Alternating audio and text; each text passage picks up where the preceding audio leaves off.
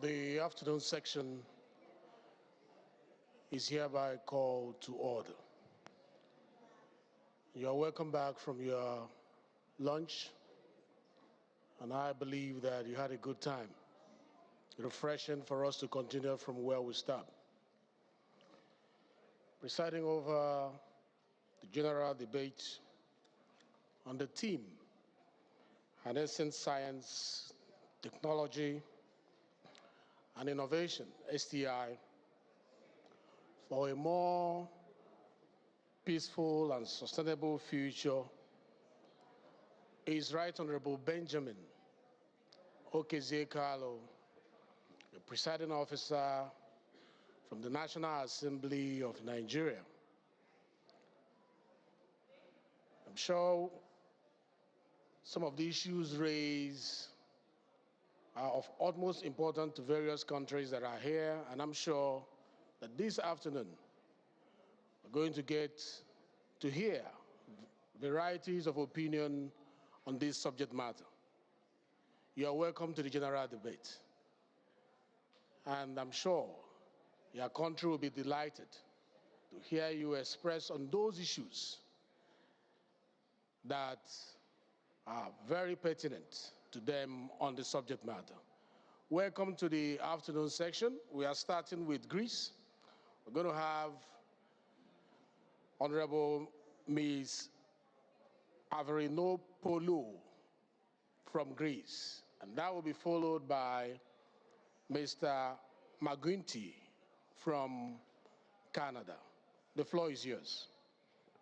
Thank you, Mr. President.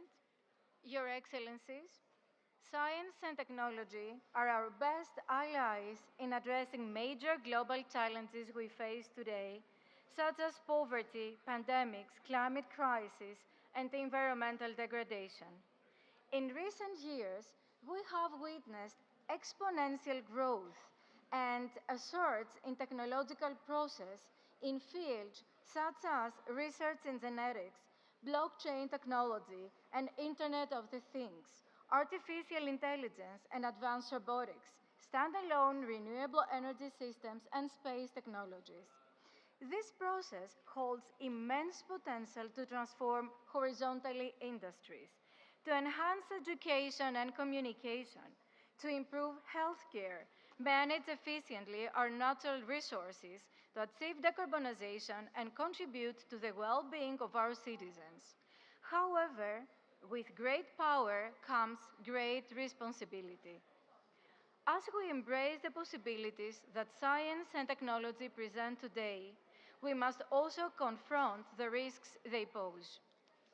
The rapid development of artificial intelligence, for example, while empowering machine and human performance and learning, also raises profound ethical questions. How do we ensure that these systems operate transparently and fairly?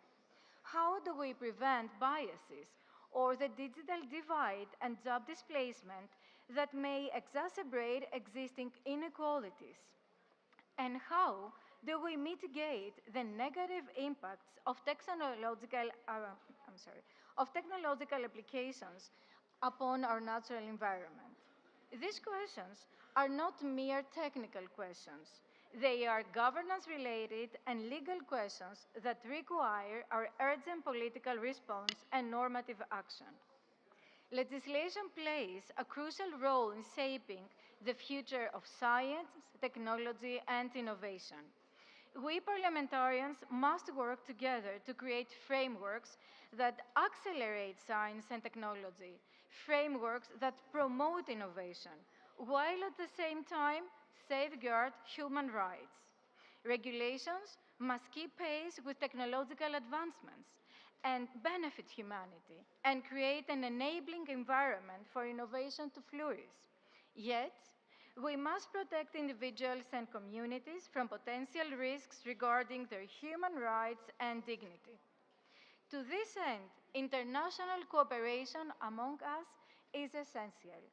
We could share best legislative practices, We could develop global standards and ensure that the benefits of science and technology are being distributed equitably and without posing any risks upon our societies.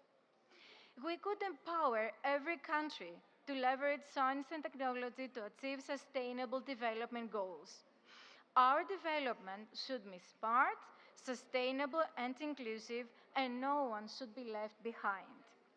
To achieve this, we need, among others, to invest in education and skills training, in upskilling and reskilling. We must equip the present and the future generations with the knowledge and tools they need and are necessary to thrive in a digital and interconnected world. Dear colleagues, let us commit to a future where science and technology serve humanity and our natural environment, where ethical principles and legislative frameworks enhance them, but they also prioritize the common good and contribute towards a better, safer, and more equitable world. The role of the IPU and our national parliaments is pivotal to this end. Thank you very much.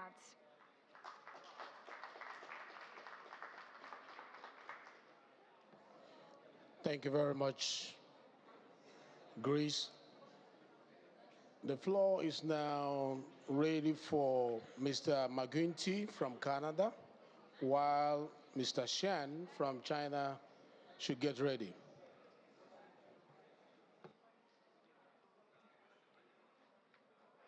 Good afternoon, ladies and gentlemen. Good afternoon. Thank you very much for the opportunity to discuss this theme of the general debate, harnessing science, technology, and innovation for a more peaceful and a more sustainable future. Colleagues, the opportunities presented to us are unquestionably boundless, and they are filled with hope. They have the potential to benefit humanity and make our world much more sustainable. Let me give you a few examples of science in action. In Quebec City, in Canada, my home country, a company at the forefront of developing electric vehicle technology recently secured $136 million to develop the means to charge an electric car in just 15 minutes. It takes about 10 minutes to fuel a car with regular fuel.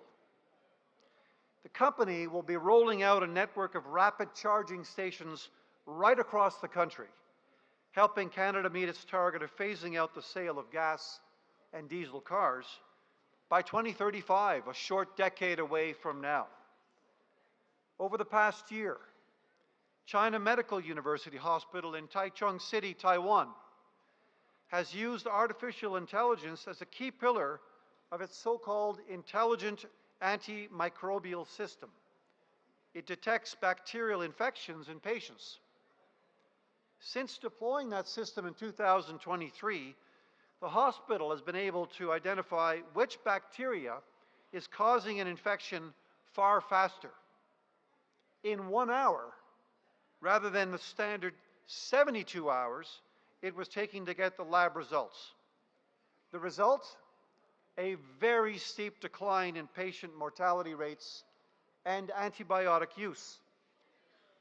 For several years now, an entrepreneur in Toronto, Canada, has been farming tilapia fish in a warehouse indoors in the heart of the city using a closed aquaponic system.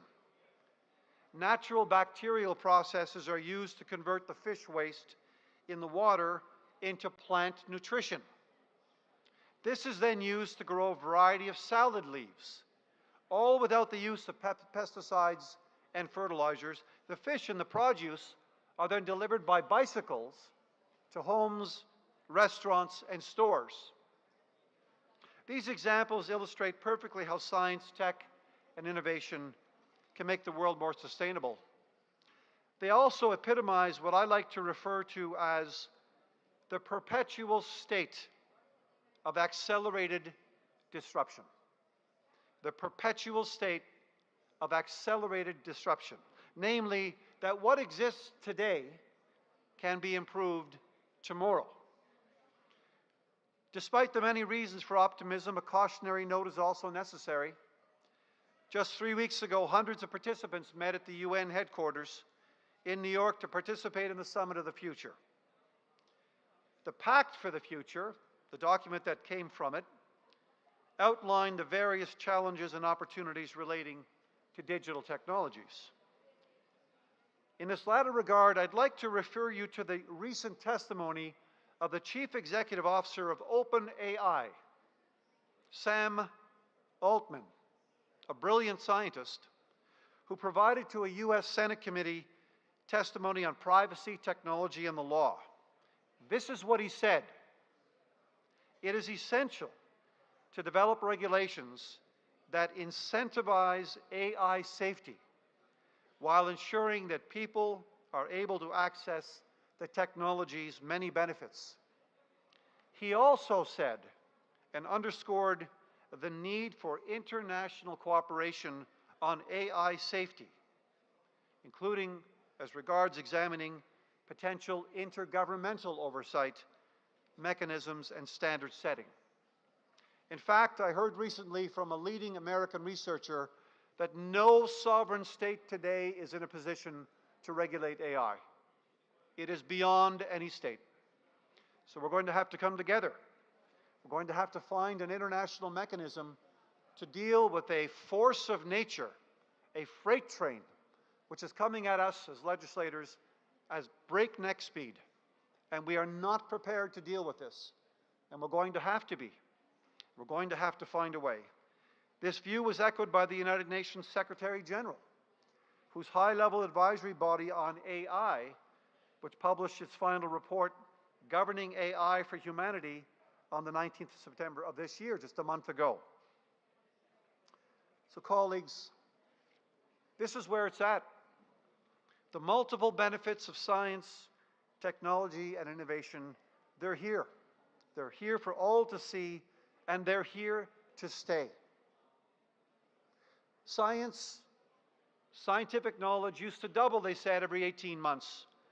With the second generation of AI, the scientists tell us, it's doubling every 4 to 6 months and is accelerating even faster. Thank you so much for listening.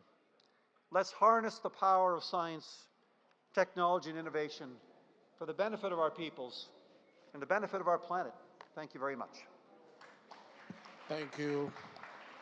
Thank you, Canada. Well delivered. Let's have Mr. Shen from China as Mr. Kov from Belarus gets ready. China, the floor is yours.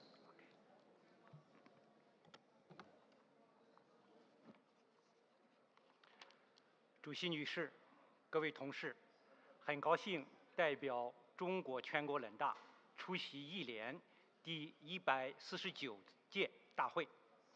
今年8月，中国全国人大加入一联40周年纪念活动暨第6次发展中国家议员论坛在北京成功举办，谱写了发展中国家团结合作的新篇章。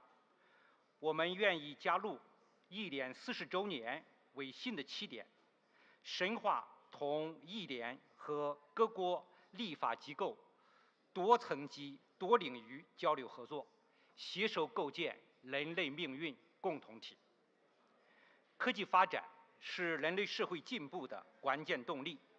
上个月，联合国未来峰会呼吁各国加大科技创新合作，展现了国际社会加强科技创新全球治理，打造更可持续未来的广泛共识和共同愿景。与此同时，人工智能、基因编辑等新兴技术遭到滥用，引发前所未有的科技伦理挑战。少数发达国家以国家安全为由，滥实出口限制、长臂管辖和单边制裁，极力构筑小院高墙，严重损害发展中国家和平利用科技的合法权利。不同国家和地区科技鸿沟、数字鸿沟不断地拉大。落实2030年可持续发展议程面临更加严峻的挑战。中方一贯主张统筹科技发展与安全，曾连续2年在联大提出并推动通过在国际安全领域促进和平利用国际合作决议，要求维护发展中国家和平利用科技的合法权利，加强对话合作，促进科技发展成果普惠共享，着眼进一步深化国际科技创新合作，我愿提出几点建议。第一，坚持战略优先，加大投入保障。各国政府应高度重视科技创新投入，将其作为国家发展战略优先方向，加大各方面政策支持力度。立法机构要发挥在促进科技创新方面独特作用，为国家政策顺利实施提供坚实立法保障和监督，共同培育全社会崇尚科技创新的良好法治氛围。第二，坚持以人为本，造福民生福祉。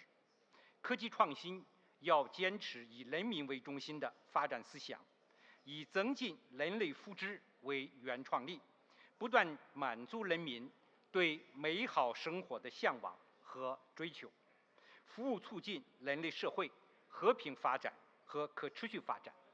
第三，坚持智能向善，加强伦理治理，要坚持尊重生命权利、公平公正、公开透明、合理控制风险的原则，健全多方参与、协同共治的治理体制机制，塑造科技向善的文化理念和保障机制。近年来，中方先后制定加强科技伦理治理相关政策，发布相关立场文件，为解决科技伦理治理难题贡献了智慧和方案。第四，坚持开放合作，摒弃脱钩断链，将经贸科技问题政治化、工具化、意识形态化，去的不是风险，而是合作与机遇，冲击的是全球正常贸易投资往来和产供链稳定，损害的是各国共同利益。国际社会应当旗帜鲜明予以抵制，畅通科技创新交流合作渠道，维护共同安全，促进共同发展。主席女士、各位同事，在中国，科教兴国是基本国策。过去几十年，中国共产党带领全体中国人民顺利实现第一个100年奋斗目标，靠的是改革开放，靠的是科技创新。今年7月，中国共产党20届3中全会胜利召开，科学谋划了围绕中国式现代化进一步全面深化改革的总体部署，提出了300多项重要改革任务。我们将进一步深化科技体制改革，构建全面创新经济体制。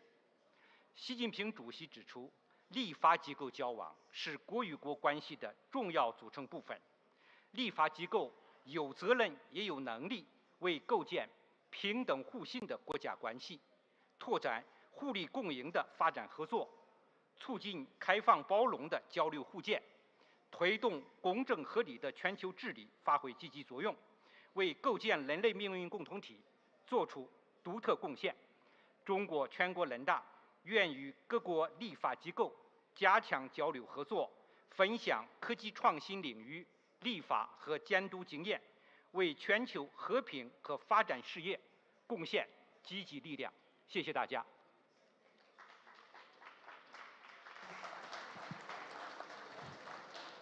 Thank you very much, China. We didn't expect any less from you. Let's have Mr. Rajkov from Belarus take the stage as Mr. Kopsa from Romania prepares to join us up here.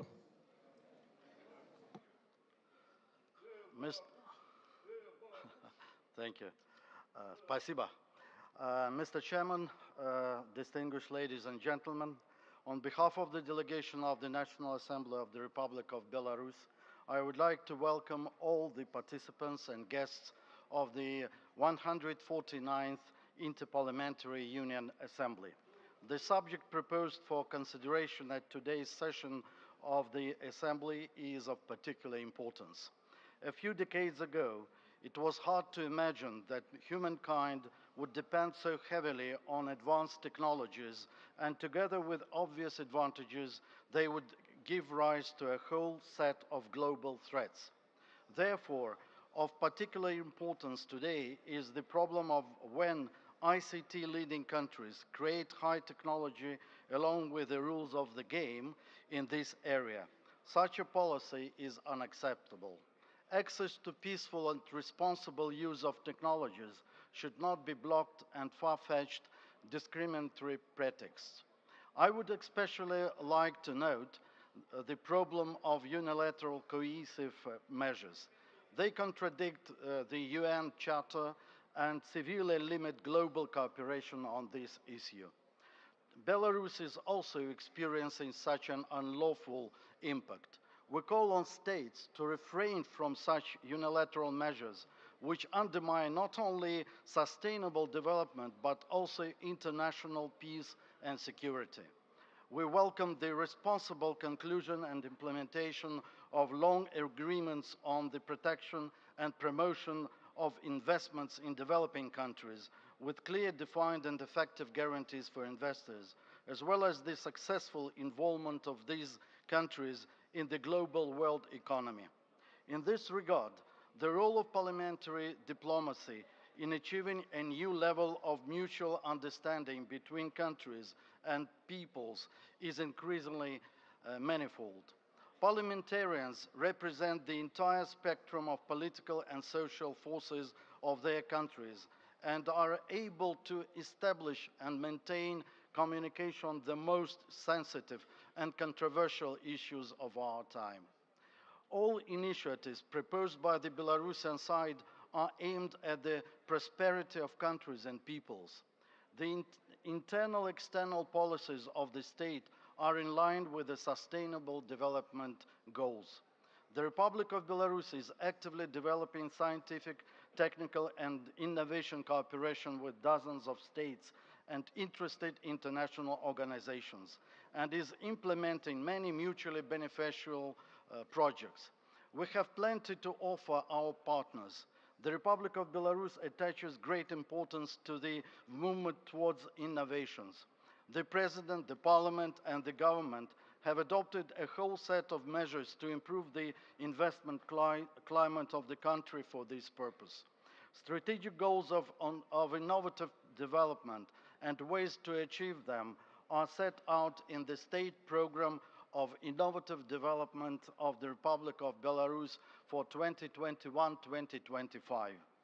Legislative measures are being taken for the creation of new industries that are of decisive importance for the innovative development of the Republic of Belarus, including changing infrastructure for electric vehicles, high-tech agro-industrial production of a full cycle, production of innovative equipment for the oil and gas industry, creation of a center for hybrid cardiac surgery. The goals of legislators are to improve public-private partnership mechanism to stimulate high-tech sectors of the economy based on the fifth and sixth technological modes and to strengthen the country's position in high-tech markets.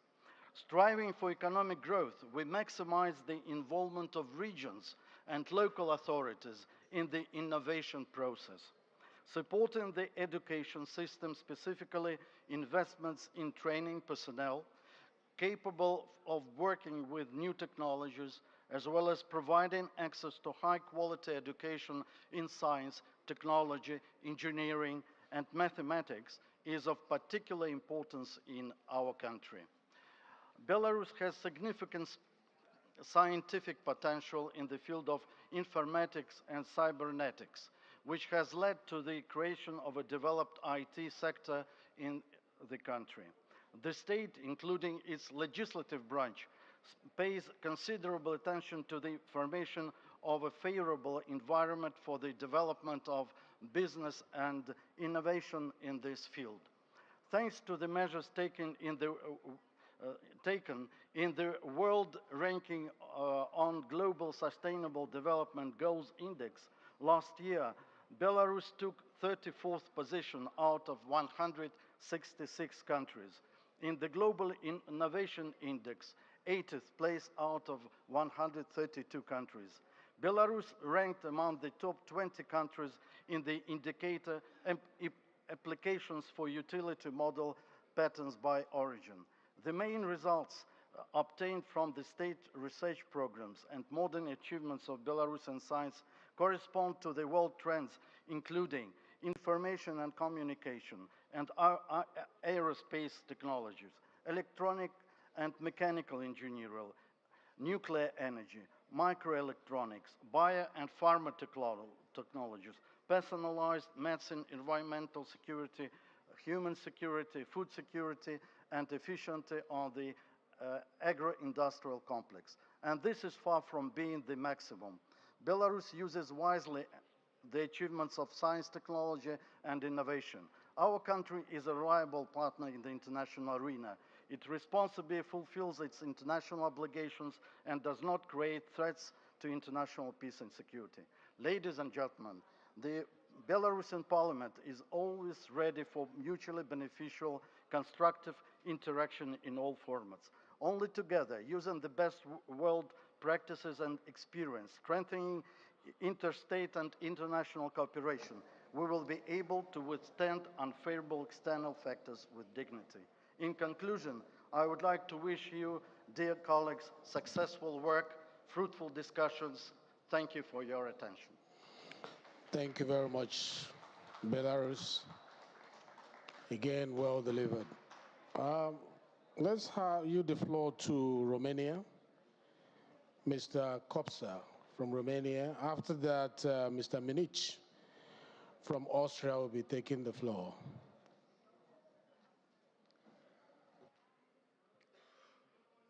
Distinguished colleagues, ladies and gentlemen, mesdames et messieurs, we come together today at a key moment in human history, an era marked by rapid technological advancements and an urgent need for solution to global challenges. Science, technology, and innovation, STI, are not only shaping our present, but will also define our future. How we utilize these powerful tools will dictate whether we move toward a peaceful, sustainable, and equitable world, or one that deepens divisions and conflicts. The SDG goals, particularly in the field of science and innovation, underscore the necessity of cross-sector collaboration between parliaments, governments, scientists, civil society, ensuring that STI will serve in benefit of humanity. Romania is determined to advance AI and foster innovation. The government, with parliamentary support, has established a strategic framework for research and innovation, talent development. This strategy is focused on educating people, economic growth, smart specialization, and fostering public-private collaboration on this sector. At the same time, at the European Union level, Romania promoted and supported the adoption in August this year of the European AI regulation, a very important law. This very important law provides AI developers and deployers with clear requirements and obligations regarding specific use of AI.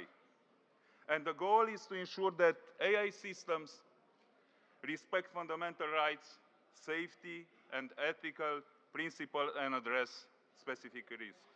Dear colleagues, STI offers remarkable opportunities to address the global challenge. The global challenges like climate change, diseases eradication, and sustainable growth.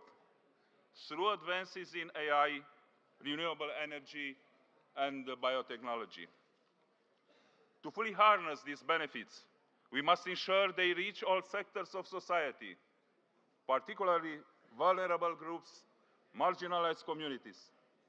For instance, strengthening research and innovation in the global south is crucial for closing the development gap and promoting global peace.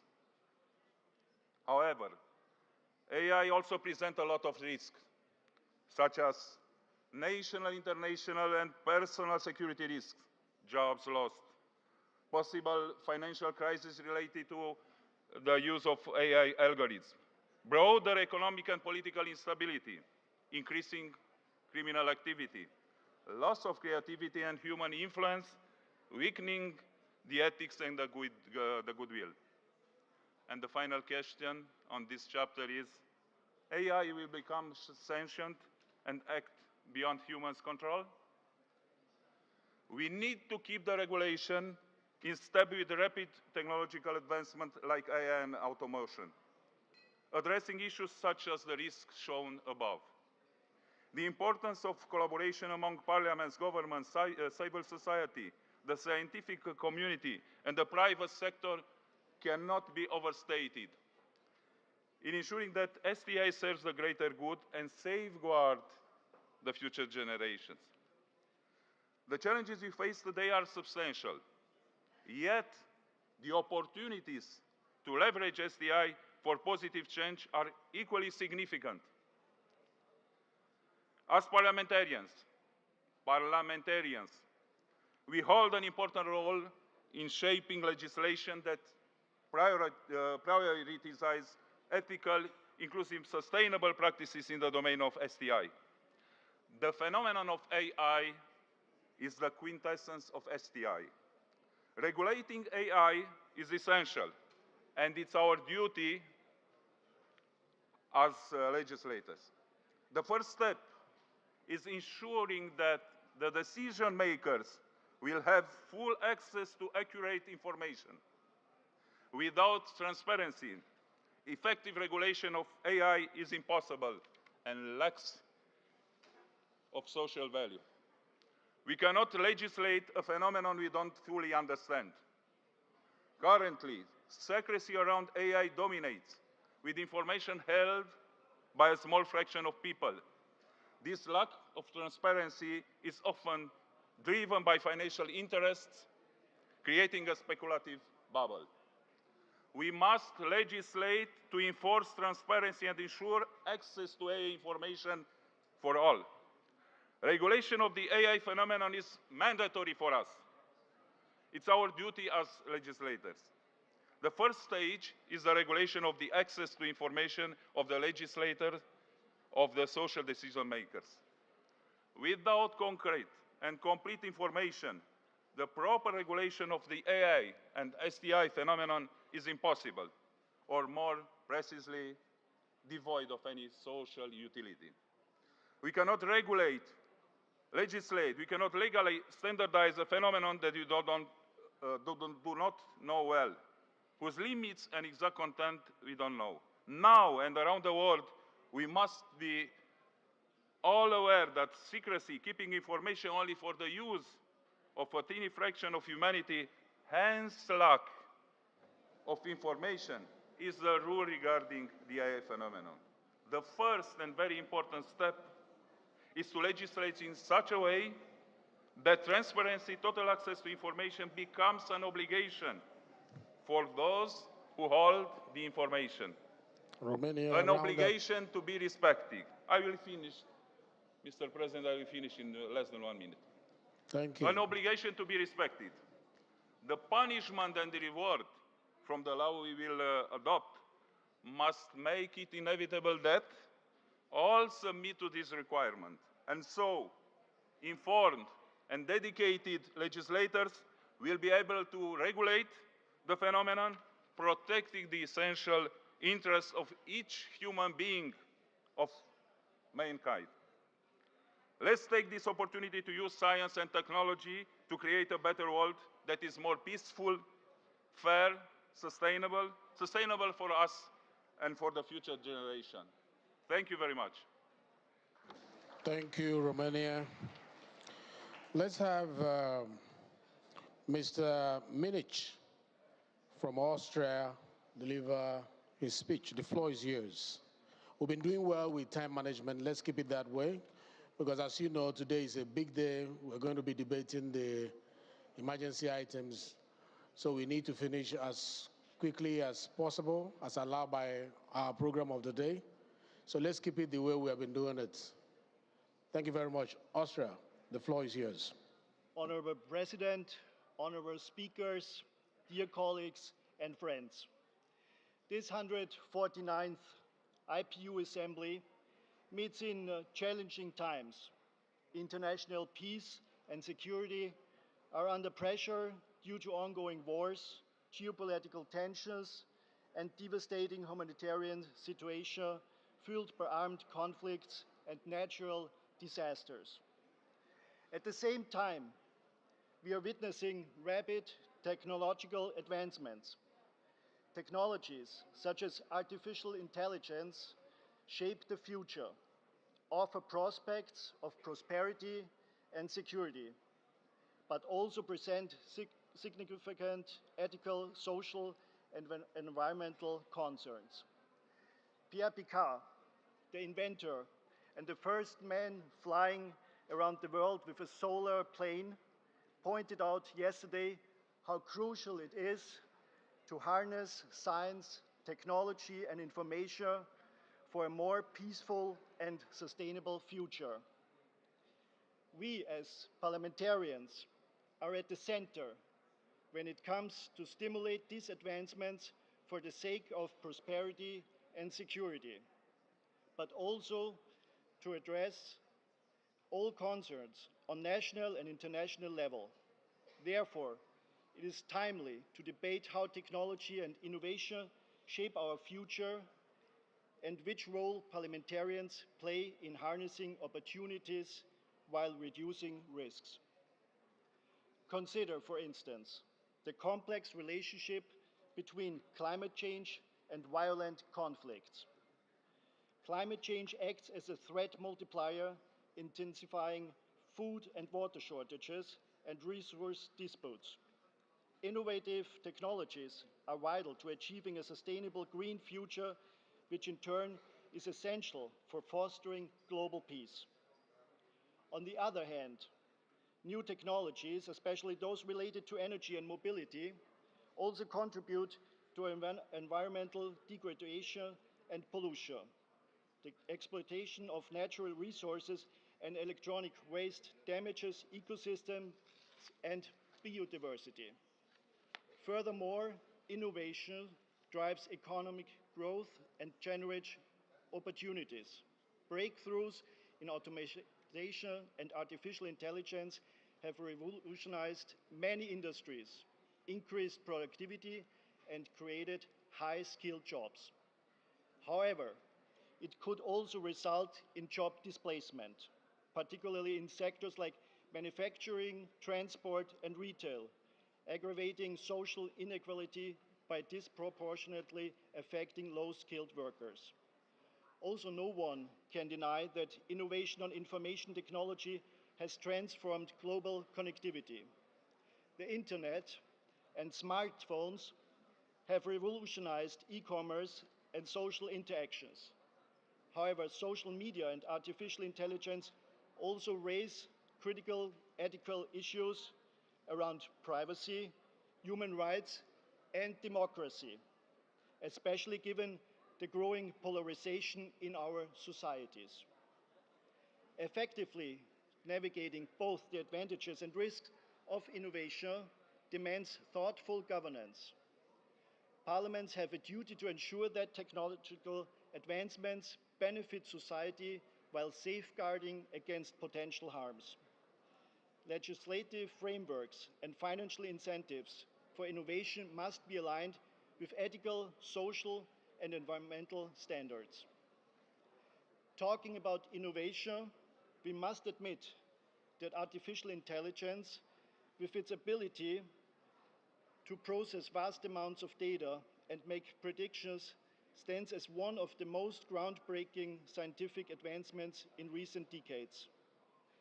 The rise of AI is reshaping politics and society in unprecedented ways and necessitates responsible ethical legislation both at the national and international levels.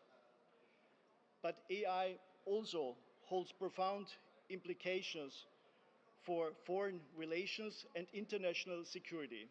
One serious concern is the possibility of AI systems being used in autonomous weapon systems. It is essential in this regard for the international community to establish clear norms and guidelines. Austria is very supportive in this regard, especially with a few initiatives by the United Nations and Inter-Parliamentary Union to address these concerns. Let's unite through technology for peace and prosperity. Thank you.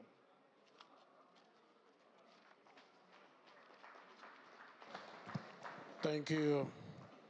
Thank you very much, Austria.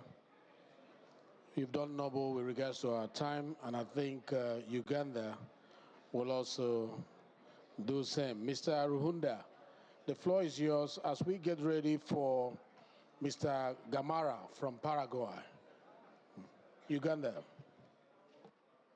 Thank you very much, Mr. President. The honorable speakers who are here and the honorable delegates in this august house. I'm glad that I have come to speak on this important topic at a time when there have been many presenters who have talked about their experiences in their respective countries. And what I find in this hall is that we have a huge divide. There are those who are very advanced with technology. There are those who are in the medium, and there are those who are at the beginning stage. So we are a combination. And what sense does that mean here in IPU? It means that we must have, if you know you have advanced with your technology, don't be mean with your technology. You have to see how best can you share that technology with those in need, such that we can be able to improve our universe collectively. Otherwise, when we talk about our experience here, in our limitations, and we are not collaborating to see how we can really support each other to have a better life in this globe, then it would be a wastage of time. So in Uganda, I should say that we are still at an early stage in advancing with science and technology innovation. But we are making a lot of efforts through our macro efforts. The Uganda National Development Plan encompasses and realizes that without science and technology, we cannot move the economy, we cannot develop our people. So that realization is very clear.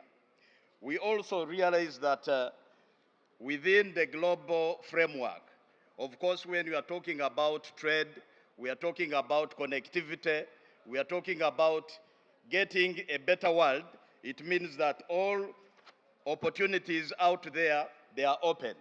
And as a matter of fact, we are tapping into the potential of funding to see how Uganda can establish the infrastructure, the internet infrastructure throughout the country to give a chance to our young population to benefit and learn and also apply innovations that are within the young children of our country. Now, I will give you just simple statistics that Uganda, we have one of the largest young population in the world. Over 72% of the population is below 30 years. Now, that could be a challenge, but it is a huge opportunity because it is the young minds that can easily be trained, that can adopt to new innovations and ideas. And if we invest heavily in the education of these young talents, we will be able to lift the economic development of Uganda. we have also realized that with technology, there are many environmental sustainable innovations that can be applied, and that's why Uganda has started the electric and solar buses. That is something which is ongoing, and it needs heavy investment. It requires a lot of resources. We also realize that Uganda, being one of the most beautiful countries in the world, we pose a lot of opportunities for tourism. And it is through the smart approach, smart tourism, that we can attract business and the income for our country. I have seen our friends from Spain. They have really excelled in tourism, but also when I was watching news, the locals in Spain, they are saying enough is enough with tourism, meaning that Spain has got overboard, and we can also benefit from those customers of Spain. Please send them to Uganda. It's a very, very beautiful country, and they come and give us money. Now, the other issue which is very perturbing is that when it comes to artificial intelligence, the artificial intelligence is meant really to ease life, to make life easier for us, and as an enabler.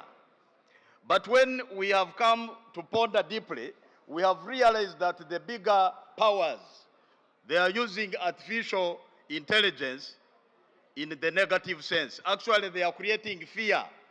They are creating fear amongst us that if you are using artificial intelligence to destroy lives, then we rather not have it, because you cannot have a missile that kills thousands of people. This is an insensitive machine. It's a artificial intelligence, good, but we are using it for war, to kill people. Really, that is unacceptable, and we must condemn whoever is abusing artificial intelligence to destroy the lives of the people of this universe. This universe is meant for all of us, and we should settle our conflicts not using artificial intelligence. We use dialogue, peaceful means of resolving conflicts, and we have a peaceful world. So I appeal to all the powers who are involved in this. Please go deeper in your hearts and reflect that it is important for you to apply humanness, God-given human heart, and not destroy lives, and we live a better world. I thank you. Thank you. Thank you. The ethical use of artificial intelligence. And I like the way he markets Africa and Uganda always. Thank you, Honorable Ruhunda. The floor is now open for Mr. Gamara from Paraguay, as we ask Mr. Notem from Ireland to get ready. The floor is yours. Gracias, presidente. Estimados colegas parlamentarios de todas partes del mundo. Hablar de tecnología siempre es oportuno, o por lo menos es lo que creíamos. Porque hoy hablar de inteligencia artificial posiblemente puede ser obsoleto. Obsoleto al momento de que queramos comenzar con regulaciones o leyes que puedan conducir o puedan direccionar qué está bien y qué está mal. Porque la inteligencia artificial no nos espera y nos lo está demostrando segundo a segundo, en un avance vertiginoso en la cual nos estamos quedando atrás. Porque la inteligencia artificial no sigue el ritmo de nuestros parlamentos. La inteligencia artificial no espera a la burocracia que tenemos para poder aprobar las leyes y para poder decirle hasta dónde tiene que llegar. Y no estoy satanizando, sino por el contrario. Creo que es momento de que imperiosamente tengamos que abordar el tema con mayor profundidad y darle las garantías a nuestra gente de todo lo que se viene desarrollando y que es en beneficio de los pueblos y de las naciones. Siento realmente, presidente, una bendición estar hoy aquí ante este selecto auditorio con oídos de todas partes del mundo. Y me siento como un como un niño en una fábrica de chocolate, chocolate suizo por sobre todo. Querer abarcar todo, pero sé que puedo quedarme corto. Y es por eso que quiero mencionar un poco a mi país, Paraguay, conocido por algunos como un país pequeño, posiblemente por las dimensiones o por la cantidad de habitantes. Pues yo quiero decirle que Paraguay es un gigante.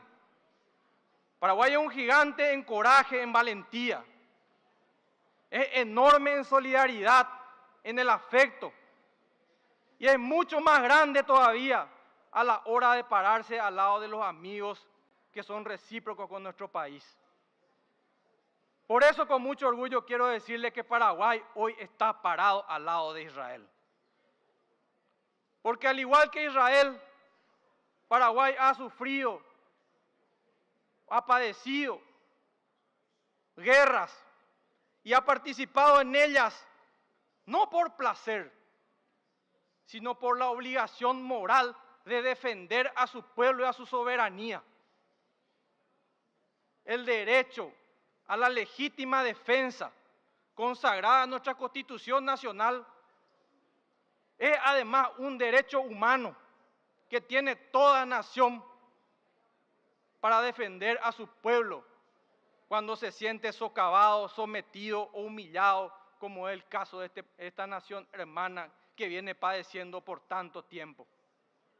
Y he escuchado a tantos oradores maravillosos realmente, que han mencionado y han repudiado a situaciones violentas, pero no he escuchado a gente que diga y que se solidarice, como también debiéramos hacerlo, con las madres, con los padres, con los hijos, con los ancianos secuestrados, maltratados, violados y asesinados el 7 de octubre en Israel. Tiene derecho a la defensa. El pueblo de Israel ha escuchado a sus madres que acobijan a sus hijos por las noches y que están cansados también de dormir sin saber que esa noche o no van a ver al amanecer cuando drones puedan venir a atacar sus casas o sus naciones. No conozco terroristas buenos, pero creo que los peores son aquellos que ponen o utilizan a niños o a civiles como escudos humanos en este tipo de situaciones. Gracias, presidente, por este espacio. Considero que es un momento importante porque los oídos del mundo están escuchando, para que se sienta el corazón de muchos y de miles que estamos con este pensamiento, este sentimiento. Acompañamos a Israel en esta cruzada, abogamos por la paz del mundo. El que quiera tener oídos, el que tenga oídos, perdón, que oiga. Dios bendiga al mundo, Dios bendiga a Paraguay, Dios bendiga a Israel. Muchas gracias. Thank you. Thank you very much, Paraguay. That was a passionate, compassionate, patriotic speech. We have Mr. Norton from Ireland. The floor is yours as Neophytor from Cyprus gets ready, as well as Mr. Cassini from Italy gets ready. The floor is yours now, Ireland. Colleagues, I'm a Member of Parliament from Ireland, a windswept island in the northeast Atlantic Ocean. I turned 50 years last year, and for half my life I've witnessed at least 2 deaths every week due to terrorism on our little island, based on the different Christian churches we worshipped in. For the other half of my life, we have lived with a very fragile peace. The primary technique that has helped maintain this peace over that time is building relationships between neighbours, communities and countries.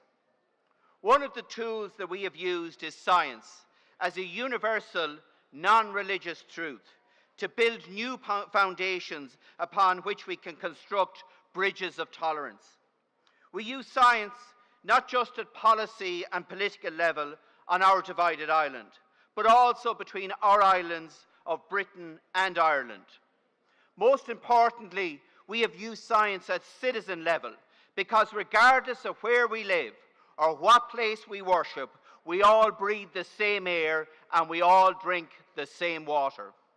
Through cooperation, building trust, and maintaining our precious peace, I have seen firsthand how science has allowed neighbours to start talking to each other for the very first time, and more importantly, for their grandchildren to play together. Science is the universal language that provides us all with a common platform to start impartial engagement. The scientific method can establish robust fact and does not recognise borders. Peace and science, though seemingly different, are deeply connected. Peace allows science to thrive, and science in return can lay the groundwork for lasting peace. But science can only help in building peace if it is open, transparent, and accessible. Ensuring that everyone benefits from technological advancements is crucial, as highlighted by the UN Sustainable Development Goals aim to leave no one behind. The digital divide during the COVID-19 pandemic exposed how unequal access to technology can worsen social inequalities affecting education and healthcare. This issue was only overshadowed by the unequal access to vaccines. Therefore, we need a regulatory regime that promotes social justice, ensuring technological benefits are accessible to all, bridging the innovation divide, and addressing social inequalities.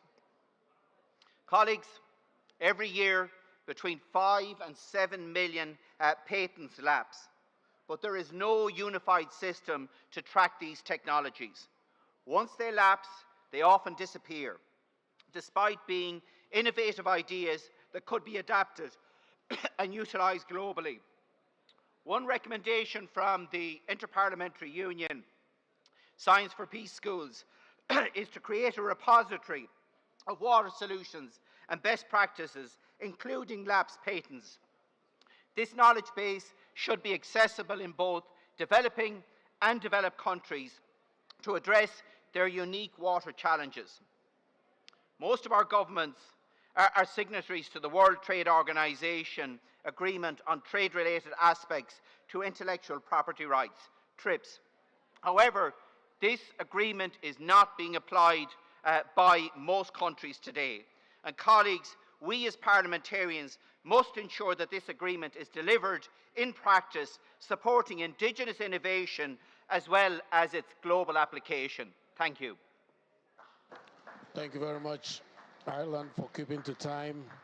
The floor now is yours, Cyprus, Mr. Neofitu. Please, the floor is yours. Again, as Mr. Cassini from Italy gets ready.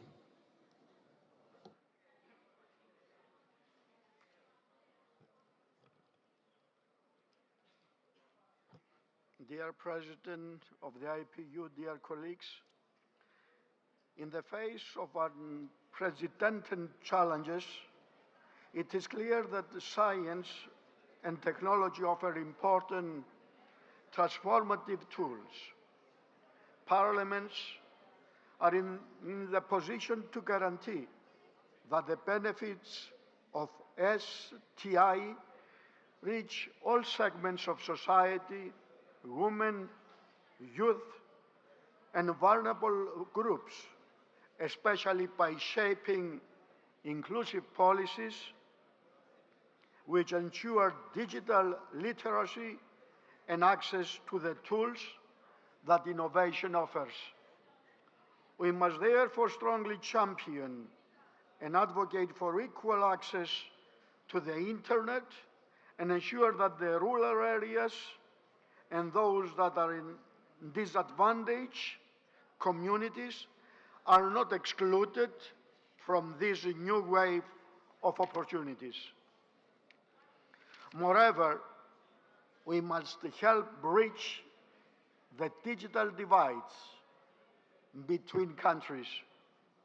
Parliaments can foster collaboration between nations, especially in the global south, by promoting technology transfer, supporting international research partnerships, and advocating for equitable access to cutting-edge technologies such as artificial intelligence and renewable energy. But these efforts will only succeed if parliaments themselves are well equipped. Therefore, we must enhance our own capacity to utilize scientific evidence in lawmaking and scrutiny. As I'm a firm believer that evidence-based legislation is the cornerstone of good governance, I fully support the establishment of mechanisms such as parliamentary offices for science and technology, which can provide objective assessments of the long-term impacts of STI-related policies for future generations. Dear colleagues, AI presents enormous potential but also risk, which may lead to discrimination, violence, and the spread of false information. Parliaments must therefore work swiftly in designing and implementing robust regulatory frameworks that safeguard human rights and the rule of law while allowing innovation to flourish. This will require constant coordination between parliamentarians, the scientific community, and the civil society. In addition, as parliamentarians, we have a moral duty to contribute to the development of ethical frameworks of STI. The Inter-Parliamentary Union's draft chapter on the ethics of science and technology provides a valuable starting point. Parliaments have a critical role to play in ensuring that the STI powerful tools are used to build a better future for all, not just the privileged few. Collectively, we can create a universe where technology serves humanity, where innovation uplifts the people in need, and where progress is achieved without sacrificing our values and our principles. Thank you for your attention. Thank you very much. Awesome. For saving us a bit of time. The floor now is yours, Mr. Cassini from Italy, while Mr. Majoub from Tunisia gets ready, and Ms. Nyira Safari from Rwanda gets ready. You are welcome, Mr. Cassini. Thank you, President. Today's technological revolution, led by artificial intelligence, presents a complex challenge and necessitates reflection on its effects on humanity's future. This is not mere evolution or minor progress, but a radical transformation impacting various sectors, from medicine to the war industry, from culture to labor market, from environment to politics, significantly affecting not just the economy, but society overall. This issue is often seen as ambivalent. On one hand, it excites us with opportunities to enhance humanity's well-being. On the other, it raises concerns due to inherent risk and undefined scenarios. Therefore, positive aspects should be emphasized while avoiding simplification or outdated witch hunts. addressing these changes with narrow nationalist jealousies or wars being limited by ideological barriers would be short-sighted. Indeed, there are risks, particularly of creating greater inequality and conflict between industrialized and developing countries, as well as between dominant and expressed social classes. Automation, for example, may cause unemployment and shift economic dynamic. Other risks affect cultural education and discernment, potentially overwhelmed by virtual scenarios. Additionally, artificial intelligence, while offer democratic opportunities, already supporting legislative processes in some countries, also poses threats if abused. It could also jeopardize democracy and manipulating the people's choices. It's crucial to remember that innovation is never neutral when it impacts society. The ethics, technology, and market relationship is vital, and thus a global regulation framework is needed. We recognize that formalizing effective regulation of such a pervasive phenomenon is no easy task, and extending rules globally is even more complex. Each state must balance protecting individual rights, security, and privacy with avoiding overly rigid rules that stifle innovation. There must be institutional mechanisms to ensure sustainable growth in technology at the international level. The United Nations resolution on artificial intelligence underscores the role of technological innovation in advancing Agenda 2030 goals, fostering international dialogue, and encouraging and transparent synergy between member states and the private sector. In this context, parliaments play a key role by promoting legislative initiatives that support advanced technology while ensuring ethical and social responsibility, data protection, and reliable information. It's our duty to establish guidelines, maintain a scientific approach to decision-making, and promote international dialogue to align legislative models and strategies among global leaders. What is crucial is to ensure that technological revolution remains human-centered, grounding in civilization tradition where individual dignity is a core value. This revolution should serve the common good, enhance productivity, and complement rather than replace human effort. Thank you. Thank you very much, Mr. President. Once a president, always a president. For some of you who don't know, he used to be the president, great president of this wonderful union, the IPU. Nice to always hear you speak, sir. This is for Tunisia to take over the floor. Mr. Majoub, the floor is yours. As Ms. Ngira Safari from Rwanda gets ready, while Netherlands is in the waiting.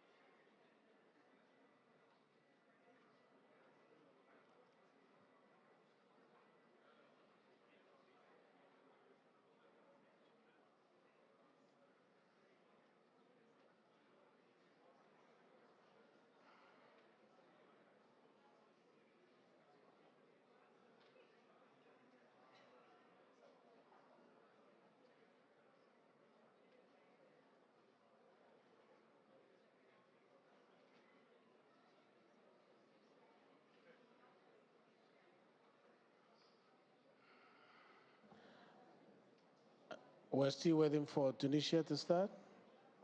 Yeah.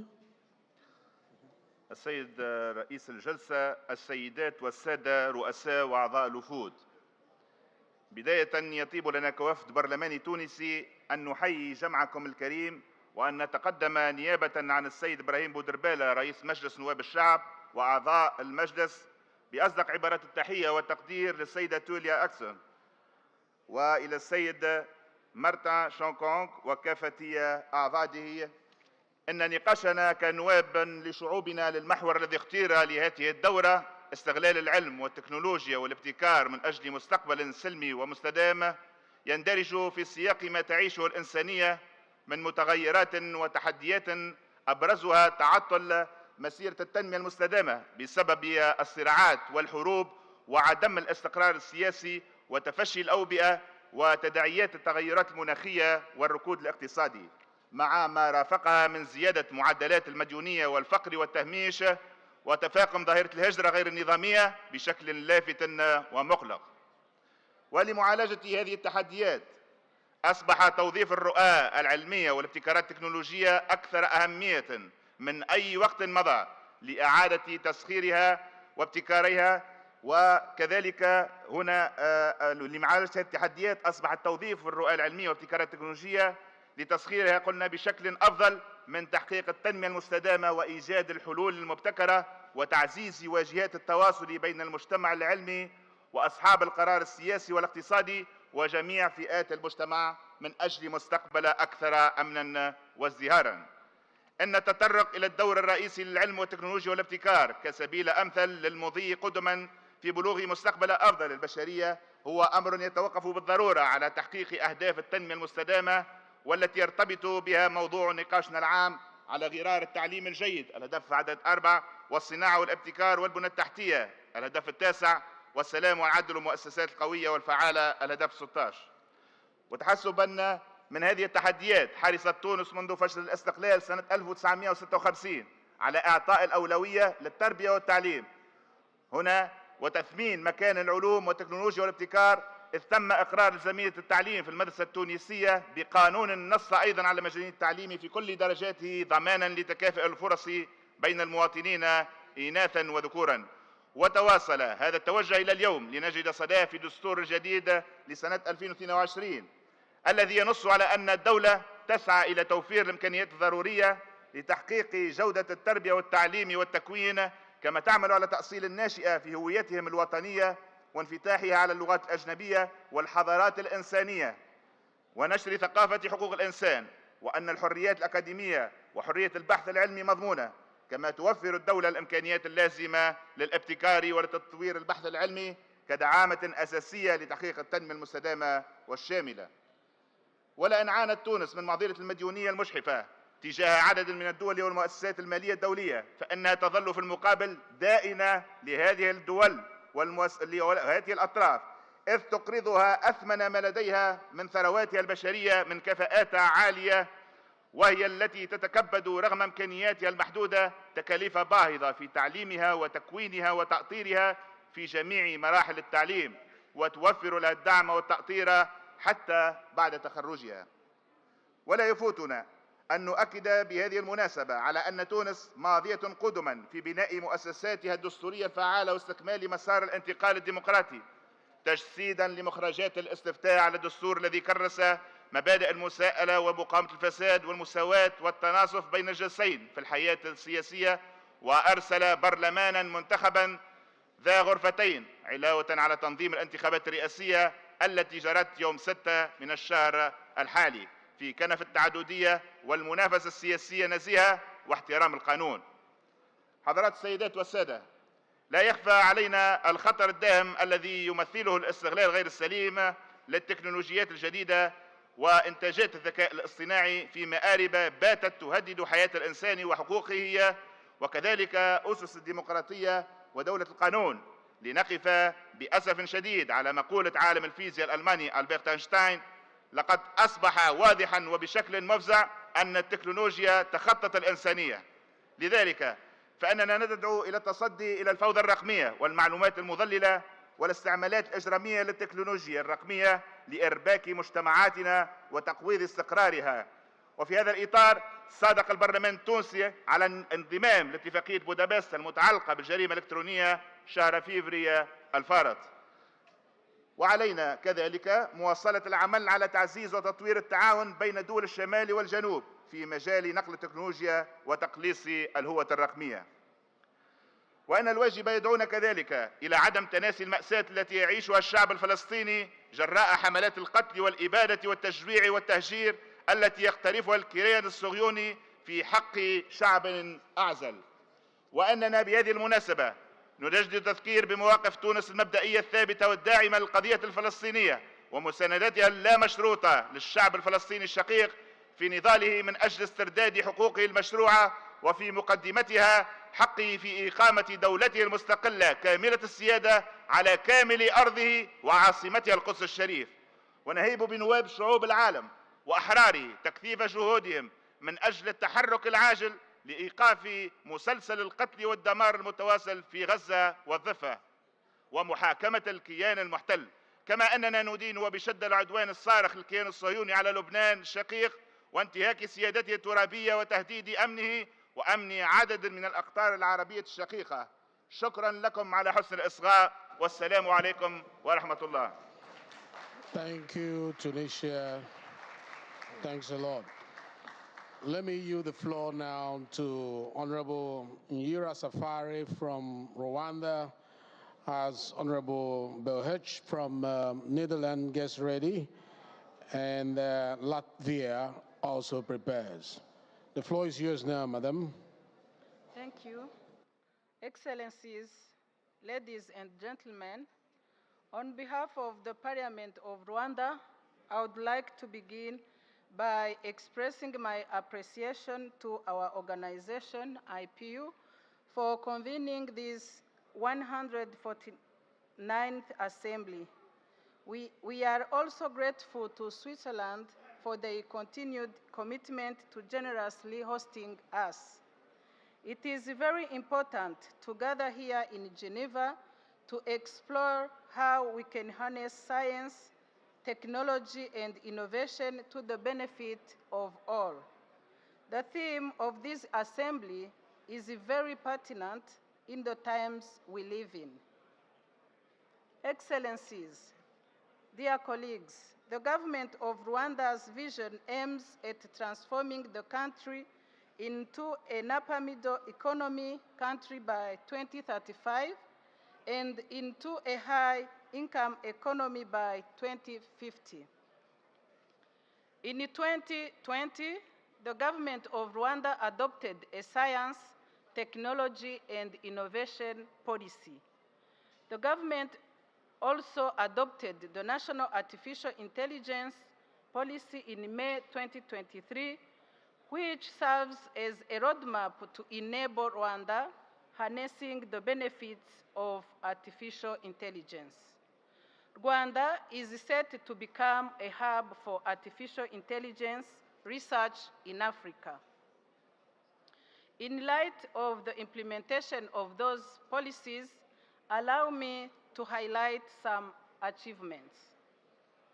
The establishment of various science, technology, research, and innovation institutions, such as Carnegie Mellon University and the Africa Institute of Mathematical Sciences, to name but a few, partnering with high-end manufacturers such as BioNTech for key vaccines production on the African continent, the establishment of research and innovation funding programs such as the National Research and Innovation Fund, fostering research uptake in Rwanda and supporting research activities that address societal and industry needs, establishment of the Center for the Fourth Industrial Revolution in Kigali, Rwanda, increased investments in gross domestic expenditure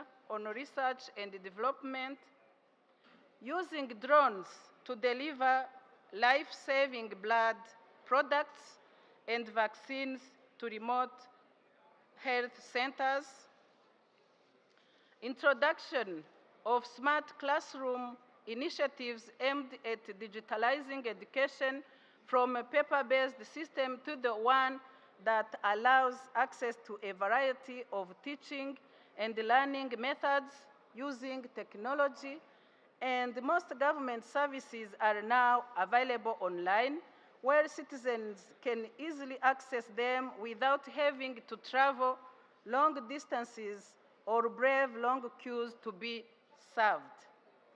Dear colleagues, in Rwanda, women and youth are particularly involved in technology and innovation. Digital and mobile technologies have enormous potential for youth and women by providing them with opportunities and allowing their voices to be heard. Dear colleagues, I would like to recall that it is also our shared duty as parliaments to promote the use of technology for the benefit of humanity.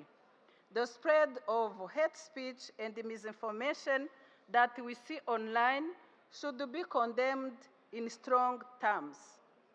Before concluding, my delegation would like to express our strong rejection of the emergency item submitted by the delegation of the Democratic Republic of the Congo in total disregard of discussions of the African Geopolitical Group that last Sunday, as well as the ongoing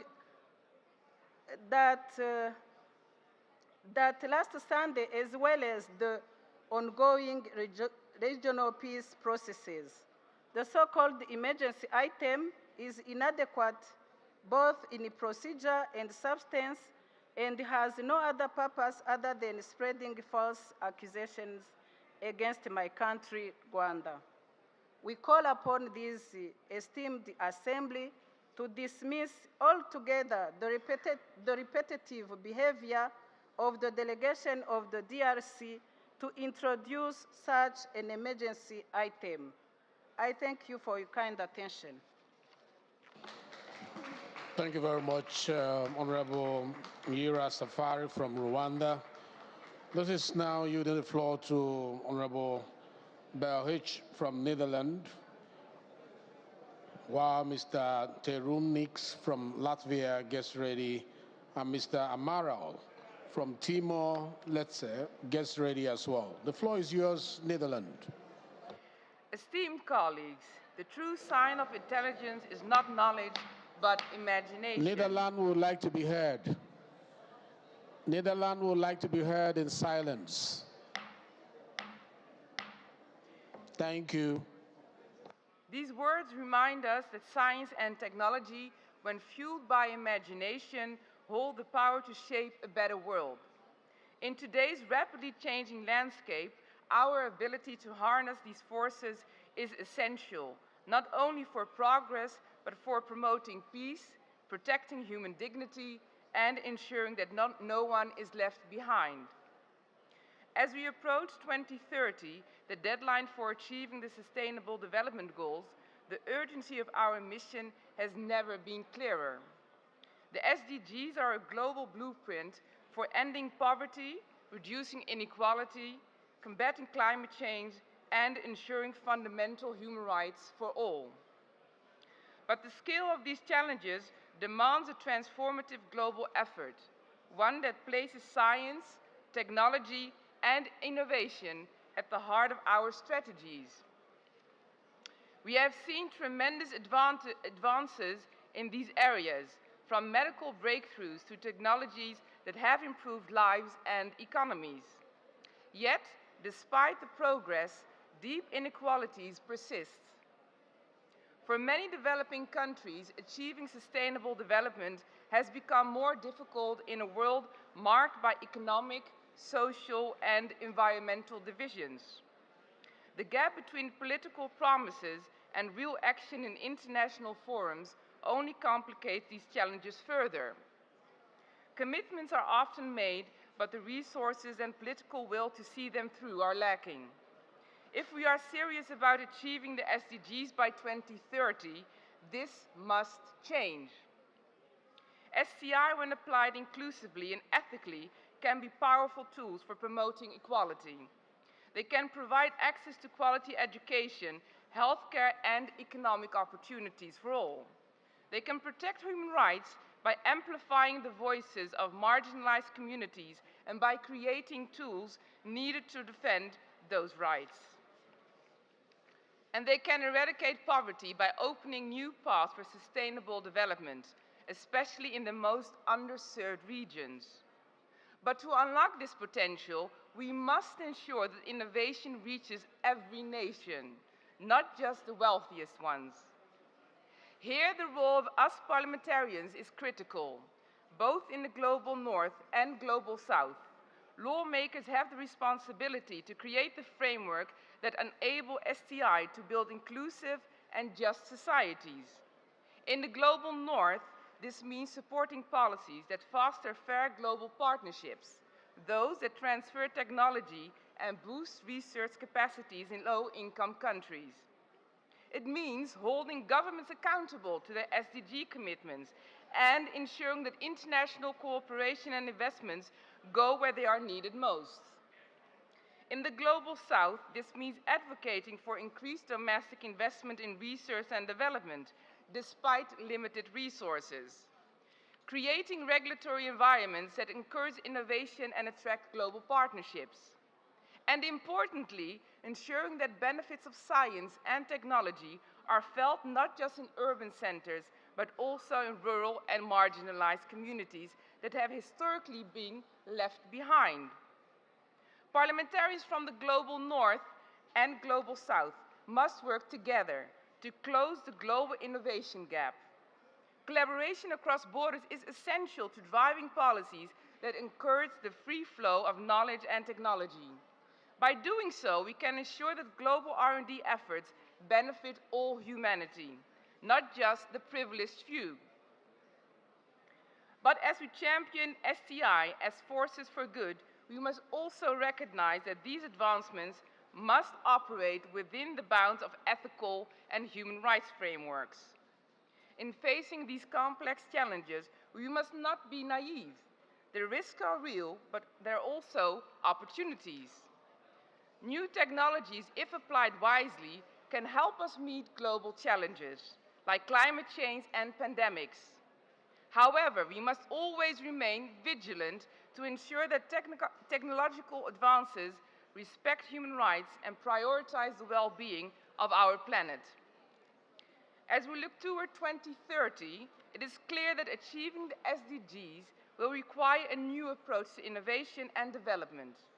The systems that have perpetuated global inequality and exclusion must evolve. We must build a world where science and technology are democratized, where knowledge flows freely across borders, and where every person, no matter their background, has access to the opportunities they need to thrive. The road ahead is difficult, and the challenges are vast, but the possibilities are even greater.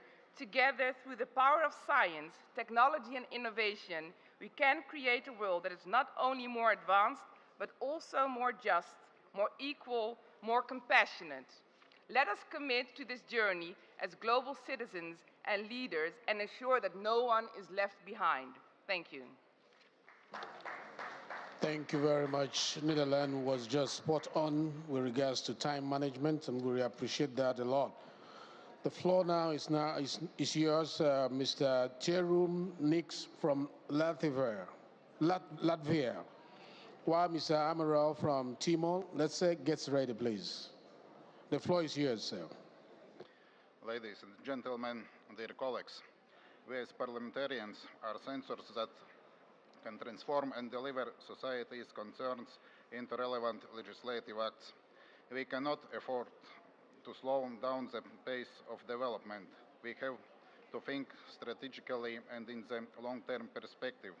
We have to adapt to the increasing demands of our societies.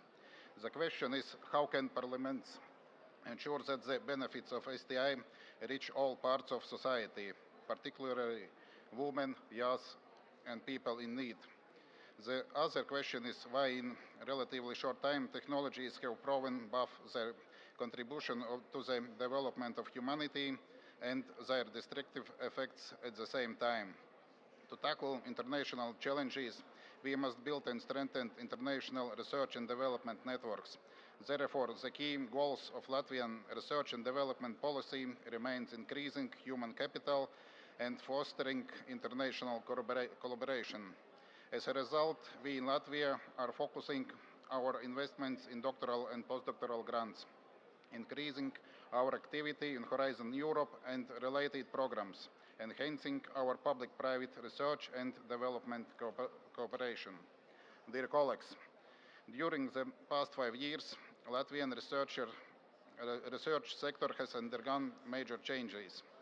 We have completed reforms in our research and development system, introducing new doctoral studies model, new result-driven funding model, new typology of higher education institutions. Our research grant programs remain aligned with the best European standards. In recent years, Latvia has strengthened its position in key international organizations.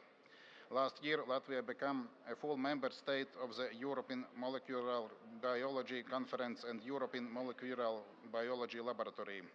We are strategically moving towards full membership of the European Space Agency and CERN, which we additionally support with a dedicated long-term national research program in high energy, physics and acceleration technologies.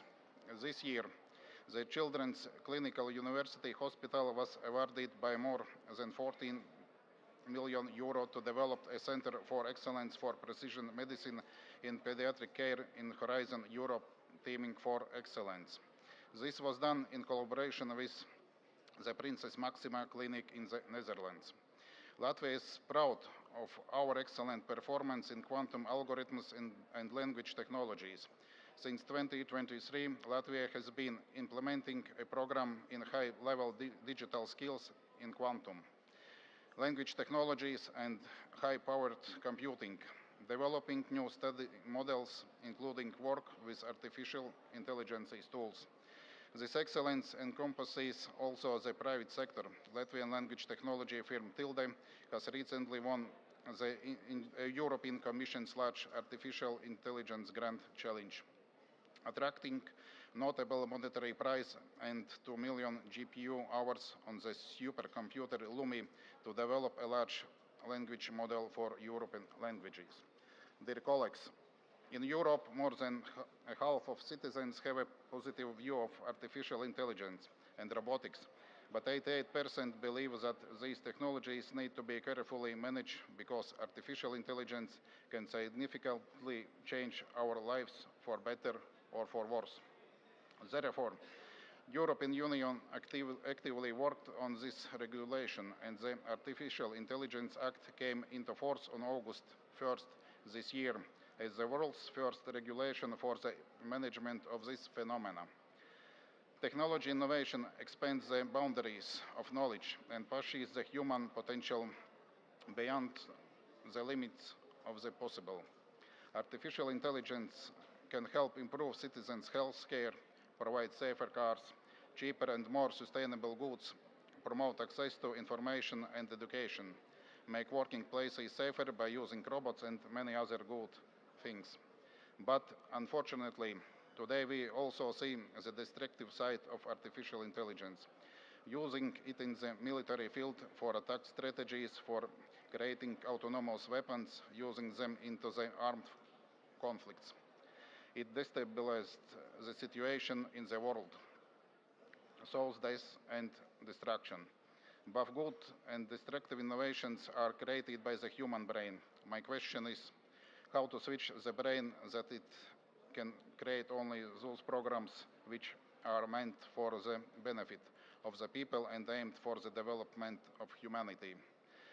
If artificial intelligence is accomplished this task, then its existence in our world will be justified and its duty will be fulfilled. Right solutions for the development depend on the political will of our parliaments and our governments. Thank you for your attention. Thanks a lot, Latvia. The next on the list is Timor-Leste. Mr. Amaro. The floor is yours, and while he's coming, I will leave you in the able hands of Madam Guerra from Mexico. She will continue the presiding from here. Thank you very much for the time you gave to my being the president of the assembly.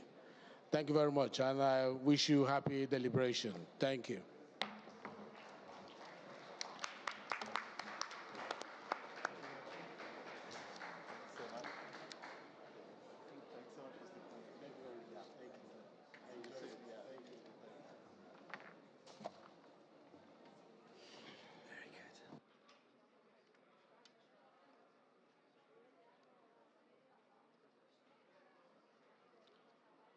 Excelentíssimo Presidente da Assembleia, excelentíssimos Presidentes de Parlamentos Nacionais, distintos colegas parlamentares, minhas senhoras e meus senhores, os parlamentos têm um papel importante no uso da ciência, tecnologia e inovação para construir um futuro mais pacífico e sustentável. Precisamos equilibrar os desafios tecnológicos e éticos de forma a aproveitar o potencial dessas áreas, garantindo que as soluções beneficiem todos de forma justa. Em Timor-Leste, temos procurado promover continuamente o avanço do conhecimento científico e tecnológico, buscando os mais elevados padrões internacionais para melhorar o bem-estar da nossa população. Procuramos também ativamente a preservação e disseminação do conhecimento e o apoio à investigação científica no país.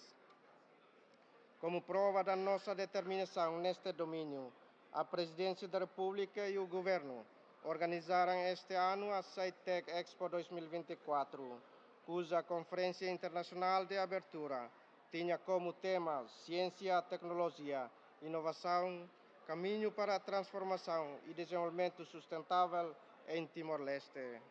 Nela participarão especialistas de renome internacional, incluindo laureados com prêmios Nobel, que compartilharão as suas experiências com a comunidade timorense. O evento foi um marco significativo na jornada de Timor-Leste, rumo ao avanço científico e tecnológico. Acreditamos que políticas eficazes de ciência, tecnologia e inovação são fundamentais para o desenvolvimento nacional. Assim, o nosso país, o debate sobre CTI, está centrado na compreensão da importância dessas áreas para o crescimento econômico, o bem-estar social e o desenvolvimento sustentável. É essencial que o nosso Parlamento tenha o conhecimento e as ferramentas necessárias para enfrentar os desafios da CTI e desempenhar o seu papel na criação de políticas públicas inclusivas que levem os benefícios da inovação para todos os segmentos da sociedade, especialmente mulheres, jovens e outros grupos vulneráveis. Para alcançar esse objetivo, os parlamentos podem adotar diversas estratégias. No nosso caso, identificamos as seguintes áreas de intervenção onde o Parlamento pode ter um papel ativo. 1. Na identificação dos objetivos e prioridades nacionais para orientar as políticas de CTI para a nação. 2. No estabelecimento de um quadro de colaboração entre governo, instituições acadêmicas, industriais e sociedade civil, de forma a promover a cooperação e parcerias internacionais. 3. Na consultas públicas e participação social. 4. Na afetação de recursos financeiros. 5. No estabelecimento de um quadro legal e regulamentar que proteja os direitos de propriedade intelectual e promova a inovação, facilitando os processos de transferência de tecnologia e a manutenção dos padrões de ética. 6. No estabelecimento de uma legislação inclusiva. 7. Na definição de políticas de educação. 8. Na monitorização e avaliação das políticas de CTI para o desenvolvimento nacional, que é um elemento crucial para garantir que as iniciativas de investigação e desenvolvimento contribuem efetivamente para o desenvolvimento nacional. Os parlamentos podem assim estabelecer mecanismos para monitorar e avaliar o impacto das políticas de CTI nos diferentes grupos sociais, permitindo que dados sobre a inclusão sejam coletados e usados para ajustar políticas que não produzam os resultados desejados. Concluo afirmando que, ao seguir essas estratégias, os parlamentos podem garantir que as políticas de CTI promovam a inclusão social e a redução das desigualdades, permitindo que os benefícios da inovação tecnológica alcancem todos os grupos da sociedade de maneira equitativa. Finalmente, gostaria de lembrar o recente Pacto para o Futuro, onde são introduzidas medidas para reduzir as disparidades mundiais no domínio da ciência, da tecnologia e da inovação, nomeadamente através do reforço dos meios de execução. O pacto aborda os obstáculos ao acesso à participação e à liderança das mulheres e das raparigas nestes domínios e reconhece a importância dos direitos humanos e dos princípios éticos no desenvolvimento e na utilização das novas tecnologias. Os líderes mundiais comprometem-se a aumentar o uso da ciência na elaboração de política para enfrentar desafios complexos e aumentar o financiamento da investigação e inovação relacionadas com os objetivos de desenvolvimento sustentável. Os mesmos decidiram ainda reforçar as capacidades da ONU para tirar partido das CTI no trabalho da organização, nomeadamente para apoiar os países em desenvolvimento na realização dos ODS. A União Interparlamentar deve estar Favor de em sintonia concluir, señor orador. com estes objetivos e agir como um parceiro global indispensável. Muito obrigado pela vossa atenção. Gracias, señor Amaral. Tiene ahora el uso de la palabra el señor Musoni de San Marino.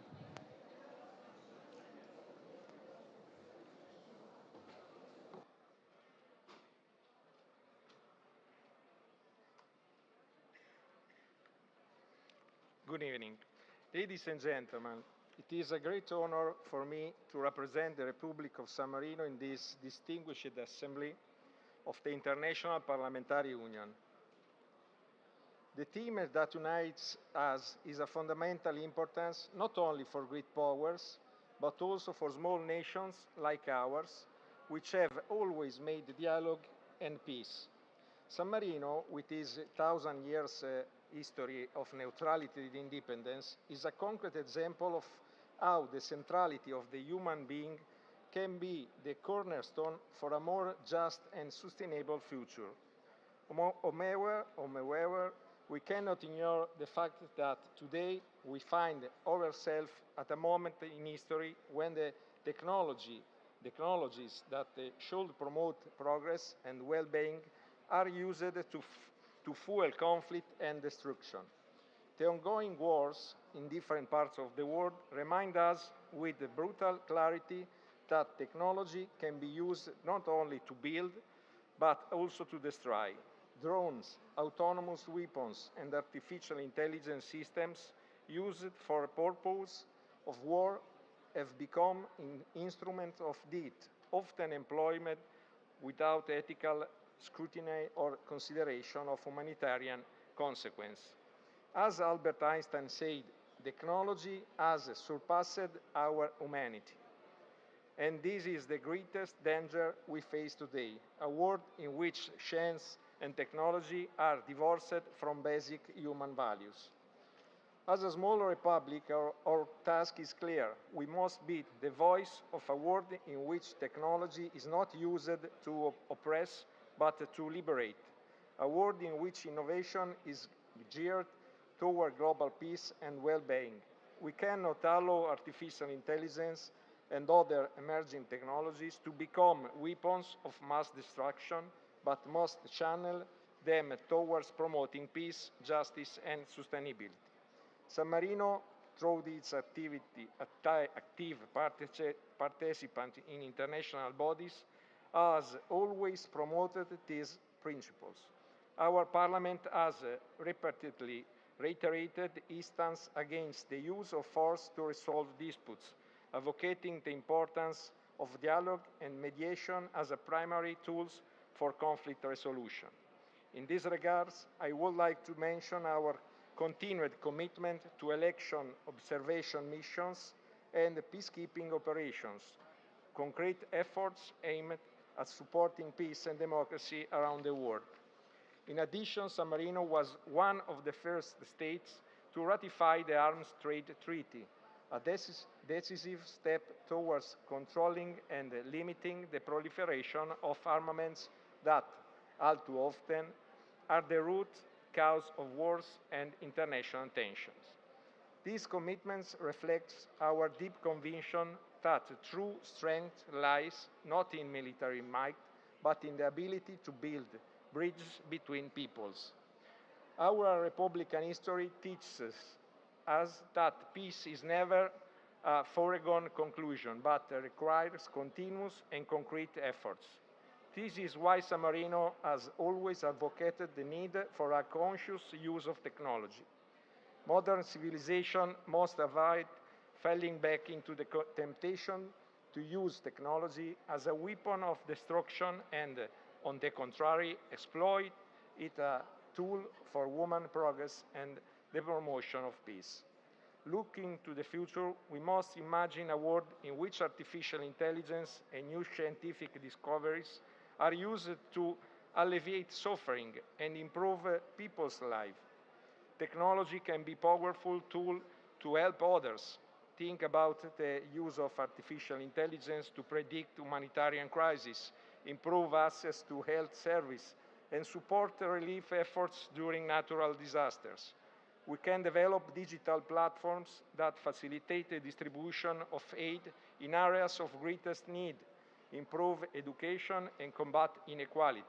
We need to know how to use technology to create a more just society in which no one is left behind. San Marino, as always, is ready to do its part. With its long tradition of neutrality and dialogue, we can promote the use of technology not only as a tool for progress, but as a means to build a more just, peaceful, and supportive world. We must be advocates for change that puts human dignity at the center of the technological development, recognizing that science and innovation can serve not only to solve problems, but to improve people's lives. Our vision is clear. We cannot talk about peace and sustainability without putting human beings at the center, and we cannot achieve these goals without the conscious and responsible use of science and technology. Thank you. Thank you, Mr. Musoni. Now, I call Mr. Cajado from Brazil. Please take the floor.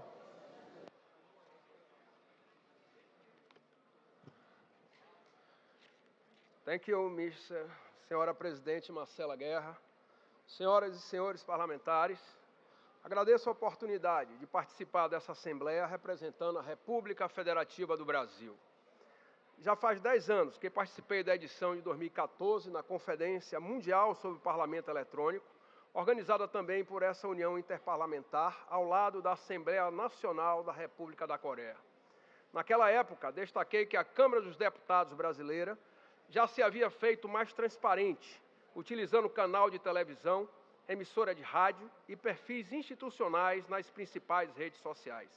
Desde então, novos projetos foram implementados, como no caso do Laboratório Hacker, responsável por projetos colaborativos e experimentais nos eixos transparência, participação social e cidadania.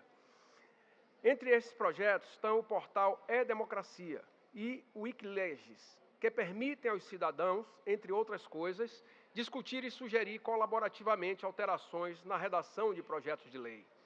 Foi nesse contexto de aprimoramento contínuo que aprovamos a Lei de Governo Digital no ano de 2021, que, além de incentivar a digitalização dos serviços públicos, promoveu sua acessibilidade nas mais diversas vertentes. Várias medidas foram ali consolidadas, como a abertura e a interoperabilidade de bases de dados, o uso de número único para identificação do cidadão e o fomento aos laboratórios de inovação. A Câmara dos Deputados brasileira também cedia o polo sobre dados abertos do Centro para Inovação no Parlamento desta União Interparlamentar, que permite a consulta a projetos de leis oriundos de diferentes países, facilitando assim o intercâmbio de experiências. Esse é um ponto que nos conecta com o debate sobre a regulação da inteligência artificial. Digo isso porque se trata de um tema que certamente exigirá a cooperação interparlamentar, uma vez que o avanço da IA tem consequências que ignoram os limites territoriais dos Estados nacionais. Cada país pode adotar algumas normas particulares, mas também haverá muito em que precisaremos nos apoiar uns nos outros. No Brasil, já criamos uma lei específica para punir o uso da inteligência artificial em crimes contra as mulheres, os chamados deepfakes.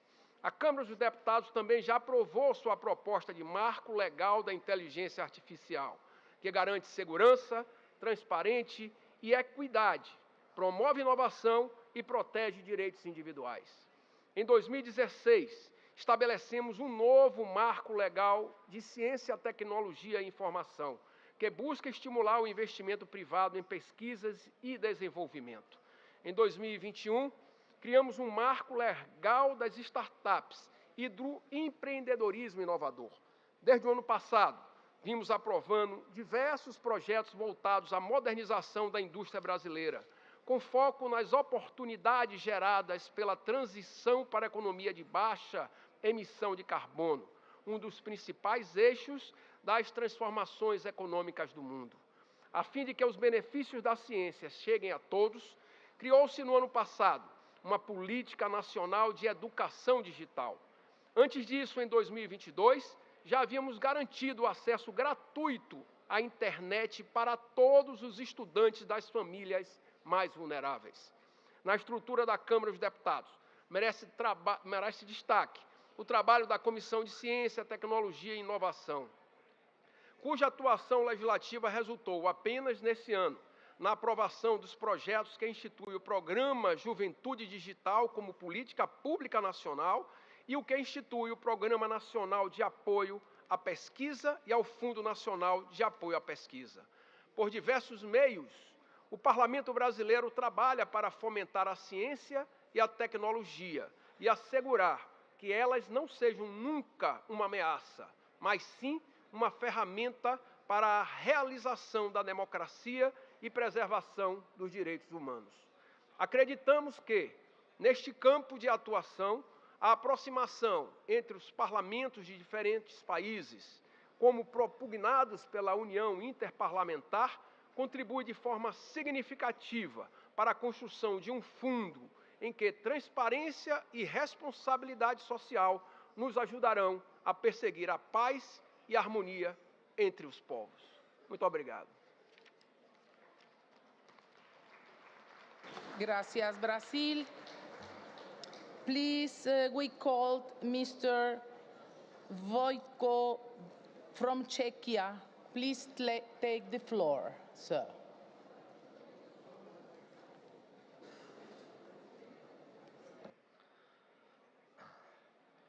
Dear ladies and gentlemen,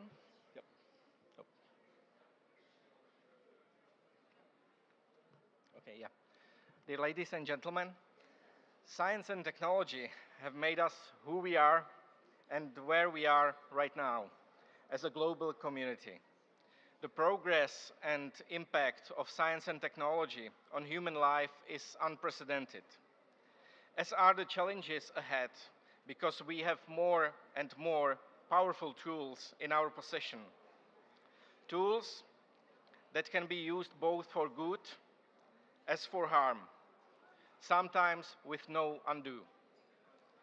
As we live in such a world of Pandora's box, we must be aware of opportunities as well as threats. And our role as parliamentarians is to develop and approve legislation in this very fast-changing environment. Legislation not too restrictive, but also dealing with the threat efficiently. This is challenging now, and it is going to be even more challenging in the near future, influenced by new technologies such as AI, genetic engineering, human augmentation, or quantum computing. What should we do? How should we adapt as lawmakers to such situation? How should we protect humankind and democracy? Answering such questions requires us, politicians, to be open-minded and prepared for possible futures. Those futures that we really want, and also those futures that we do not want. In this respect, I would like to remind you of great authors of science fiction: Ray Bradbury, Arthur C. Clarke, Robert A. Heinlein, Isaac Asimov, William Gibson, or Liu Cixin, amongst others. Their thought-provoking books may help us in such preparation, and I duly recommend them. Also, there are some prominent figures of science dealing with future. My personal favorite is J.W. Forrester, founder of a discipline called system dynamics. This approach was used by Donella and Dennis Meadows to develop the first computer model of interaction between the Earth and human systems as described in their seminal book, Limits to Growth. You may know the book because it was basically the start of sustainable development as we know it and how we discuss it. I've been developing and using such models myself, and I can testify from my own experience that their use can be very enriching, because you can, in a very short time, see probable consequences of your own actions and decisions. And very often, you realize that long-term unintended consequences outweigh short-term gains. I am convinced that we need such scenario evaluation tools more than ever. And we also need to use them as a sandbox or serious games in our political debates about the future, just to see the possible consequences of our own decisions. If we do it, then I strongly believe we can overcome our own limitations and really harness science, technology, and innovation for a more sustainable and peaceful future. Thank you for your attention. Thank you very much, Czechia. Now it has the floor Mr. Nungu Nunsa from Equatorial Guinea.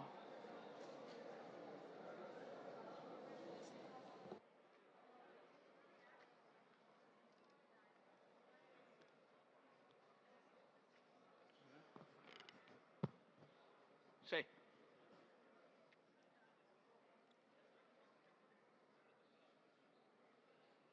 Ok.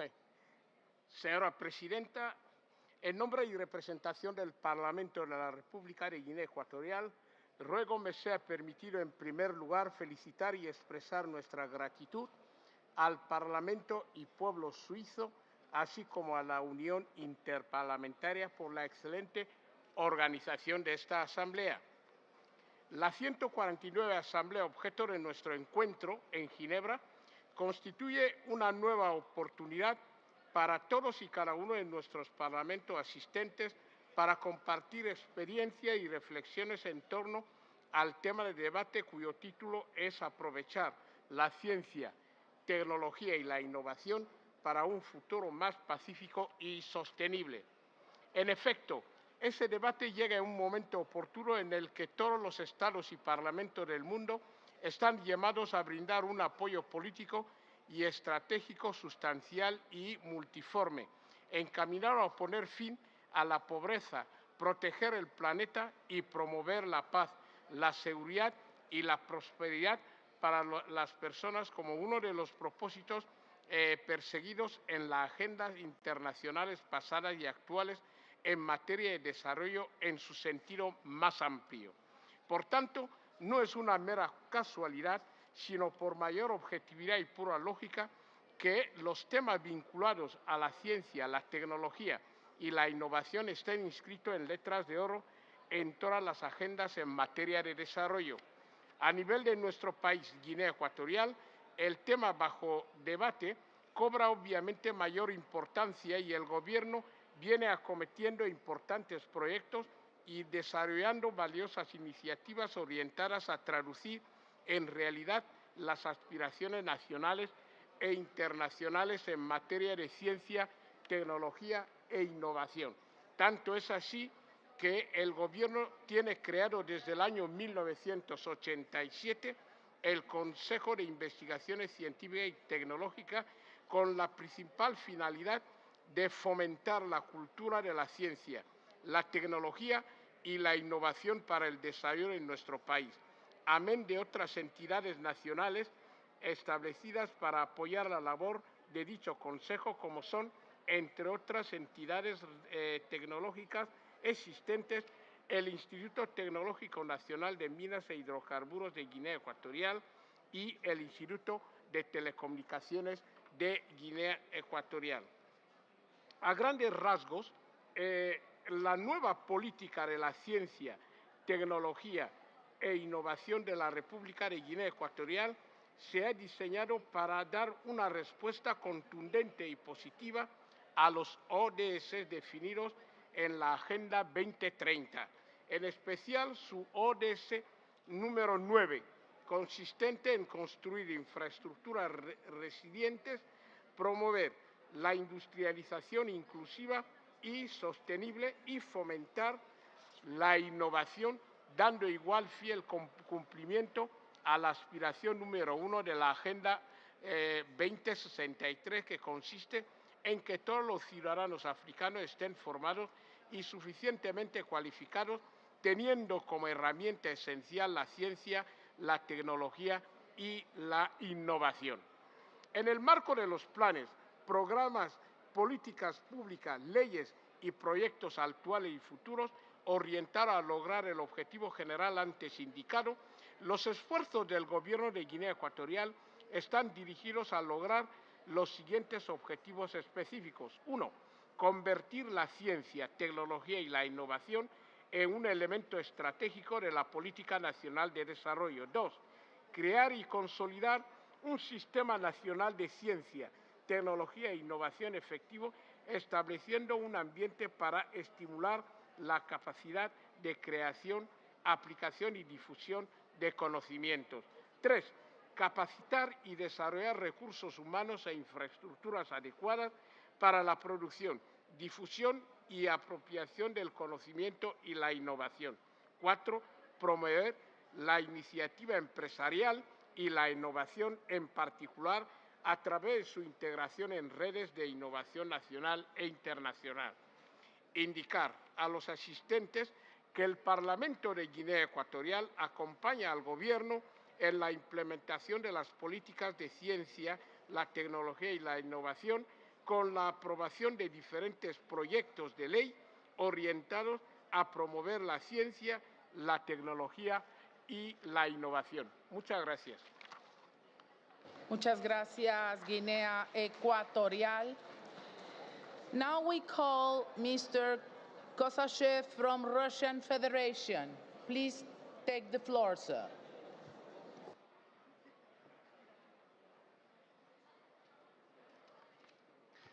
Thank you, Madam President. Dear ladies and gentlemen, Russia is here. During the approval of the Sustainable Development Agenda in 2015, Russian President Vladimir Putin spoke at the UN summit in New York. I quote, "They probably want to put all of us in front of the fact that the rules of the game have been rewritten, and rewritten again to please a narrow circle of the elect and without the participation of the WTO. This is fraught with a complete imbalance of the trading system and fragmentation of the global economic space. These problems affect the interests of all, affect the prospects of the entire world community.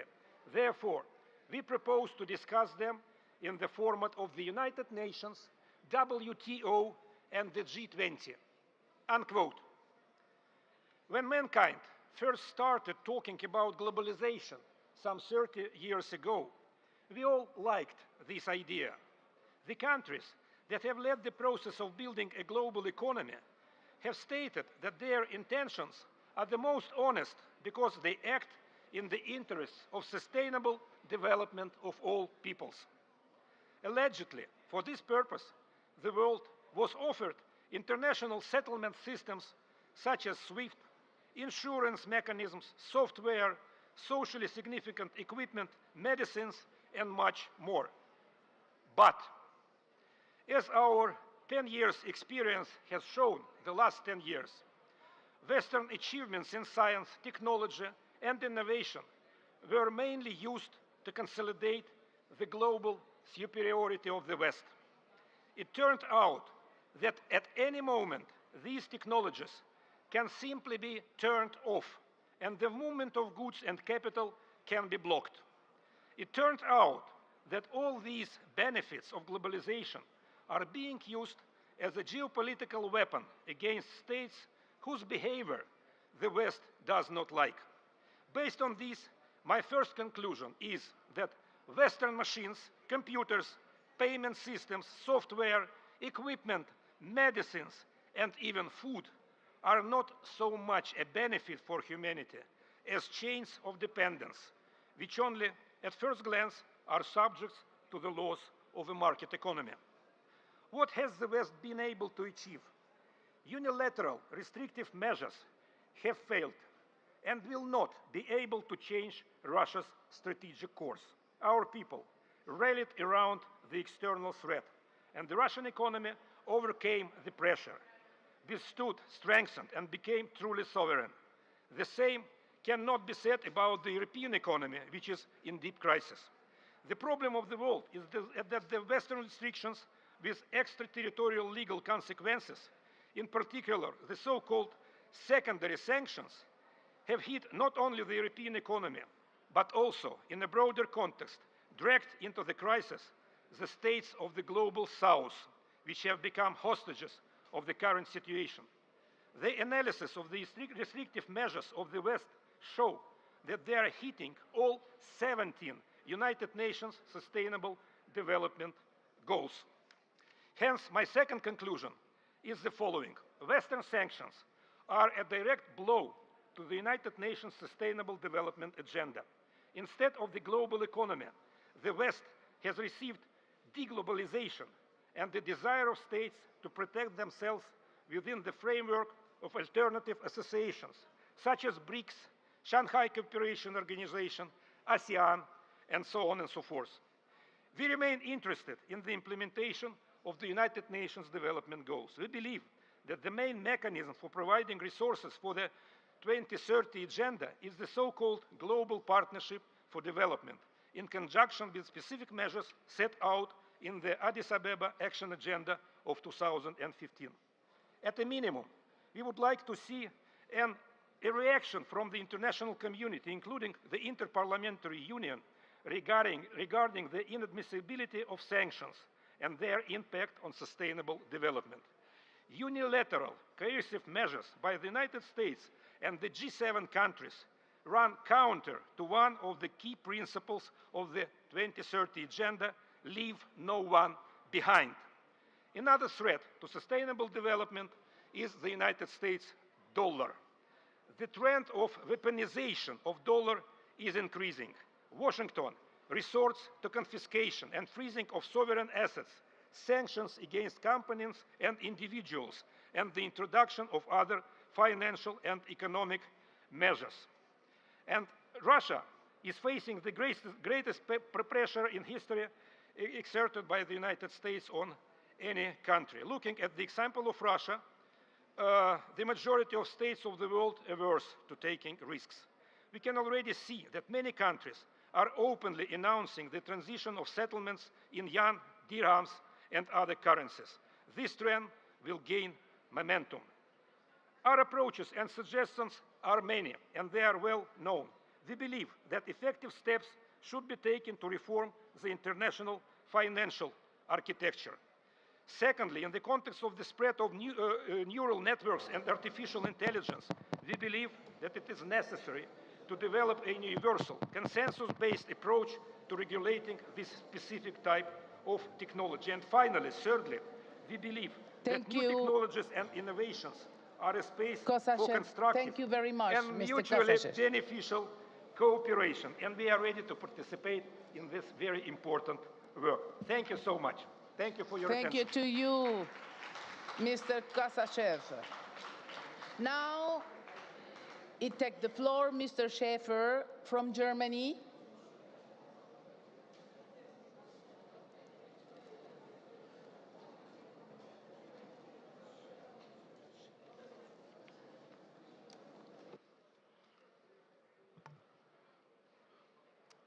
Madam President, dear all colleagues, what a coincidence that I have the opportunity to speak direct after the Russian delegation.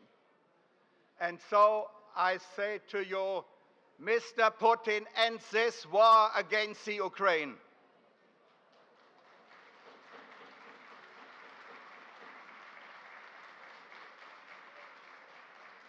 And why I do this?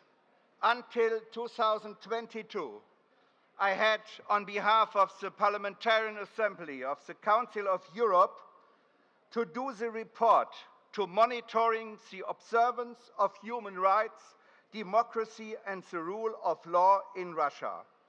This is one side.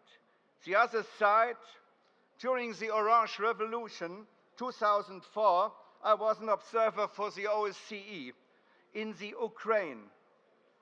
The twin town of my constituency, Bochum, is a city of Donetsk, at the very heart of this conflict in Ukraine. To be clear, Russia's brutal war of aggression against the Ukraine is a violation of international law and a profound disagreement for all entire international community. Dear colleagues, we all agree that the most important aspect of this international conference is that it takes place at all and that it continues to do so. Unfortunately, we do not agree whether national interests should be foremost concern for every country. I am sure they should not. Or as François Mitterrand, the French president, in 1995 in the European Parliament announced, "Le nationalisme, c'est la guerre." Let us remain ourselves. The IPU only exists because peace should be the most important thing in the world, for all of us, for all nations, and for all time. And we remember the First and the Second World War in the 20th century began just between two countries, but at the end, spanning battlefields across 5 continents with more than 60 million people who died. Today, we only spoke of a global crisis, but the current situation is unlike anything we have seen before. 56 wars occurring simultaneously in the world. 115 million people displaced around the globe. A climate change unprecedented. A pandemic on a scale unseen in the past century. And digitalization as an acceleration nearly every sector, particularly through artificial intelligence, which many compare as an impact of nuclear fission. Artificial intelligence has, from my point of view, the potential to become the atomic bomb in our coexistence. The interconnectedness of this problem also means that peaceful individual solutions from individual countries are an illusion or unrealistic. We, as Germans, bound since 75 years by our constitution, conscious of their responsibility before God and the people, animated by the resolve to serve world peace as an equal partner in a united Europe. This raison d'etre is a lesson drawn from our own history. Germany bears the significant responsibility for 2 world wars with the worst crimes against humanity. From this barbarity by our past, we have drawn a conclusion. Human dignity shall be inviolable. This applies to all people in every country across the world. Our delegation wishes to continue in this case. Thank you so much. Thank you, Mr. Schäfer.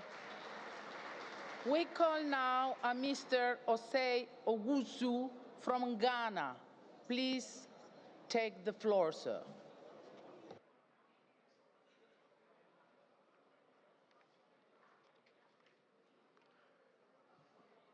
Thank you, Madam President, distinguished honorable members of Parliament. I lead the delegation from Parliament of Ghana, and I speak on behalf of the Parliament of Ghana.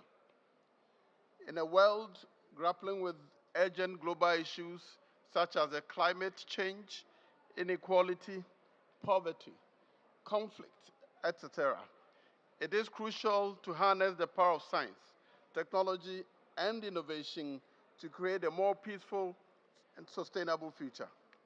By leveraging scientific research, technological advancement, and innovative solutions, we can effectively tackle the complex challenges facing our planet and its inhabitants.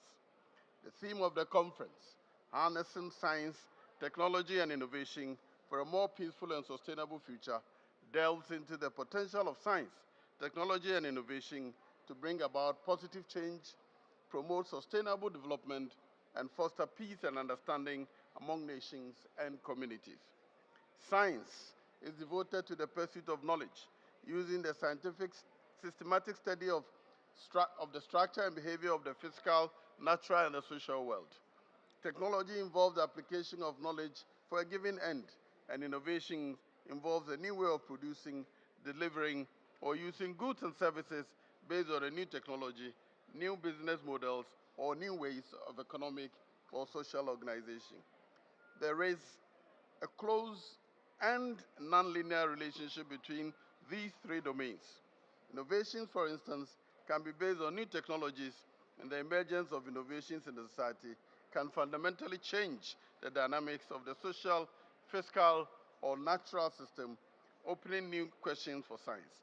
Thus, new opportunities to produce knowledge are driven by new technologies and so forth.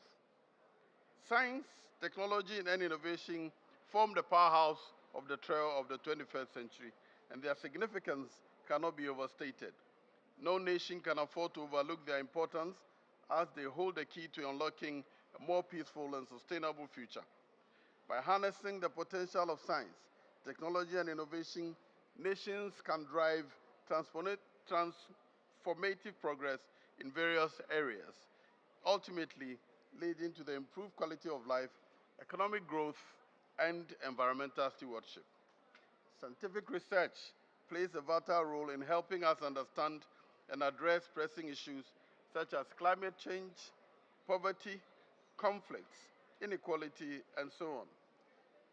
It informs policies and practices and supports sustainable agriculture, resource management, and conservation. Additionally, scientific collaboration transcends borders, promoting diplomacy and mutual understanding. Technology enables access to education, healthcare, and economic opportunities, improving lives and communities. Technology innovations like renewable energy, eco-friendly infrastructure, and sustainable agriculture support greener future. Furthermore, technology connects people, fostering international understanding and cooperation. Innovative thinking and solutions address pressing global issues such as sustainable water management and disaster resilience. Innovation encourages business and investment priorities, social and environmental impact. Innovative approaches also promote access to resource opportunities and services for all. The effective harness of science, technology, and innovation in any country can mitigate climate change and environmental degradation, reduce inequality, promote social justice, foster global understanding and cooperation, drive economic growth and sustainable development, and improve lives and communities worldwide. The 2030 Agenda for Sustainable Development, unanimously adopted at the United Nations Sustainable Development Summit in September 2015, positioned science, technology, and innovation as one of the 7 key actions for achieving the Sustainable Development Goals. Similarly, the long-term people-centered AU Agenda 2063 recognizes the critical role of science, technology, and innovation as universal enablers for addressing poverty and inequalities, disease, climate change impact, food and nutrition security, digitization, health, disease prevention, environmental conservation, migration, peace and security for realizing the aspirations of the African citizens and the global sustainable development goals. The ECOWAS revised treaty required member states to ensure the proper application of science and technology to the development of agriculture, transport and communication, industry, health and science, energy, education, manpower, and conservation. Let me jump to examples. In Ghana, digitizing our economy has led to increased revenue of about 8.7 billion in just 1 year, applying them to the ports. The e-parliament is being implemented, STEM education is being implemented. We are using drones to deliver drugs to the most difficult areas in our country. Thank you very much. By deepening our understanding of these complex issues. Please finish. Saying that our country Mr. will do better. I thank you very much. Thank you very much. So now tiene ahora el uso de la palabra la señora Santana Bello de Cuba. Please take the floor.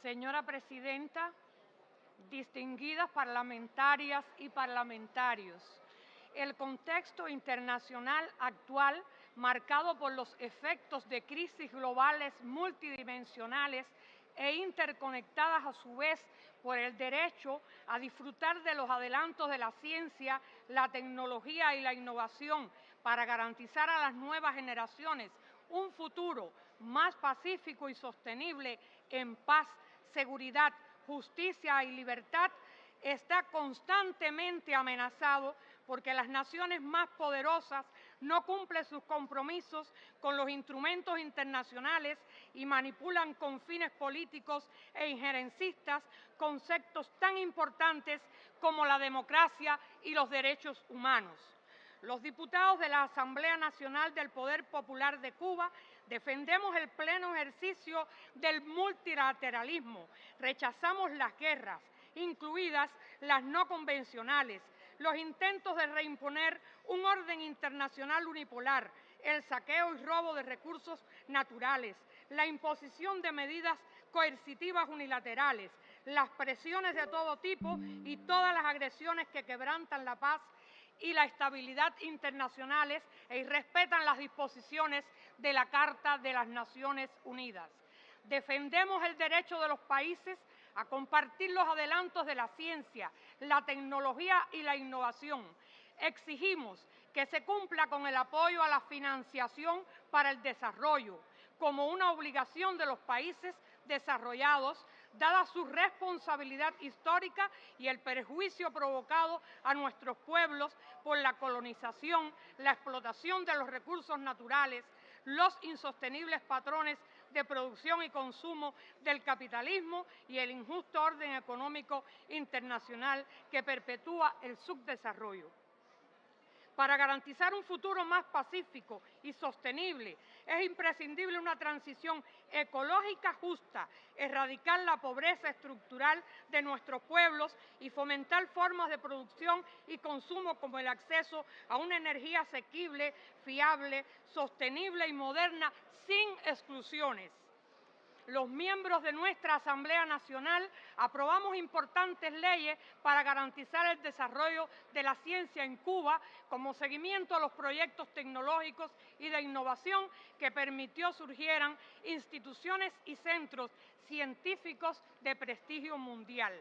En nuestro modelo de democracia participativa, el papel de la ciencia y la innovación en la solución de los principales problemas garantiza un desarrollo económico equitativo y socialmente sostenible en medio de dificultades y condiciones de economía en desarrollo bajo un asedio permanente de más de 6 décadas, resistiendo un despiadado y unilateral bloqueo económico, comercial y financiero impuesto por el gobierno de los Estados Unidos, que continúa ignorando la demanda casi unánime de la comunidad internacional para que cese esa política ilegal contra Cuba. Persiste el empeño de generar carencias materiales, escasez, sufrimiento y sembrar el desaliento y la insatisfacción al pueblo cubano. Cuba logró avanzar apostando por el desarrollo de la ciencia, la tecnología y la innovación como vía para enfrentar los negativos impactos referidos y única manera de garantizar la soberanía.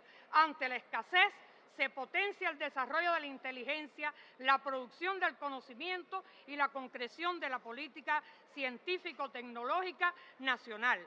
Señora Presidenta, condenamos el genocidio que Israel comete contra la población palestina en la Franja de Gaza y la agresión al pueblo libanés.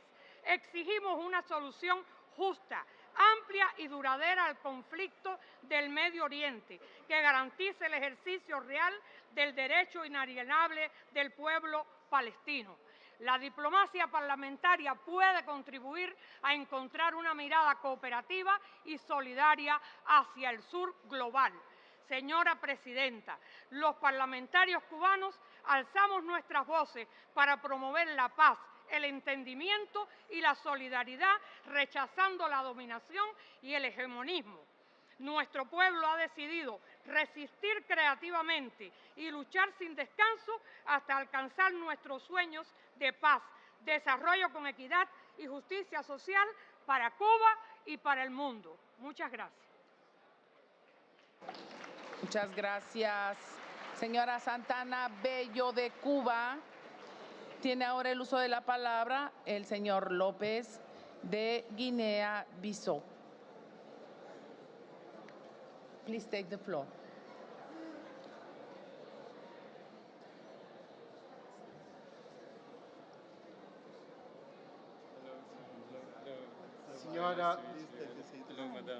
Senhora Presidente, Senhor Secretário-Geral da UIP, Senhoras e Senhores Presidentes, Excelências, distintos chefes de delegação, distintas deputadas, distintos deputados. Cumprido todo o protocolo, minhas senhoras e meus senhores, saúdo a realização desta 149ª Assembleia Geral da nossa Organização Parlamentar Global, a UIP, e manifesto o nosso agradecimento ao apoio e assistência da organização e do seu secretariado, que permitiu e facilitou a nossa participação. Contudo, uso a palavra não em nome pessoal, mas em nome e em representação de quem devia e queria aqui estar. O Presidente da Assembleia Nacional Popular da Guiné-Bissau, engenheiro Domingos Simões Pereira, impedido de viajar por ordens ilegais e abusivas de um regime instalado no país e que insiste em práticas autoritárias. Não existem, pois, nenhumas razões legítimas para mais esta supressão dos direitos fundamentais.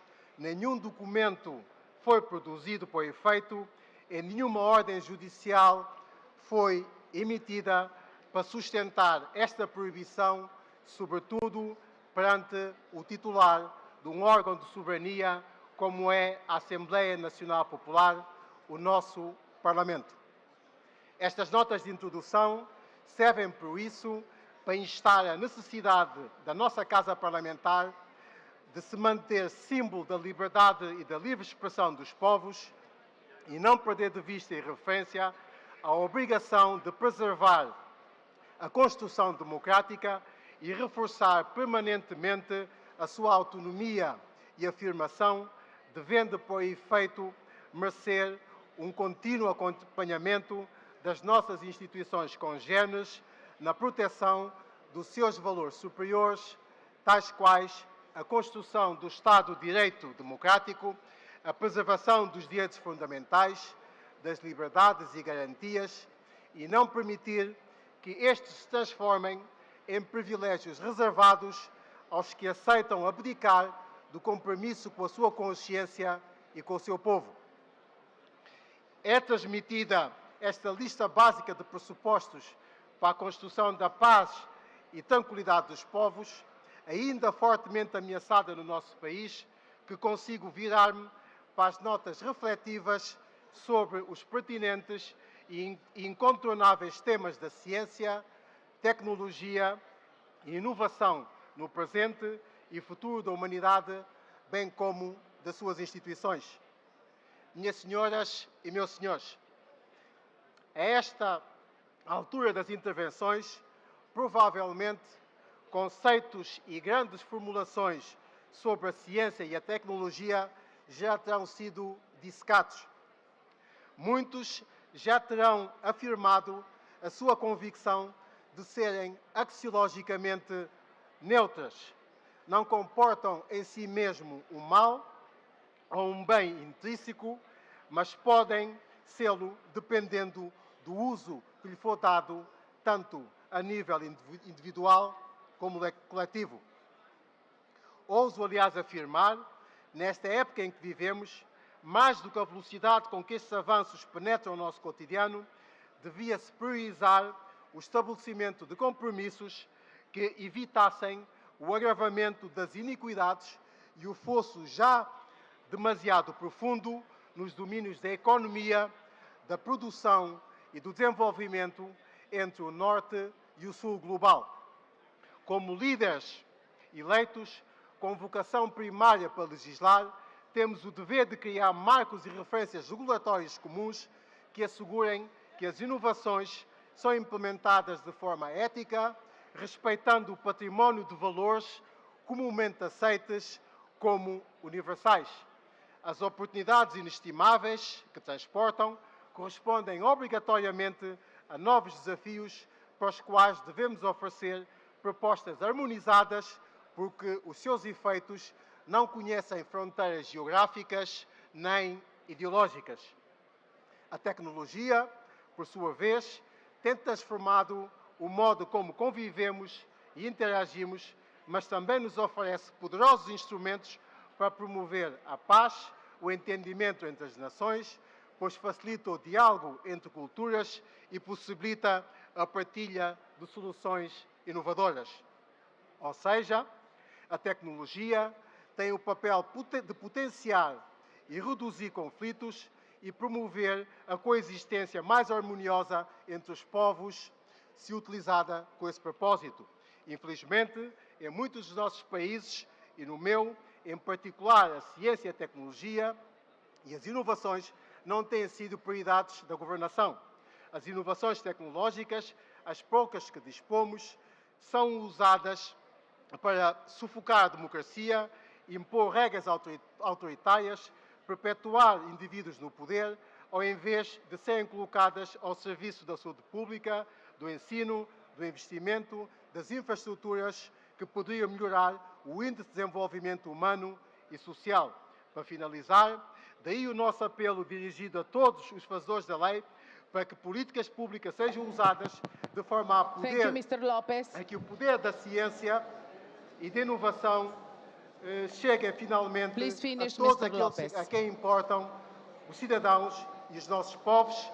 Por fim, closing, assumindo esse percurso, o nosso futuro estaria nas nossas mãos, dando-nos a possibilidade de contribuir de um modo para que o progresso tecnológico caminhe lado a lado com a paz, a justiça e a prosperidade acessível a todos. Time is over. Para Thank tal, you very much. é tempo de agir. Please. Muito obrigado. Thank you very much, Mr. Lopez from Guinea-Bissau. With this intervention, con esta intervención damos por finalizado el debate general de esta tarde y continuaremos el día de mañana. Y le cedo la palabra a nuestra presidenta Tulia Axon, quien va a hacer una presentación de un invitado especial.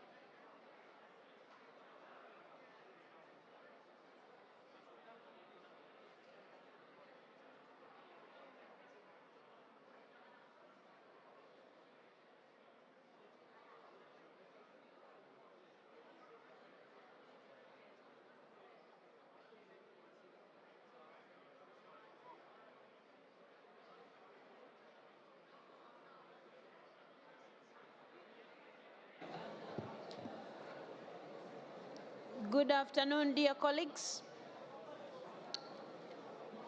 I would like to take this opportunity to thank all the vice presidents of our assembly for having taken charge since morning up to now. You have all done a very good job. I really appreciate that, because without your assistance, things wouldn't move. So thank you so much, each one of you who has been able to help me. Now, we will go to the special segment of the general debate. And on this one, we are going to hear the intervention of His Royal Highness Prince Mired of Jordan on the universalization of the Anti-Personnel Mine Ban Convention. Dear colleagues, dear friends, it is a real pleasure for me now to introduce the special segment of this general debate, which mark the 25th anniversary of the entry into force of the Anti-Personnel Mine Ban Convention. Colleagues, this convention is the cornerstone of the international effort to end the suffering and casualties caused by anti-personnel mines. The anti-personnel mines are a devastating weapon. They destroy lives indiscriminately during and after an armed conflict has ended. They touch a majority of civilians, innocent men and women, who, as a result, find their lives completely overhauled, affected by disability, insecurity, and incapable to simply live their life normally. Work in town, cultivate their land without fear of stepping on a mine. When this convention, or the Ottawa Convention, was adopted in 1997, it was a moment of hope, a hope for change. The convention was the result of an incredible movement and hard work of dedicated men and women who were determined to put an end to human suffering, protect victims, and stop casualties. Allow me, colleagues, to highlight that already back then, and before the adoption of the convention, the IPU had held many debates at its assemblies and adopted resolutions, such as the one in Cairo at the 98th IPU Assembly on respect for international humanitarian law and the banning of anti-personnel mines. This was one of the organization's top priorities, and I can safely say that it is thanks to the political commitment of many of our colleagues that the convention came into force so fast and has had so much impact today. As there has been success, convention has certainly helped to reduce the number of civilian casualties over the years. However, we are not there yet. Only in 2022, close to 5,000 mine-related casualties were recorded worldwide. And the threat of these weapons was observed in 60 countries and territories. In 2024, the convention celebrated the 25th anniversary of its entry into force. Although there are 164 state parties to the convention to this date, 33 states are yet to join this convention. Universalization efforts have slowed down since the last states parties joined the convention in 2017. Banning anti-personnel mines must be a universal goal, and it is evident that we, as parliamentarians, have an important role to play in achieving this goal. Now, I would like to introduce to you the Royal Highness, His Royal Highness Prince Mired, to address the plenary on this very topic. I have the honor to welcome you, our Prince Mired, and that said, I would like colleagues to tell you a little bit more about Prince Mired. His Royal Highness is the Special Envoy on the universalization of the Anti-Personnel Mine Ban Convention. In this capacity, Prince Mired is leading efforts to promote further acceptance of the convention. Prince Mired has also extensively worked to promote the rights of persons with disability. Since 2024, he is the President of the Higher Council for the Rights of Persons with Disabilities. Prince Mired, we are pleased to invite you to address the Assembly to mark the 25th anniversary of the entry into force of this convention. We look forward to hearing from you how the global parliamentary body can actually communicate better on this convention, but also make a contribution to making these landmines come to an end. So we wish you all the best, and please, you have the floor to address our August Assembly. Thank you, Madam.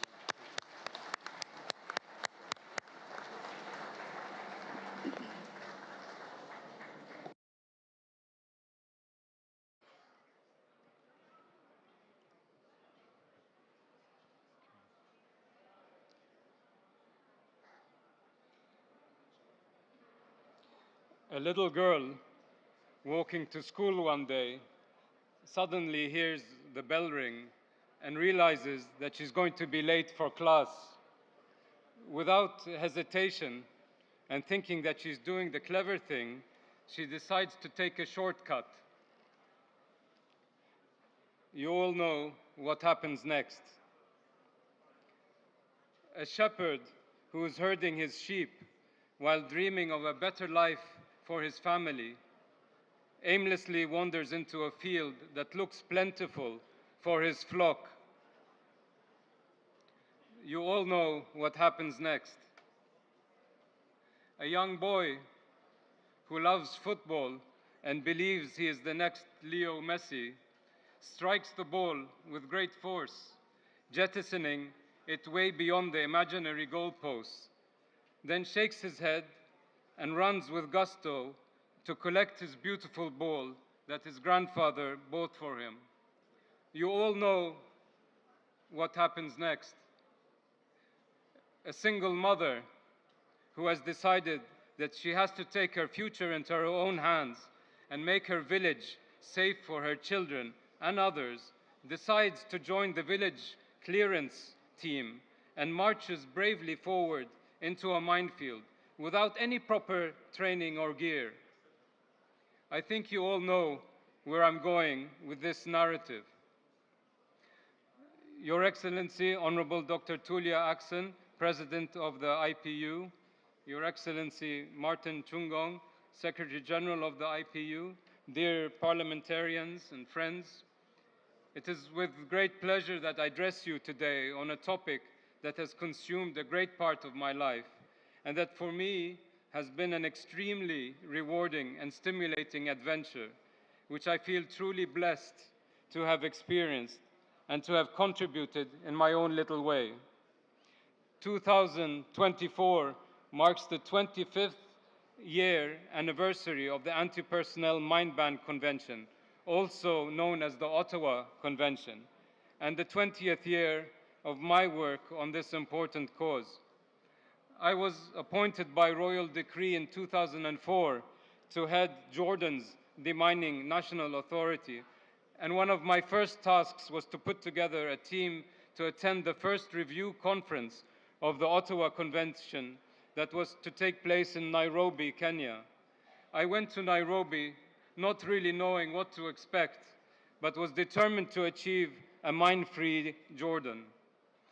I don't want to dwell on the success of my country. Suffice to say that after Nairobi, and with the generosity and assistance from more than 24 donor countries and entities, Jordan was able to declare in 2012 that it had cleared all its minefields. In other words, we had demined more than 200,000 landmines. What does it matter, you may wonder? Why should I, as a parliamentarian, bother to think about this issue when there are so many other challenging priorities? I appreciate that this may be a valid question for you to ask, but kindly permit me to challenge you a little on this point. I am here because I have witnessed firsthand the devastating impact of landmines on individuals, on families and communities, and because I have seen the tangible benefits of the Ottawa Convention. Dear parliamentarians, you are distinguished people who bear great fiduciary responsibilities towards your constituents and your people, and as such, it is incumbent upon you to think about, consider, contemplate, and chew on a million different matters simultaneously. Of course, you have to prioritize and cannot work on everything at the same time. I know that. However, do make room for the landmine issue, because it is all about safeguarding human life. It is about human rights.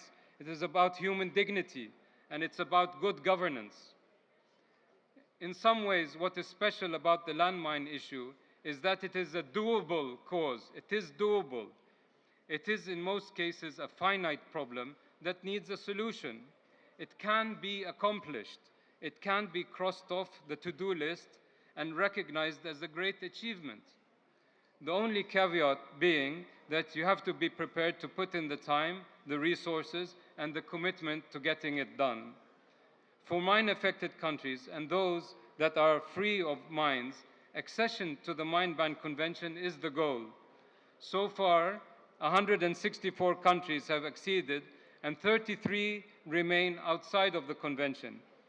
It is my contention, and that of all the states parties, that all countries must take the solemn oath to never, under any circumstances, use, manufacture, or trade in anti-personnel mines, to clear all mines and return the land safely to productive use, to destroy stockpiles, and to provide assistance to those whose lives have been devastated by these despicable and insidious weapons that lay quietly in wait for a poor victim.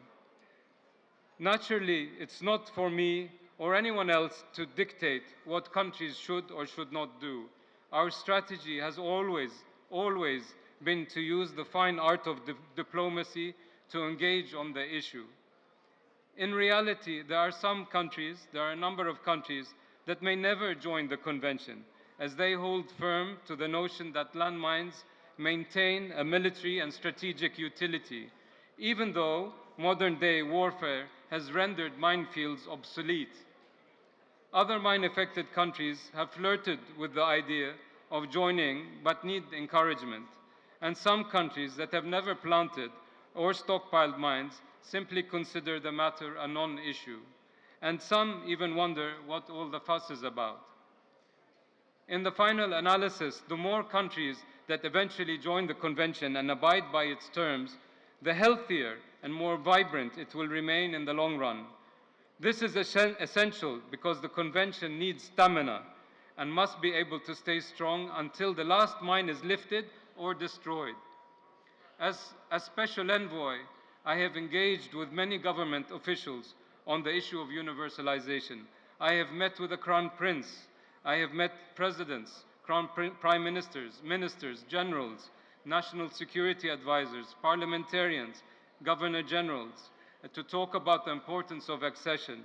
And the main takeaway that I concluded from practically all the visits and conversations was that engagement was necessary and more of it was needed, much more, to gently nudge these countries towards accession. And that a concerted plan of action that was well-oiled and coordinated with all stakeholders, including parliamentarians, was the only way to convince these countries sitting on the fence to take the plunge and join. So in conclusion, the message that I wish to relay to you today is that regardless of whether your country is mine-affected or not, if your country has not yet acceded, please give the issue due consideration. If accession is not a realistic option at present for whatever reason, then it would be terrific if your country were to conduct at minimum a thorough policy review with fresh eyes, taking into consideration the views and opinions of all the 164 countries that have joined. Maybe somehow, you never know, you will come to a different conclusion and accede. The sooner you accede, the better, of course. I would be remiss if I did not acknowledge the presence of my dear friend, His Excellency Lee Tuch, Senior Minister of Cambodia and President of the Convention's Review Conference that will take place in Siem Reap, Cambodia, in just over a month from now.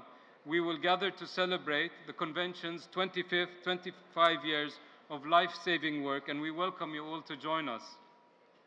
Landmines are a silent, evil, indiscriminate killers that don't distinguish between friend and foe, man or woman, child or adult. They can remain in the ground for years and years, long after the conflict has ended, and still be as deadly as ever. You may one day come face to face with one of your citizens who is a landmine victim. Someone, for instance, like the little girl I mentioned, who heard the school bell ring and decided to take the shortcut to school so as not to be late, and as a result was severely maimed.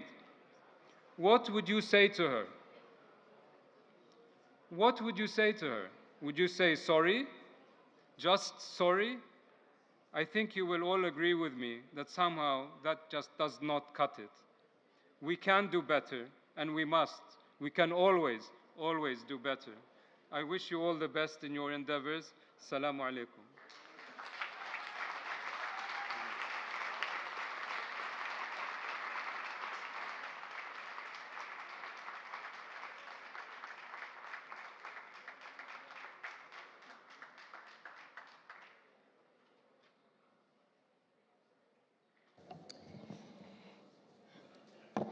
Thank you so much, Prince Mired, for your intervention. We have all heard you loudly and clearly on the need to strengthen the efforts towards universalization of the Convention. And I call on all of you colleagues, those of you who come from countries that have not ratified this Convention, to do so, but at the same time, those that have already ratified the Convention to work out on how he has proposed that we should all step up our efforts. But at the same time, I would like to highlight how crucial adherence to the Convention is to provide victims assistance for those affected by anti-personnel mines, and thus advance the protection of the rights of the persons with disabilities generally. Colleagues, you may want to note that today, earlier, our committee to promote respect for international humanitarian law held an open discussion on enhancing parliamentary action to address disability during armed conflicts and their aftermath. This is a topic very close to my heart, and I know many of you share the same. I invite all members of parliament present here to engage with the global efforts to promote rights of persons with disabilities and encourage all of us to see how we can contribute to the Global Disability Summit, which is supposed to be held next year, and the Prince Mired has just referred to. And that said, in the interest of time, those of you who would like to take the floor, I'm going to give the floor to some of you who have indicated that you would want to take the floor, and each one of you who takes the floor will have to address us in 1 minute. Canada. Oh, Canada, can you? Okay, Canada and Tonga, okay. So I'll give the floor to Canada, then Tonga will come. Canada, please, you have the floor. Your Royal Highness, colleagues, good afternoon. I'm honored to join in the celebration of the 25th anniversary of what we in Canada commonly call the Ottawa Treaty. This landmark convention holds pride of place in Canada's contribution to a more peaceful world. Indeed, the effort required to finalize such a uniquely comprehensive treaty is a shining example of the role we as parliamentarians can play in addressing global challenges. It is here at this IPU assemblies that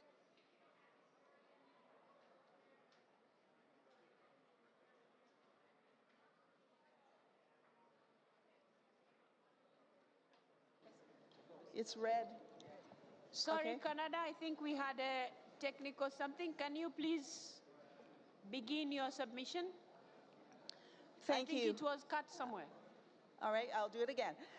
Your Royal Highness, colleagues, good afternoon. I'm honored to join in the celebration of the 25th anniversary of what we in Canada commonly call the Ottawa Treaty. This landmark convention holds pride of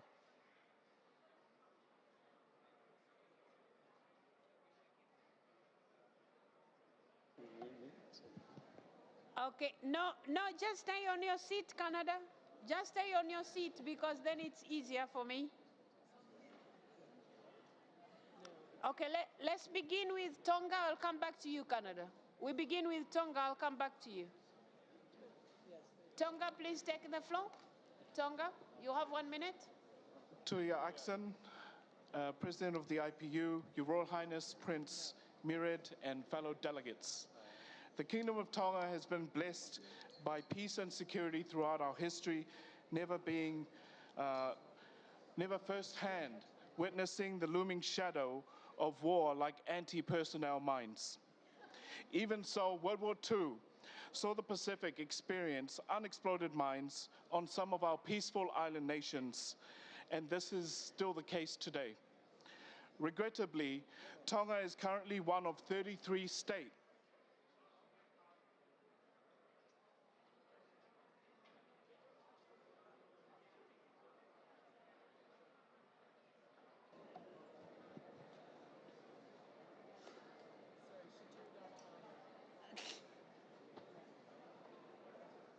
Tonga, please.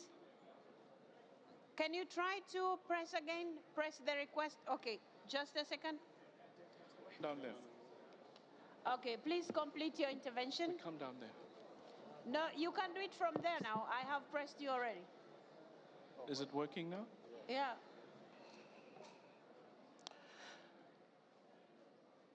Madam President, regrettably, Tonga is currently one of 33 states not to be a party to the Anti-Personnel Mine Ban Convention. Your Highness, we do not view this matter as a non-issue. As Speaker of Parliament, I will ensure that this matter is tabled at our next sitting of Parliament this November.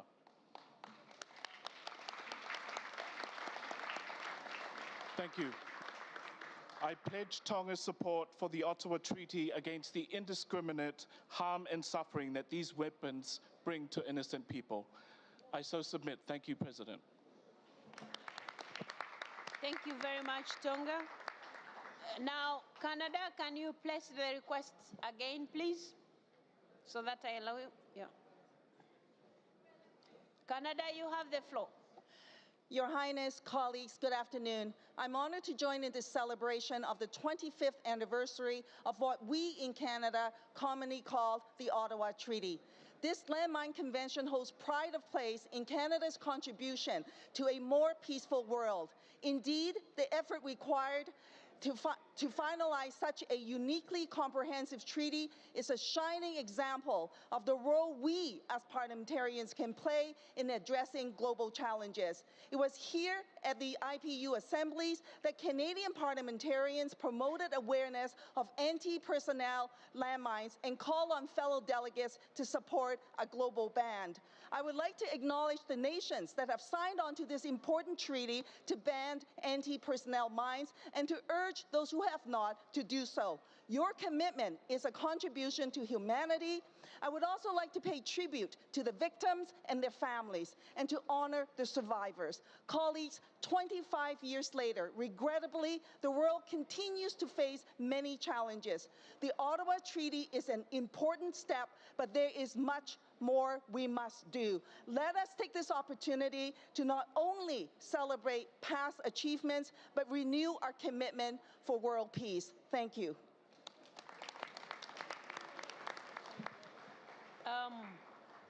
Thank you so much, Canada. Colleagues.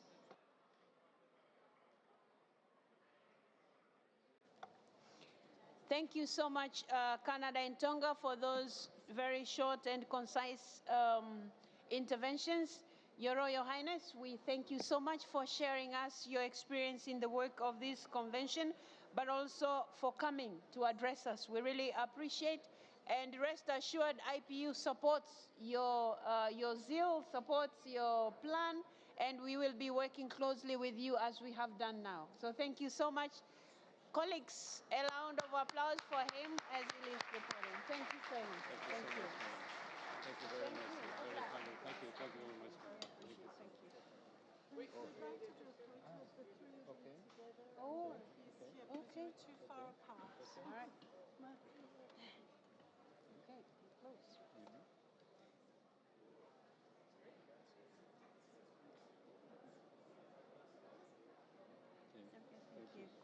Thank you so much. Okay. Thank you so much. Bye. Thank you so much.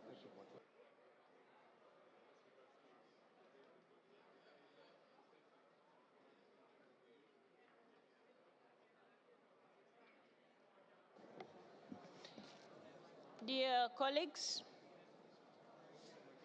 we are now going to our second item of the agenda, which is consideration of possible requests for inclusion of an emergency item in the agenda of the Assembly. Colleagues, it's rare that I request for your attention because I know sometimes you are discussing very, very serious stuff with your colleagues. But on this particular segment, I would require your attention, and I'm requesting your attention because of the few words that I want to talk to you before we begin this item. Colleagues, we all know the IPU began in 1889 as a small group of parliamentarians dedicated to promoting peace through parliamentary diplomacy and dialogue. Our vision is we want a world where every voice counts, where democracy and parliaments are at the service of the people for peace and development. Discussing with many of you over the past few days, I have heard you and I still hear you. I hear the deep concerns you have over the state of global affairs, highlighting growing divides, multiple conflicts, inequalities, the list goes on. I have too these concerns for the state of the world, but also for our precious parliamentary democracies and the work we aim to do together here at IPU. It is difficult for us to do our work where there is tension, which constrains opportunities for true dialogue, where we hear and listen to each other. As President, it is my desire to steer the IPU on a constructive and peaceful journey based on trust, inclusiveness, dialogue, and ownership. These are things we have to build on one step at a time, and I ask all of you to join me. I'll finish with a quote from Nelson Mandela, which says, "The greatest glory in living lies not in never failing, but in rising every time we fall." Colleagues, I began with those words because I take note of the fact that our previous two assemblies, we were unable to come up with an agreement, to come up with a resolution, to come up with a decision to say what the IPU's voice is on what is going on in the world. So right now, we are going to the second item of our agenda, which is talking about consideration of possible requests for inclusion of an emergency agenda item on the agenda of the Assembly. I would like to report to you at this moment, we have received 6 requests for the inclusion of an emergency item here. So having received these 6, our rules require that we bring these to your attention. Now, I have decided to say a few words before we embark on this exercise.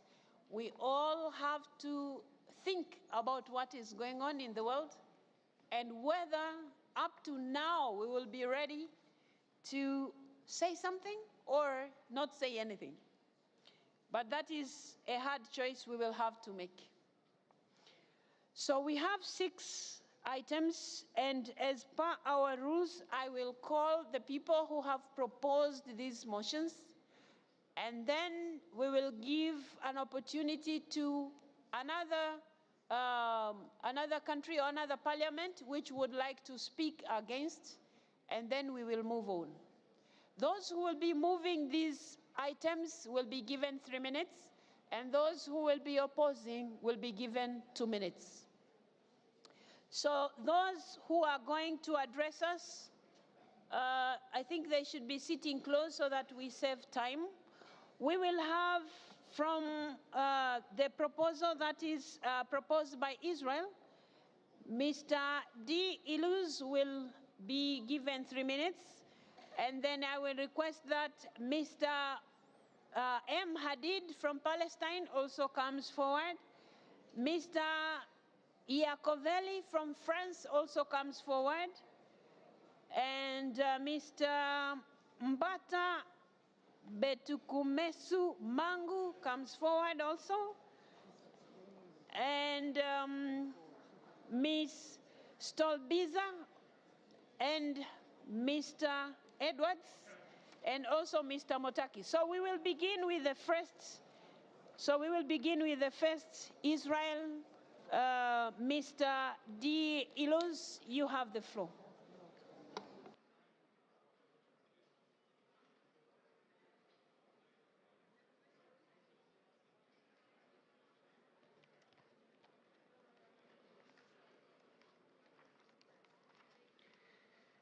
Madam President, esteemed delegates, the Iranian delegation is right now leaving the room. This is no surprise. They fire missiles at civilians, but run when faced with the truth. Iran hides from accountability just as their regime hides behind proxies. Their absence speaks louder than words. We will expose Iran for what it truly is, the greatest threat to global peace. On April 13th and October 1st, Iran launched hundreds of missiles at Israel, targeting civilians. These weren't random strikes. They were deliberate acts of war calculated to spread terror and destabilize. Iran often uses proxies, Hamas, Hezbollah, and the Houthis, hoping to stay in the shadows. But with these missile strikes, Iran showed its true hand, destruction and domination. On October 7th, Hamas, armed and funded by Iran, slaughtered over 1,200 innocent Israelis. Iran didn't pull the trigger, but they made the massacre possible. Hezbollah is no different. Its terror has killed not only Israelis, but Americans, French, and Argentinians. Iran's terror is global, and it must be stopped. In Yemen, Iran arms the Houthis to attack Saudi Arabia, the UAE, and global shipping routes. This isn't just regional aggression. Iran seeks to destabilize the entire world.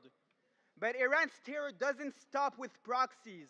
It has repeatedly violated UN Security Council resolutions, flouting every international effort to curb its nuclear ambitions. Iran is a rogue state that ignores diplomacy and continues its pursuit of nuclear weapons, threatening us all. At home, Iran's people suffer the same brutality. Those who dare speak out are beaten, jailed, and killed. The same regime that spreads terror across the globe crushes its own citizens with the same ruthlessness. At the heart of this terror is the Islamic Revolutionary Guard Corps. The IRGC isn't just Iran's military, it's the engine of its entire terror network, training and directing groups like Hezbollah, Hamas, and the Houthis. The IRGC must be designed as a terrorist organization by every responsible nation. Failing to do so allows Iran to continue spreading violence and chaos. We have a choice. We can stand for peace and stability, as the Abraham Accords show it is possible. Or we can let Iran's terror and nuclear ambitions bring disaster. We must act now. Iran's proxies must be dismantled, its nuclear ambitions crushed. The IRGC, Hezbollah, Hamas, and the Houthis must be recognized as the terrorists they are. Every missile Iran fires, every terrorist they fund, bring us closer to catastrophe. Thank you very much. Thank you very much, Israel. Now, who would like to take the floor to speak against? There is none, so we proceed. Enforcing United Nations General Assembly, Palestine, on behalf of the Arab Group, Mr. Hadid. Is there? Mr. Hadid, you have the floor. So just before you start speaking, you have to change it to 3 minutes because he is addressing us for the second. Yeah, thank you. Mr. Hadid, you have the floor. Thank you, Madam President.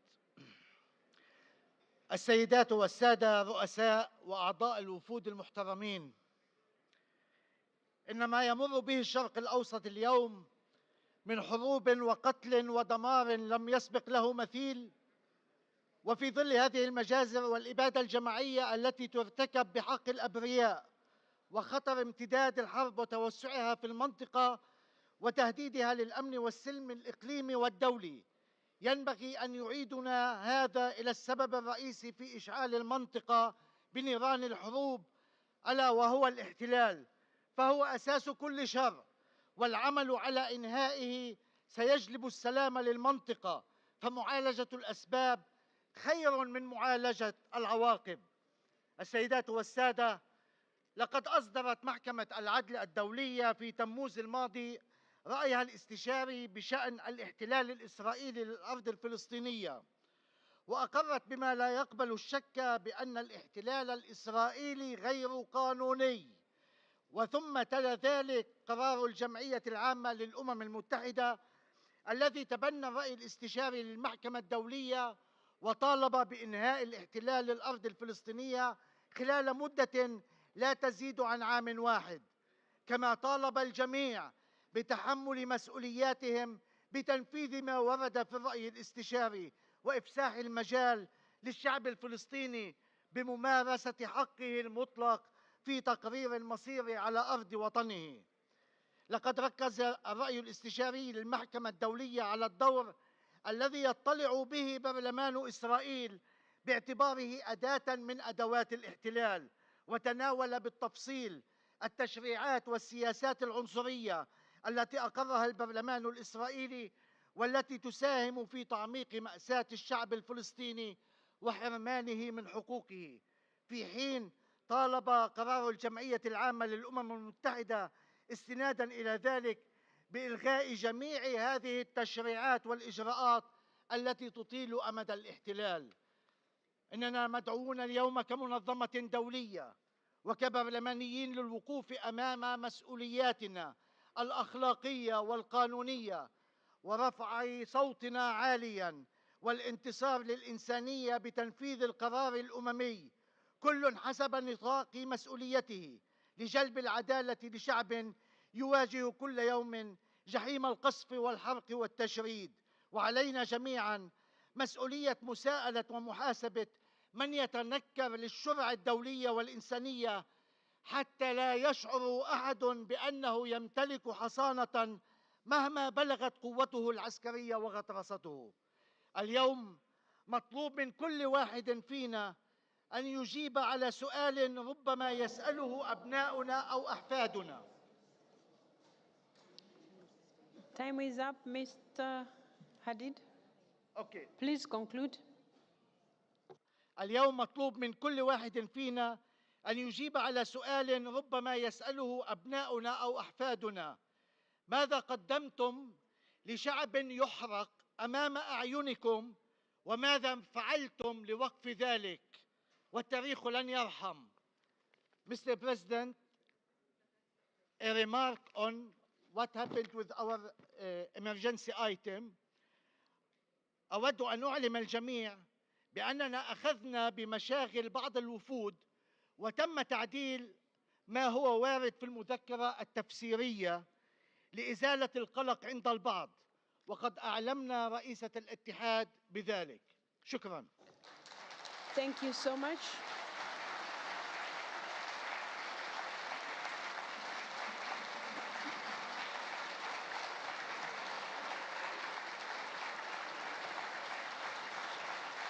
Thank you so much, colleagues.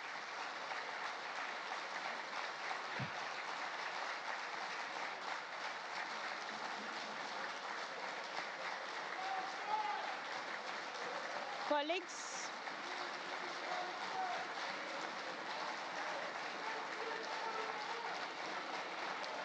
colleagues,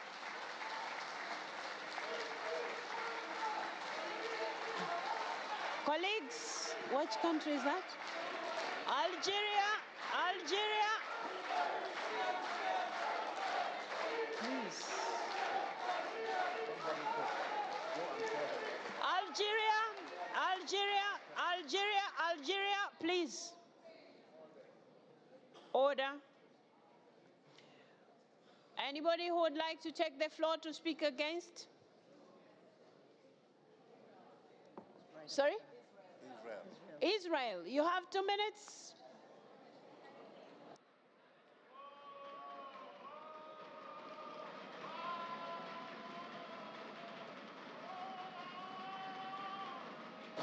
Algeria, Algeria, Algeria. Mr. President of the Africa Geopolitical Group, please sit down. Please sit down.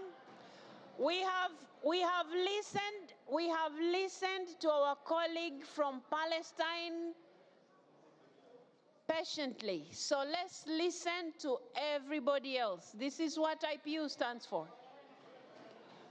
Israel, you have the floor. 2 minutes.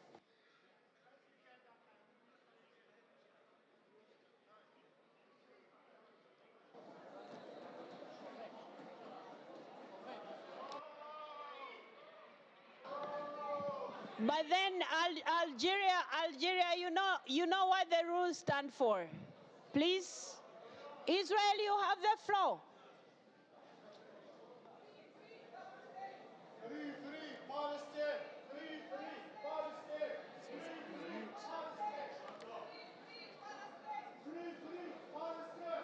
Madam President, members of the IPU, how dare the Palestinian Authority stand before us and preach about international law? Israel, sorry.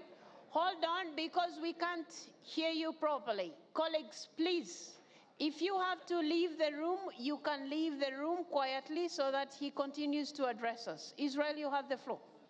Madam President, members of the IPU, how dare the Palestinian Authority stand before us and preach about international law? This is the same authority that pays terrorists to murder innocent Israelis, rewarding the blood of Jews through their pay-for-slave program. They glorify terrorists, brainwashing children in their schools to hate and kill. This is a Palestinian school textbook. In it, you can see Dalal Mughrabi, who led the massacre of 38 Israelis, including 13 children, and she is celebrated as a hero. This is how the PA educates its children to become the next generation of terrorists. They refuse to condemn the October 7th attack, massacre, when Hamas slaughtered over 1,200 Israelis, including babies. The PA doesn't want peace, it wants Israel erased.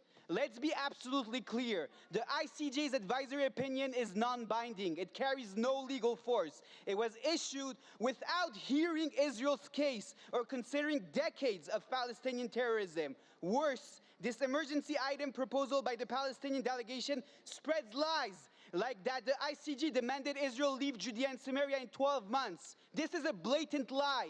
The PA is manipulating international law for political gain, and this proposal doesn't even respect the IPU's bylaws. Israel, unlike its neighbors, respects international law. We are the only democracy in the region committed to the rule of law. But using this commitment to weaken us emboldens terrorists and undermines the free world. We must reject this manipulation and stand firm against those who seek to destroy the values we cherish. Thank you very much.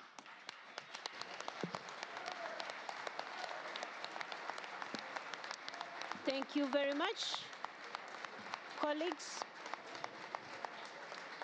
Thank you. We now go to our third proposed item, which is proposed by France, United Kingdom, Germany, the Netherlands, and Canada. And here we will hear from France, Mr. Iacovelli. Mr. Iacovelli, you have the floor. 3 minutes.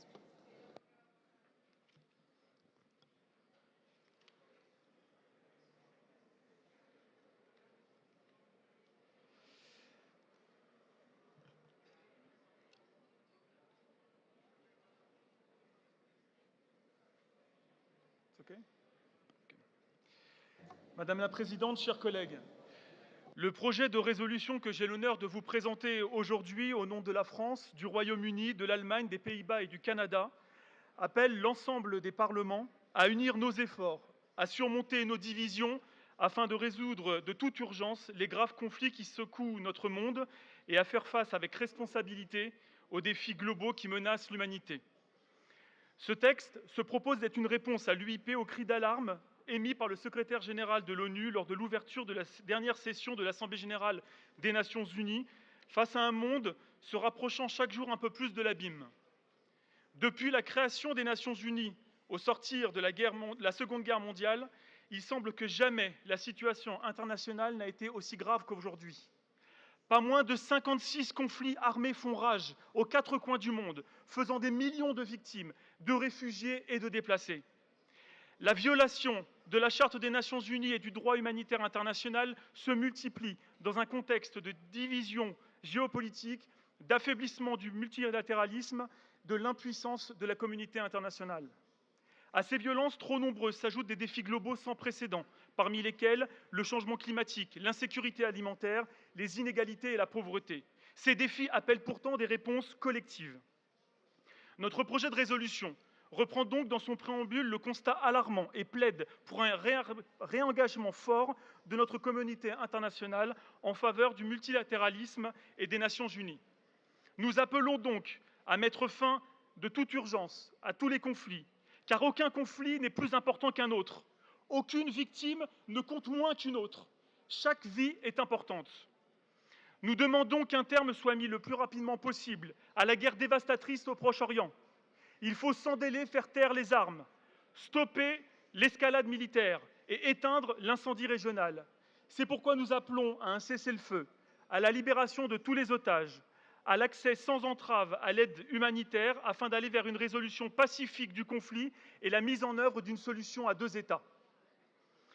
Cette résolution évoque évidemment le conflit en Ukraine, un conflit qui ne concerne pas seulement les Occidentaux, qu'une grande puissance ayant des responsabilités internationales en tant que membre permanent du Conseil de sécurité de l'ONU décide d'envahir un pays voisin et de violer ses frontières n'est en effet pas un acte anodin. C'est une grave mise en cause de l'ordre international fondé sur le droit et une menace pour la stabilité internationale.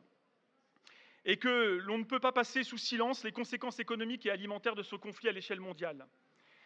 Ce texte appelle également à mettre fin à des conflits dramatiques qui se déroulent en Afrique, en Amérique latine ou en Asie. Il mentionne le Soudan, le Yémen, la République démocratique du Congo, le Myanmar, Haïti, le Venezuela et malheureusement, la liste n'est pas exhaustive. Comme toujours, les principales victimes de ces conflits sont les populations civiles, notamment les femmes et les enfants. Notre résolution condamne les atteintes aveugles à ces populations, en contradiction avec la Convention de Genève. Elle demande expressément qu'il soit mis fin aux violences sexuelles et dans les conflits armés, ainsi qu'aux violences contre les enfants, qui sont particulièrement inacceptables.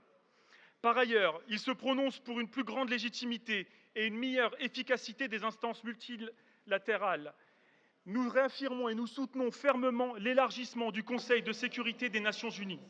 Enfin, et je conclus, Madame la Présidente, chers collègues, après 2 années, 2 assemblées ayant échoué à adopter un point d'urgence, il serait souhaitable, je dirais même il serait vital pour notre organisation que nous parvenions à nous mettre d'accord. Comment pourrions-nous assumer auprès de nos gouvernants, de nos parlements, de nos populations, un 3e échec consécutif ? Comment justifier l'utilité de l'UIP si nous n'arrivons pas à nous rassembler sur un texte qui appelle à mettre fin au conflit à travers le monde ? Dépassons, chers collègues, nos divisions, nos rancœurs et démontrons collectivement la pertinence et la légitimité de la diplomatie parlementaire au service d'un ordre international juste et pacifique. Je vous remercie. Thank you.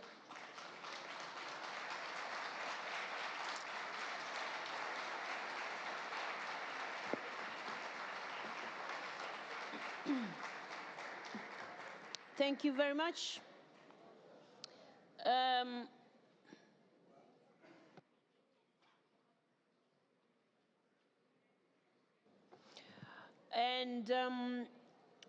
Who would like to speak against? Palestine, is that a point of order or you want to address against? You want to speak against? Against, okay. Palestine, against, you have 2 minutes. Hold on. No, it's okay. Hold on. Hold on. Yes, press again. Press once and then, yeah. Okay, now you have the floor. شكرا سيدة الرئيسة. لو سمحت شوية. احكي باراغواي لو سمحت. يعني استمعنا قبل قليل إلى ممثل 12 بلس وتحدث عن ضرورة أن يكون هناك توافق وعن دور الدبلوماسية البرلمانية، ونحن مع هذا التوجه. لكن مجرد تقديم هذا القرار وبهذه الطريقة أعتقد أنه هو التفاف على الموضوع الأهم في هذه الفترة التي يمر بها العالم من أزمات مختلفة، والتي تتعلق أولا وقبل كل شيء بحق الحياة. إذا لم يقوم أعضاء البرلمانات في العالم وبرلماناتكم من أجل الدفاع عن الحق في الحياة فلا قيمة لكل المواضيع الأخرى. هذا هو الهم الأساس. ونحن كفلسطينيين نثمن عاليا حق حياة كل البشر، ونحن ضد استهداف المدنيين من أي طرف كان وفي أي مكان وفي أي زمان. هذا موقف مبدئي. وقد استمعت إلى ممثل قوة الإبادة الجماعية وهو يحاول أن يستغل هذه المنصة لإشاعة بعض المفاهيم، كما قام رئيس وزرائه أمام الجمعية العامة من تهريج. هذا المكان ليس سيرك، وإنما كمان مكان جدي يمثل إرادة الشعوب من أجل الوصول إلى عالم مختلف يسود الأمن والسلام، بعيدا عن استخدام الأشكال الوحشية من تجويع ومن قتل يومي للأطفال والنساء تحت حجج واهية.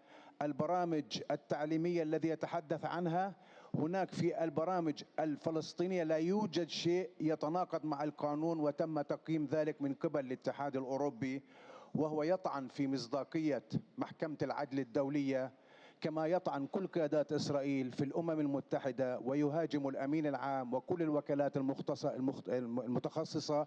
وأرجو أن لا يتهم أيضا مؤتمركم ومنظمتكم بأنها معاداة للسامية. كفى استخدام رخيص لمعاداة السامية. نحن ضد معاداة السامية ونحن ضحايا معاداة السامية. شكرا.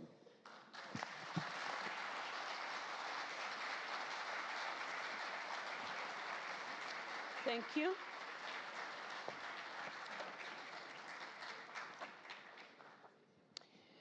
Colleagues, we now go to the Democratic Republic of Congo. Mr. Mbata Bekutumesu Mangu, you have the floor. 3 minutes.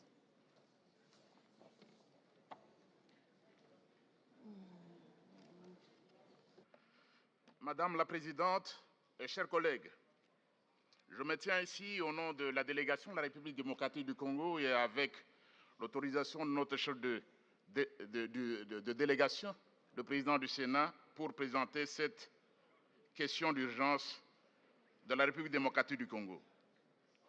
Voici les faits macabres qui vous permettront de l'apprécier.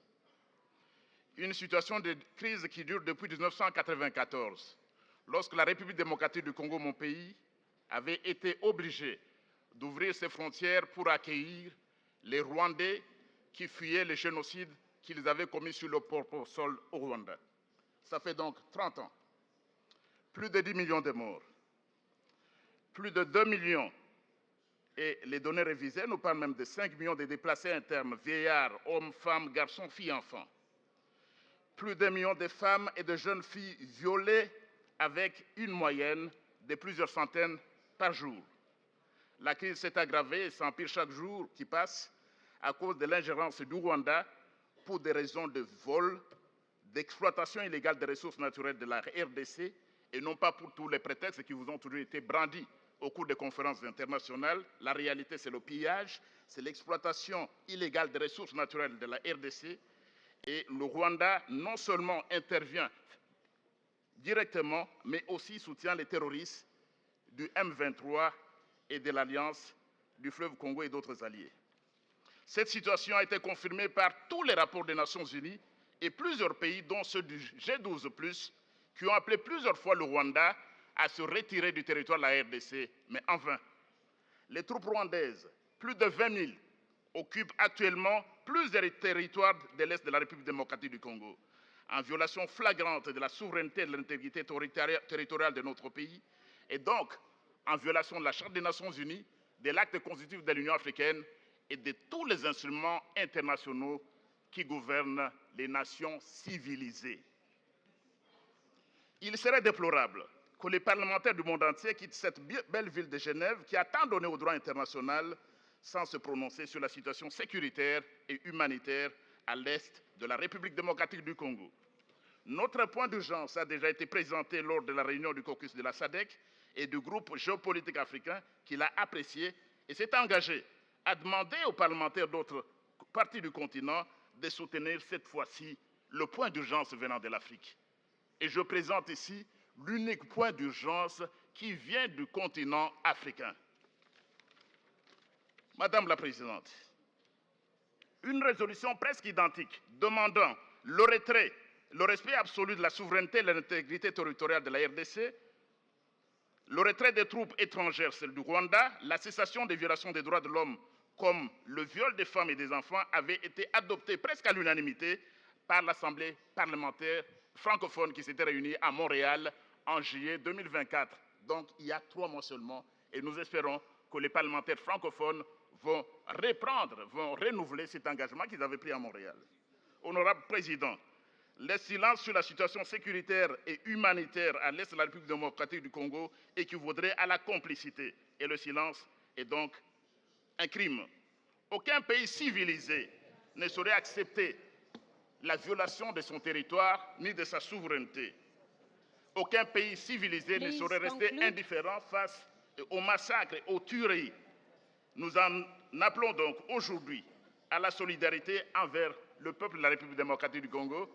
Et puisque c'est l'unique point d'urgence qui vient de l'Afrique, solidarité envers l'Afrique. Et nous vous demandons de voter pour cette résolution sur la situation sécuritaire et humanitaire à l'est de la République démocratique du Congo. Je vous remercie. Thank you. Thank you. Any country that would like to speak against? Rwanda. Rwanda, you have 2 minutes. Rwanda, you have 2 minutes.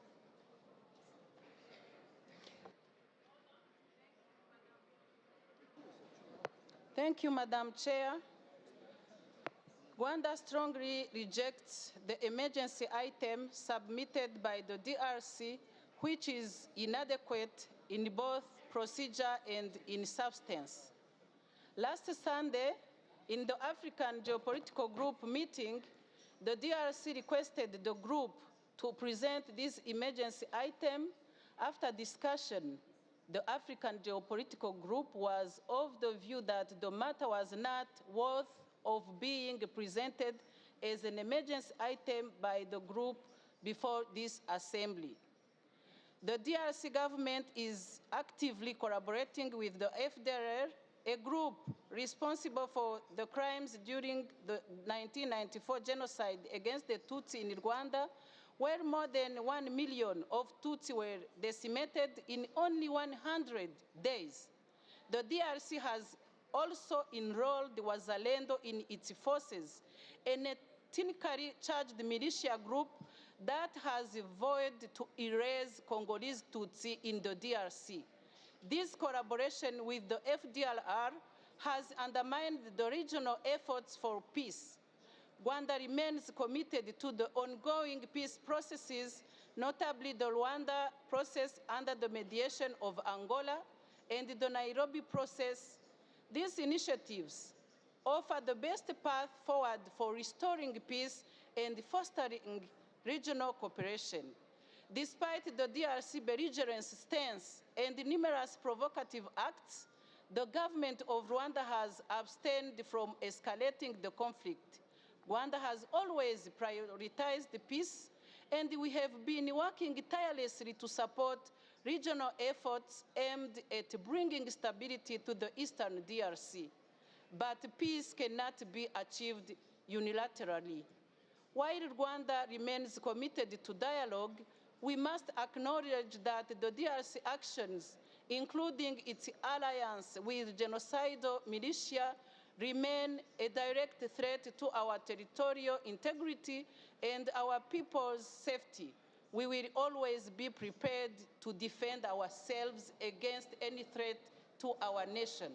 As I conclude, Chair, we would like to call upon this Assembly to dismiss this item presented by the DRC. Should the vote be conducted, we call upon all esteemed delegations here present to vote against this item. By doing so, you will be giving a chance to the ongoing regional peace processes.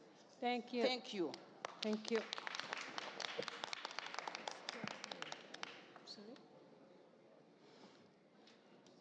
Now we will go to...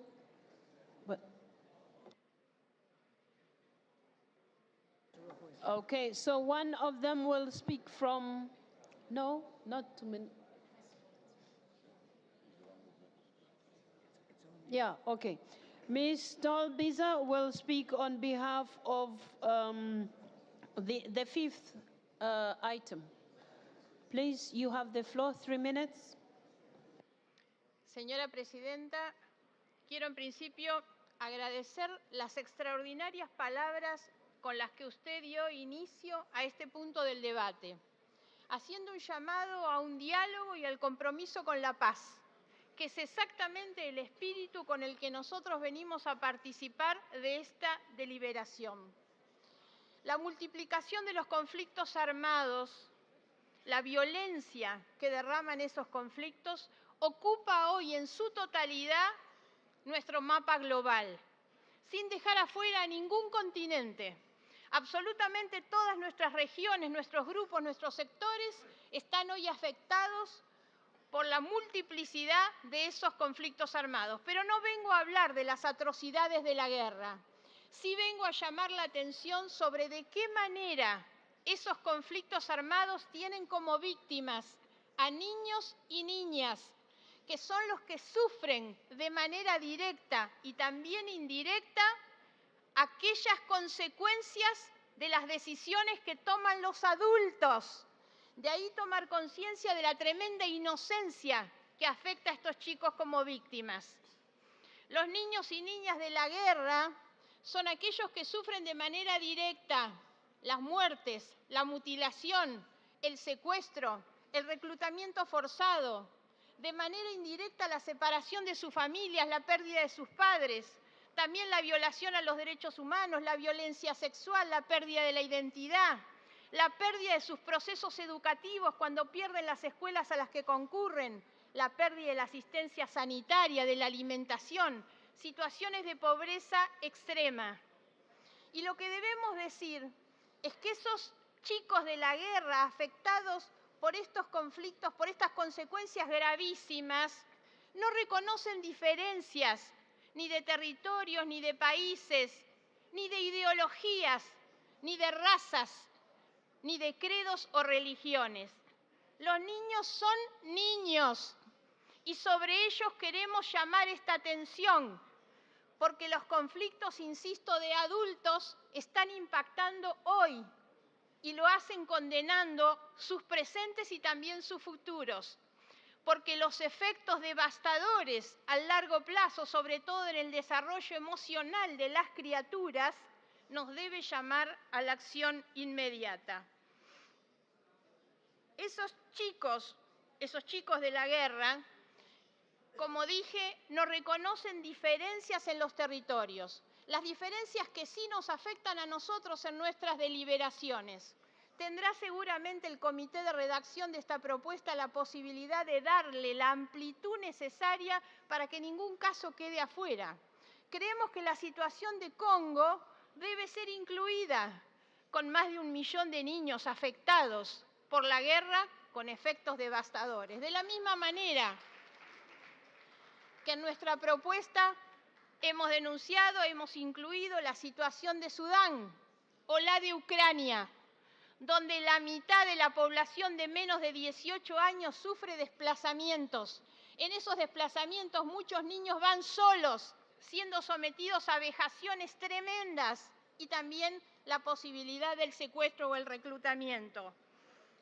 Nosotros creemos, por supuesto, que todo esto se hace en la medida en que la Unión Interparlamentaria asuma en la acción y en la atención esta situación, en la medida en que seamos capaces nosotros de entender que estas cuestiones no nos pueden encontrar en posiciones diferentes. No hemos venido aquí con una propuesta ni de confrontación ni con la intención de neutralizar absolutamente a nadie ninguna otra propuesta. Al contrario, venimos a hacer un llamado urgente, por supuesto urgente, a construir de manera común, desde una visión colectiva, una visión compartida del mundo que queremos para nuestros hijos. Porque cuando hablamos de los chicos de la guerra, esos chicos pueden ser también cualquiera de nuestros hijos. Por supuesto que también se hace con más multilateralismo, con una organización mucho más fuerte, please one moment, mucho más fuerte de la Organización de las Naciones. No tengo duda que esto debe ser así. Necesitamos fortalecer la cooperación y la asistencia humanitaria por sobre todas las cosas.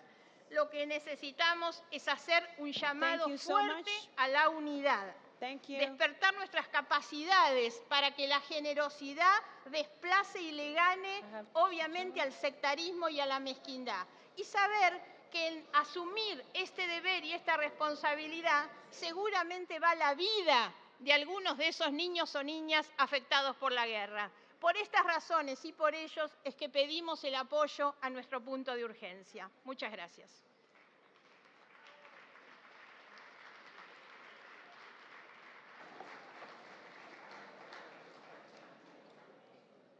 Well, the 2 minutes that were supposed to be taken by the person who is going to speak against have been eaten by the mover. But anyway, the rules require as such. Who would like to speak against?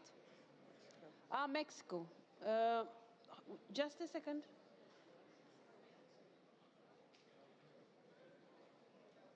Mexico, please again. Yeah, you're speaking against, so 2 minutes. No,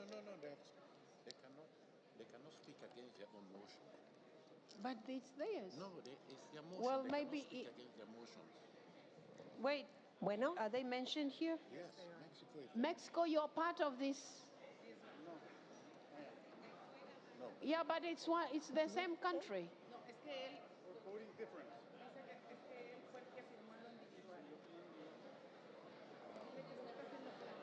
En lo particular quisiera señalar. Okay, hold on. Let me check. If there is no other country, I'll give you the floor, because otherwise Mexico reads as part of this. Es correcto.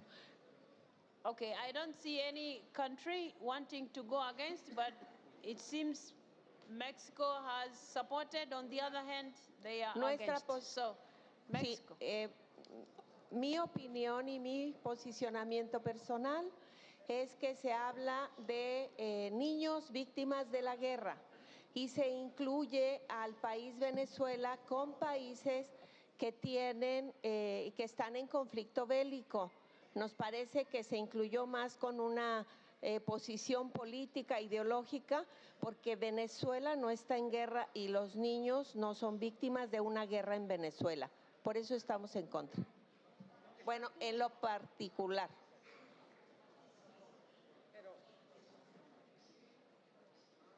Es que tú firmas.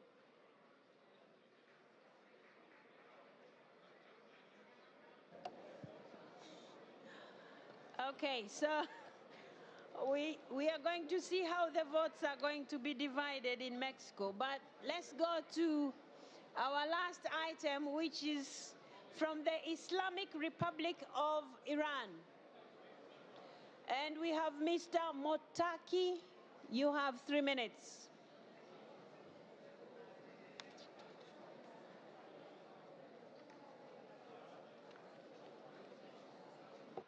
بسم الله الرحمن الرحیم و صلی الله علی محمد و آله الطیبین الطاهرین و صحبه المنتجبین.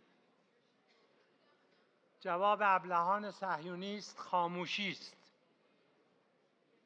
Distinguished Chair, esteemed delegates, ladies and gentlemen, it is both a privilege and a profound duty to stand before you today as the head of the Iranian delegation to present a resolution of critical importance. The Inter-Parliamentary Union draft resolution on the deteriorating humanitarian situation in Gaza and Lebanon. This draft resolution seeks to address the ongoing crisis in these regions, a crisis that has reached a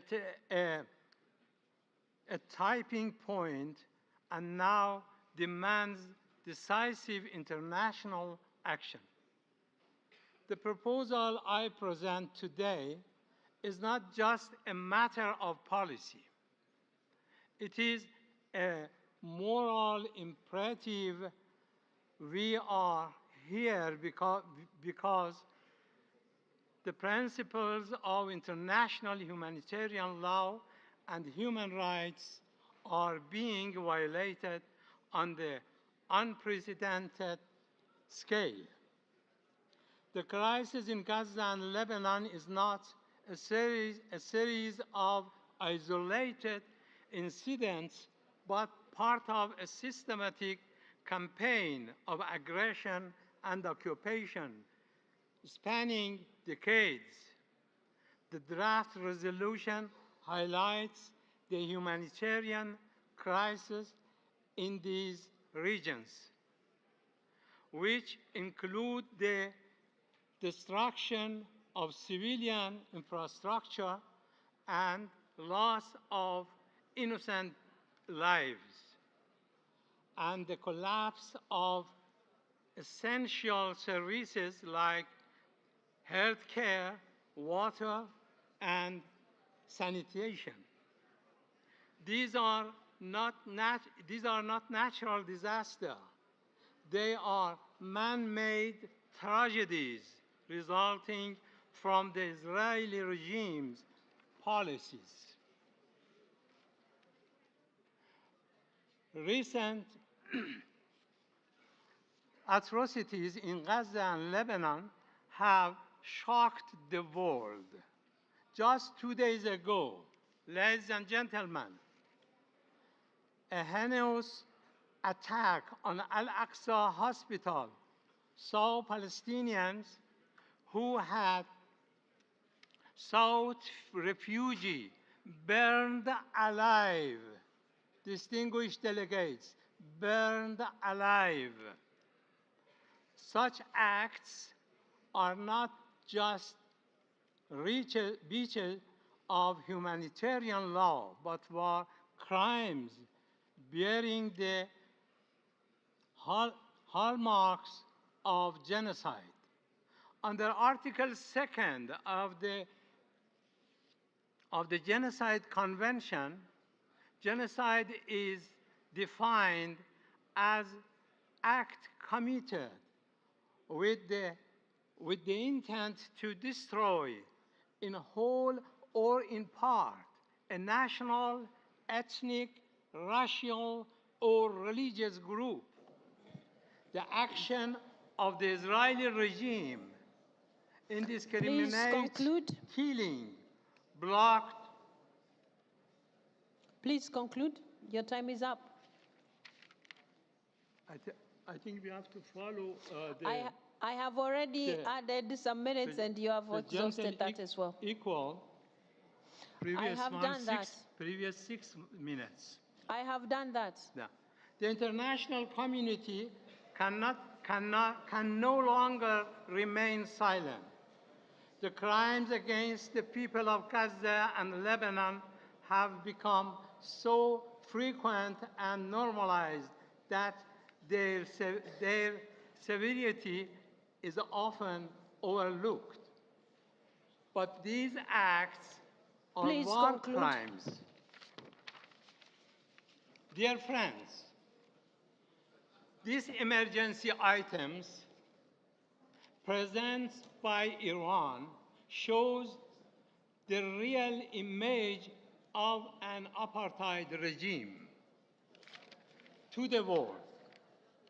However, in our talks with our friends from Palestinian and Islamic countries and also Arab countries and Asian, we decided to join to the consensus of our Arab and Islamic resolution. That's why we withdraw from our resolution here. Thank you, Madam President. Thank you.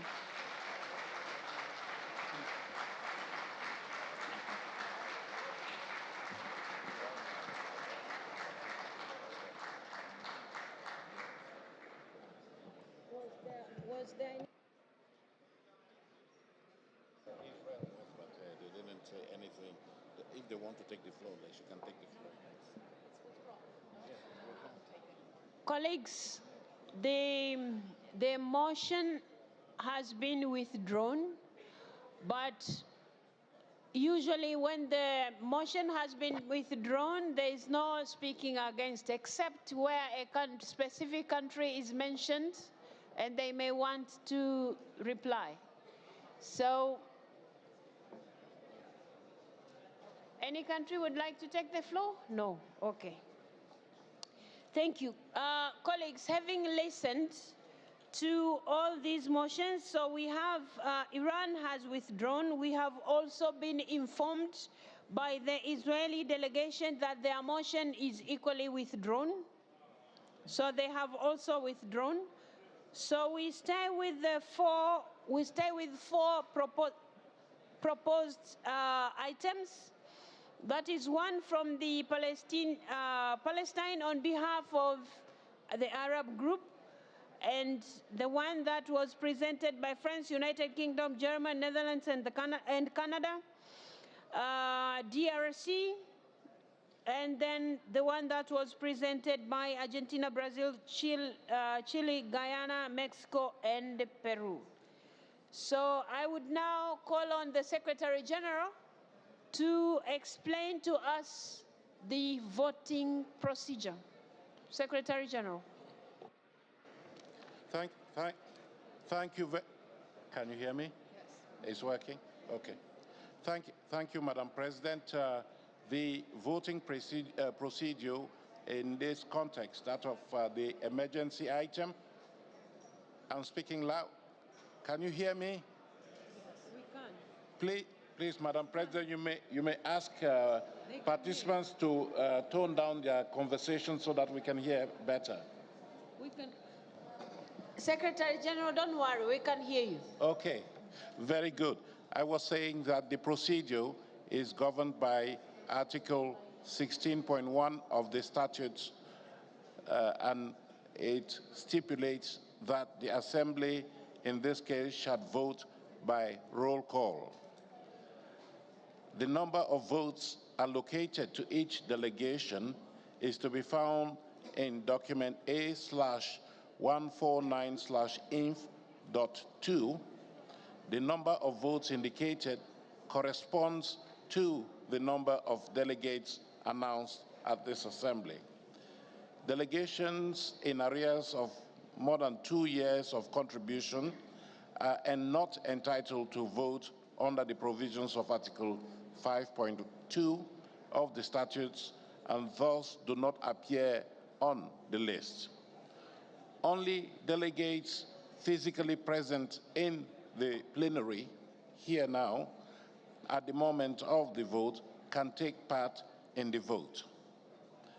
The statutes provide that no single delegate can record more than 10 votes, and that is Article 15.3 of the statutes.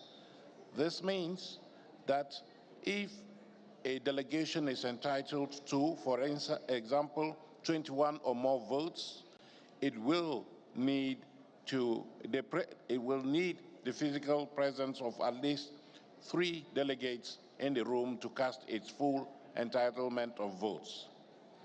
To ensure that a diversity of views can be expressed through the vote, the statutes envisage the possibility of splitting the votes cast by a delegation on a given subject, and that is Article 15.3 of the statutes.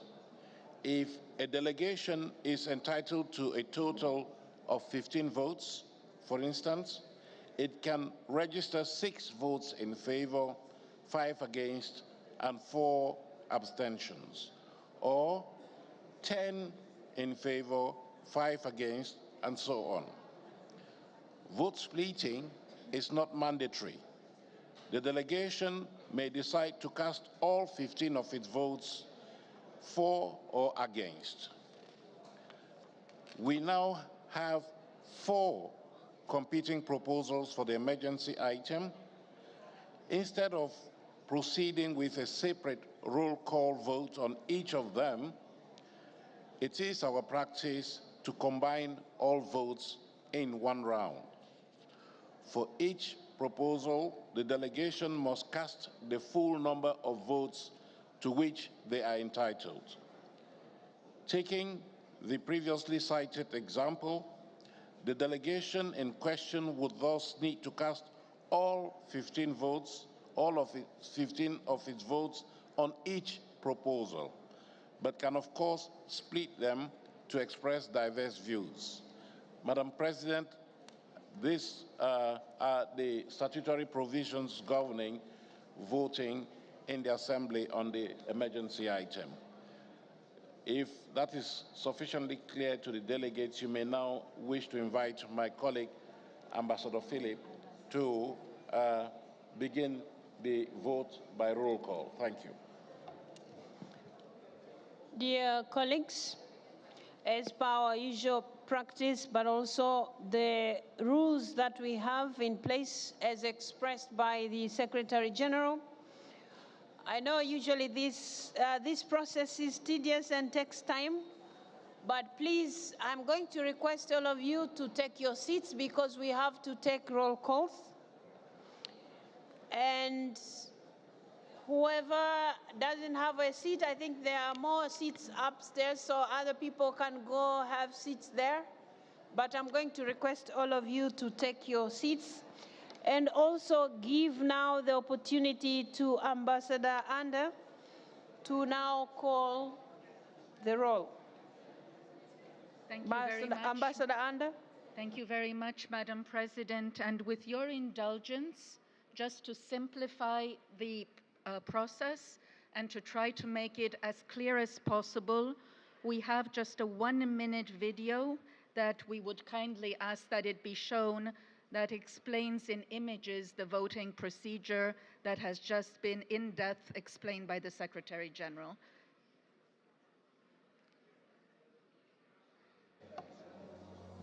Go ahead.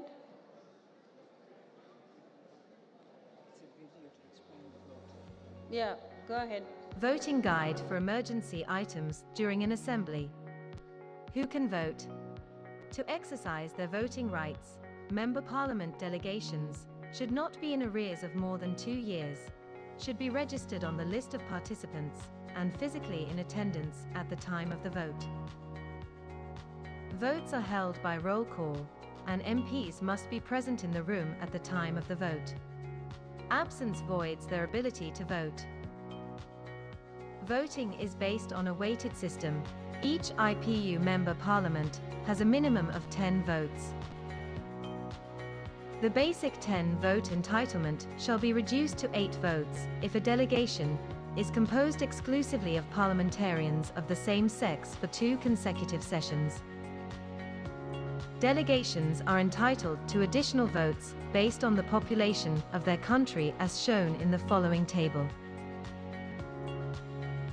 The number of votes allowed per delegation depends on the number of MPs present in the room at the time of the vote.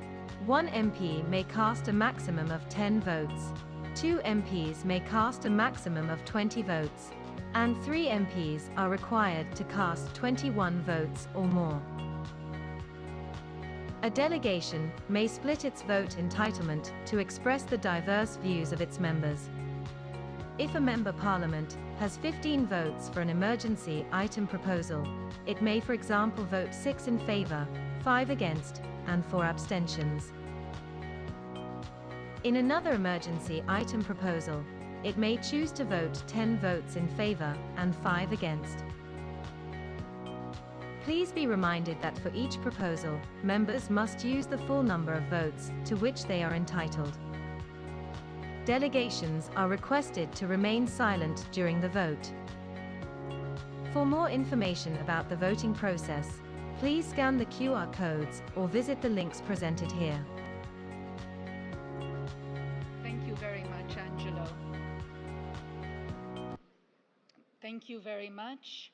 I do not intend to repeat your votes, so to the extent to which you can express them clearly in the microphone, preferably English, French, or Spanish, my colleagues will be able to record them faster and we can advance in the process.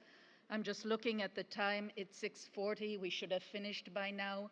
A big thank you to our interpreters for bearing with us. We shall start with Malawi, which is entitled to 14 votes. How do you vote on the proposal from Palestine? Malawi, 14 votes on the proposal from Palestine. How do you cast those votes?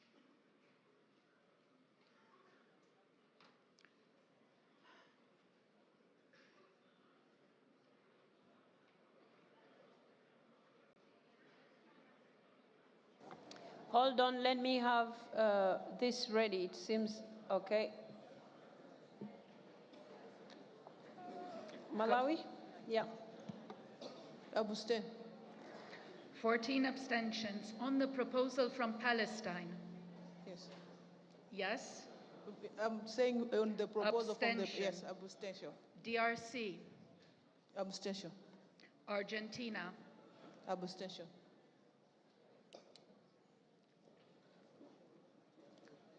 Abstention on all 4 of the proposals. No, we have Not 114. all. You have mentioned 3. You're still, you haven't mentioned 1, I think. On Palestine, abstention. Yes. On France? In favor. In favor. 14 in favor. Proposal, wait, we're not finished. We're not finished. We need to be voting. We need to vote on all of the proposals. So you voted on Palestine, you voted on France, the proposal from the DRC. How do you vote? Abstention. Abstention. Proposal by Argentina. Abstention. They are all Abstention. Thank you. Malaysia, you are entitled to 15 votes. Proposal by Palestine. Just a moment. Yes. Go ahead. 4 for Palestine. 4. 15 in favor. Proposal by France. Abstain. Abstention. Proposal by DRC. Abstain. Proposal by Argentina. Abstain. Thank you, Malaysia. Maldives, you are entitled to 10 votes. On the proposal from Palestine, please. Palestine in favor. Proposal by France. France against. Proposal by DRC. Against. Proposal by Argentina. Against. Well noted, thank you. Malta, you have 10 votes. Proposal by Palestine. Just a moment, we just, okay, don't press.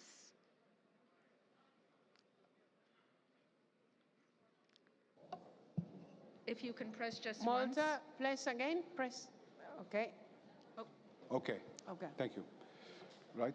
Proposal by Palestine. 10 in favor. Proposal by France. 10 in favor. Proposal by DRC. DRC against. Proposal by Argentina. 10 in favor. Thank you. Mexico, if you can press the button and we'll wait for the red light. Just 1 second. Okay. Es Palestina, ¿verdad? Palestine. We start with... 20 en contra. Just a moment. Mexico, you are entitled to 20 votes. On the proposal from Palestine, how do you cast your votes? 20 en contra. 20 against. Proposal by France. Proposal, just a moment so that we get the red light. Proposal by France. Espérame. Proposal by France. How do you vote? La proposición de la Francia. 20 a favor. Okay. Proposal from the Democratic Republic of the Congo.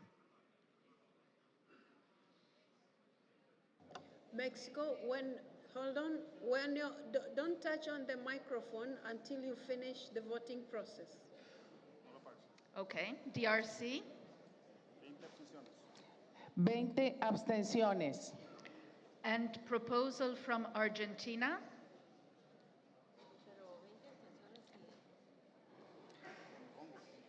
8 a favor, 8 en contra y 4 abstenciones. Argentina, o sea, lo que es GRULAC. It is well recorded. Thank you, Mexico.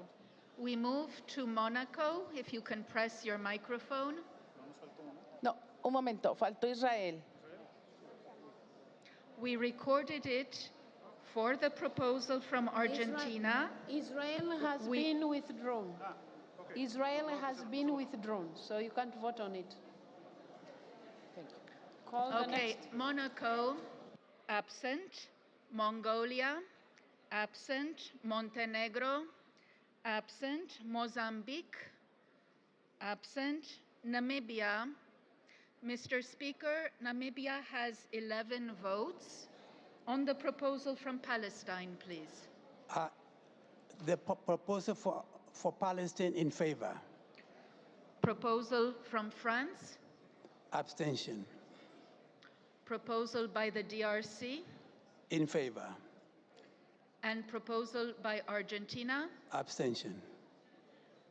Thank you.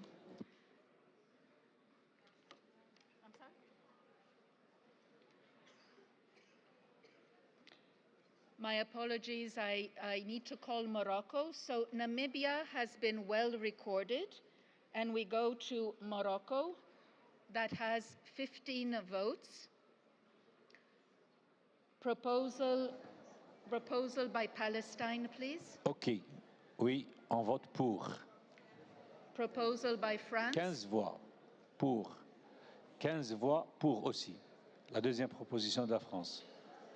Morocco, you have 15. 15 15, votes. oui, 15, Okay. 15 votes. Proposition de la République démocratique du Congo Abstention. et l'Argentine. Aussi, abstention. Thank you. Nepal, absent. Netherlands, you have 13 votes. We'll just wait a second for the mic. Okay, proposal by Palestine. 13 votes against. Proposal by France. 13 votes in favor. Proposal by the DRC. 13 votes abstention.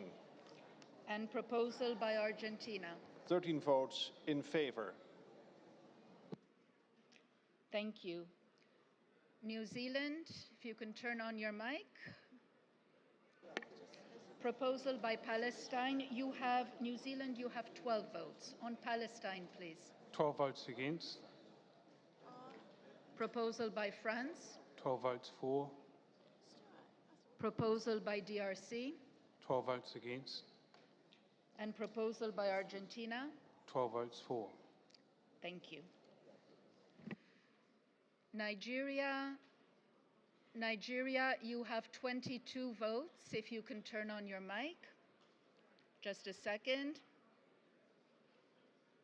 Thank you very much. Okay, so on the proposal from Palestine, please. Palestine, 22 abstention. Proposal by France. France, 22 in favor. Proposal by DRC. 22 in favor. And proposal by Argentina. 22 abstinence. Thank you. North Macedonia. Thank you. You have 11 votes. I'll just wait for the red light. Proposal by Palestine. 7 in favor, 4 against, no abstention. Proposal by France. 10 in favor, 1 against. DRC. 3 in favor, 8 against. And Argentina? 10 in favor, 1 against. Thank you. Norway, 12 votes. Is Norway in the room? Yes, I see you now. I'll just wait for the red light, and then we'll start with Palestine. You have 12 votes. On Palestine, please. Against. On France? In favor. Proposal by DRC? Against.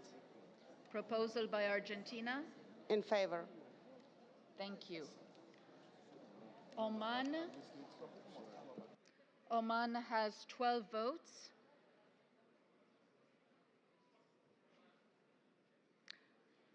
One second, we're waiting for the light. One press? Yes, proposal on Palestine, please. In favor. Proposal by France. Against. Proposal by DRC. Against. Proposal by Argentina. Against. Thank you. Palestine, if you can turn on your mic, and we'll wait for the red light. Thank you. You have 12 votes. Proposal by Palestine. 12 in favor. Proposal by France. Against. Proposal by DRC. Against. Proposal by Argentina. Against. Well noted. Thank you. Thank you. Paraguay, if you can turn on your mic. Paraguay, you have 12 votes. On the proposal from Palestine, please. 11 en contra, 1 abstención. Proposal by France. 12 a favor. Proposal by DRC. 12 abstención.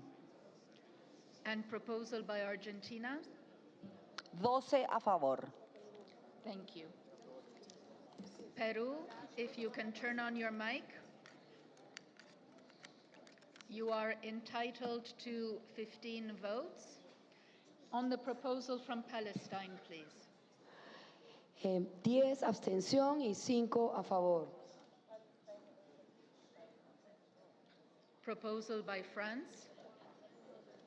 A favor. 15 in favor. Proposal by DRC. Abstención. And proposal by Argentina. A favor. Thank you. Philippines, if you can turn on your mic. Philippines, you are entitled to 20 votes. On the proposal by Palestine, please. 20 votes in favor. Proposal by France. 20 votes in favor. Proposal by DRC. 20 votes in favor. And proposal by Argentina. 20 votes in favor.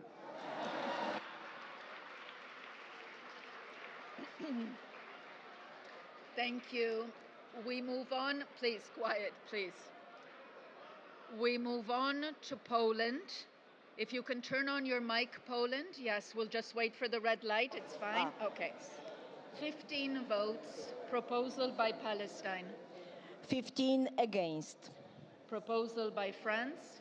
15 in favor. Proposal by DRC.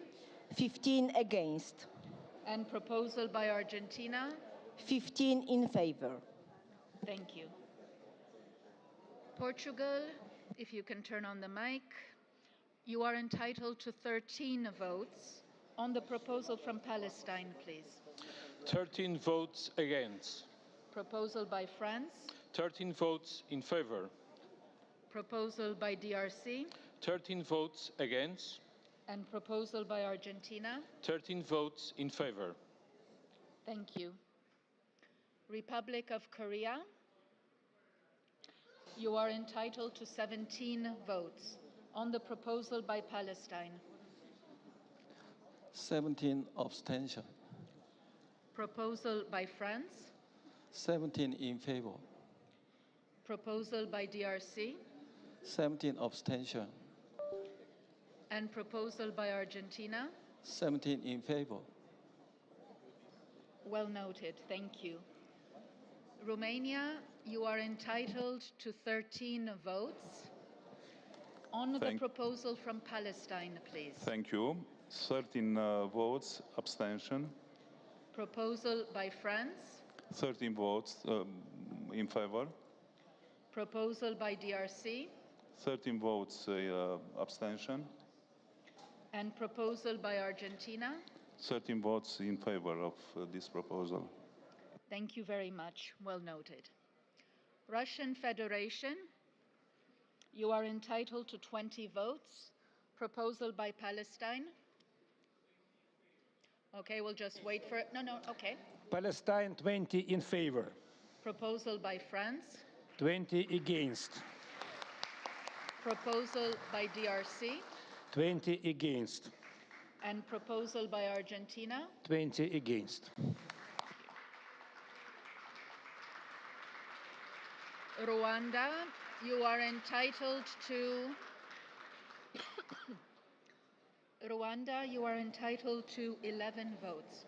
Proposal by Palestine. 11 abstention. Proposal by France. 11 abstention. Proposal by DRC. 11 against. And proposal by Argentina. 11 abstention. Thank you very much. San Marino, if you can turn on your mic. You are entitled to 10 votes. Proposal by Palestine, please. 10 vote abstention. Proposal by France. 10 vote favor. Proposal by DRC. 10 vote abstention. And proposal by Argentina. 10 vote abstention. Thank you. Thank you.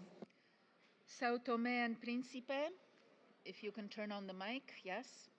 You are entitled to 10 votes. Proposal by Palestine. 10 votos contra. Proposal by France. 10 abstenções. Proposal by DRC. 10 abstenções. And proposal by Argentina. 10 abstenções. Thank you. Saudi Arabia. Thank you. You are entitled to 15 votes. We'll just wait for the red light.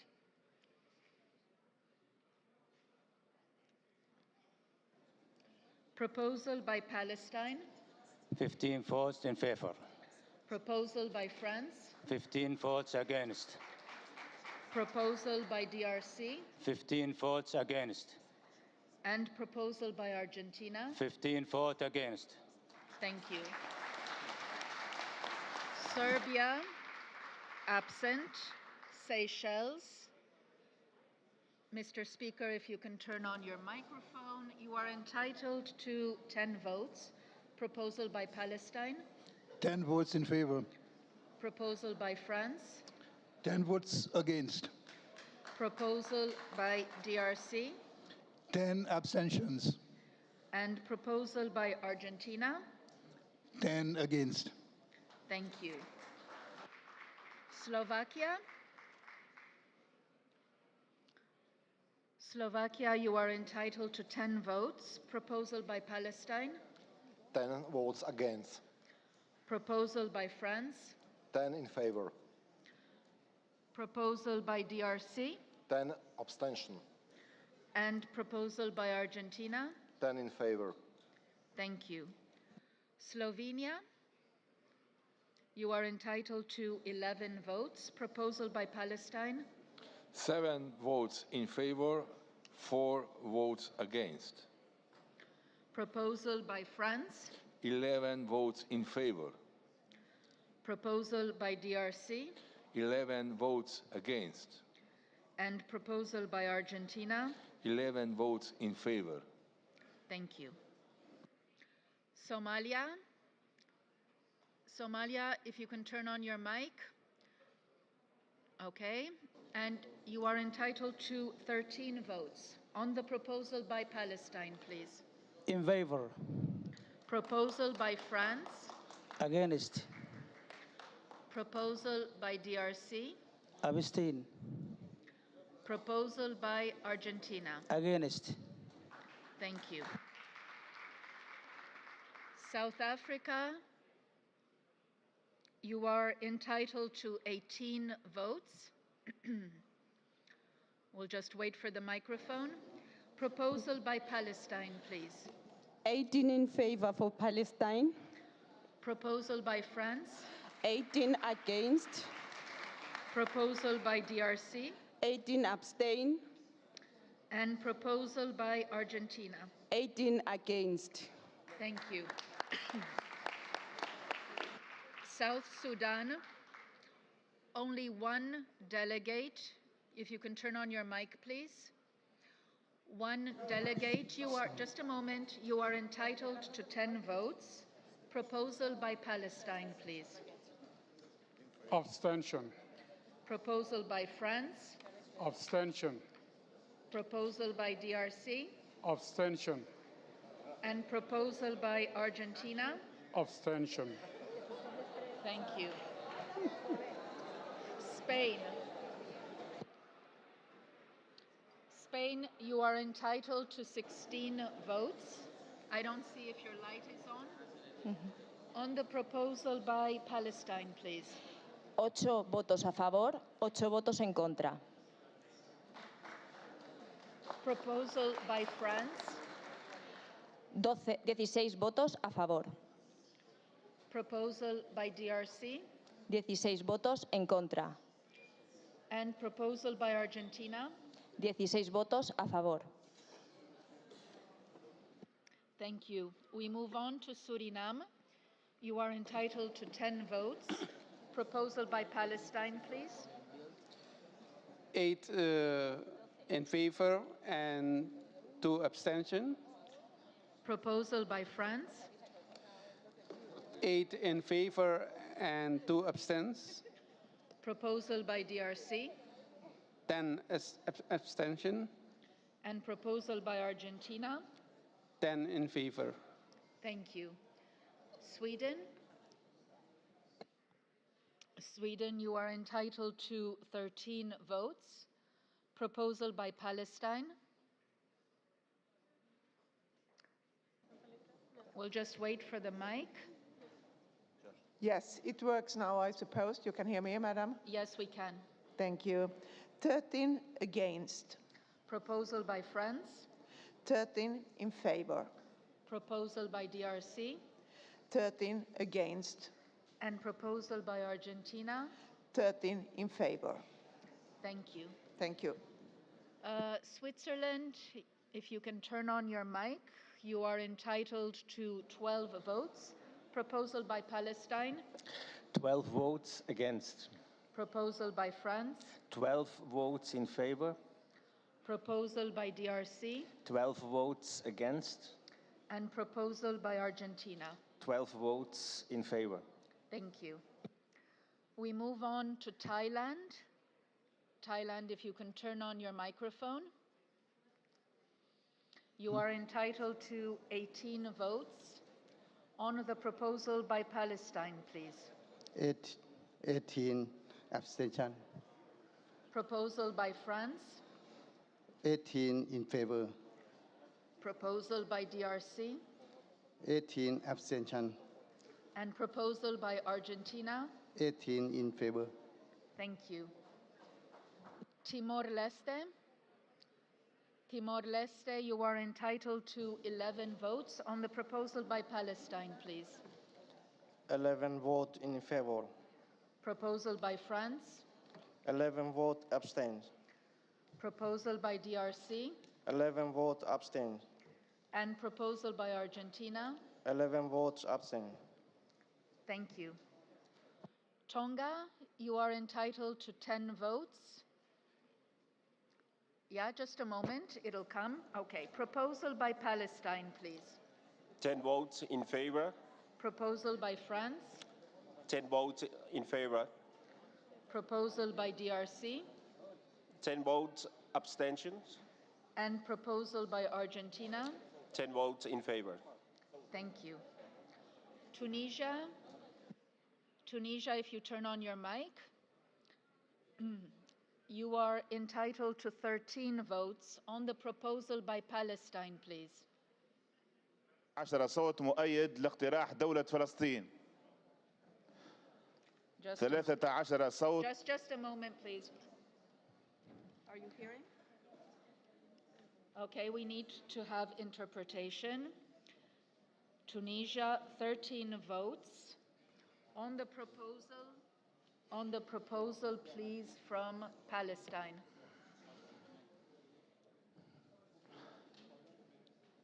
13 صوت ضد مقترح فرنسا. Do we have interpretation? Is it possible? Repeat. Right.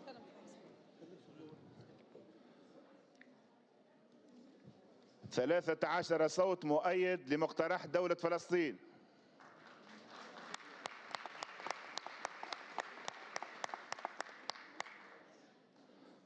Okay, so my colleagues have recorded this. I'm still not hearing, but that's okay. They've recorded it. On the proposal by Palestine? Yes.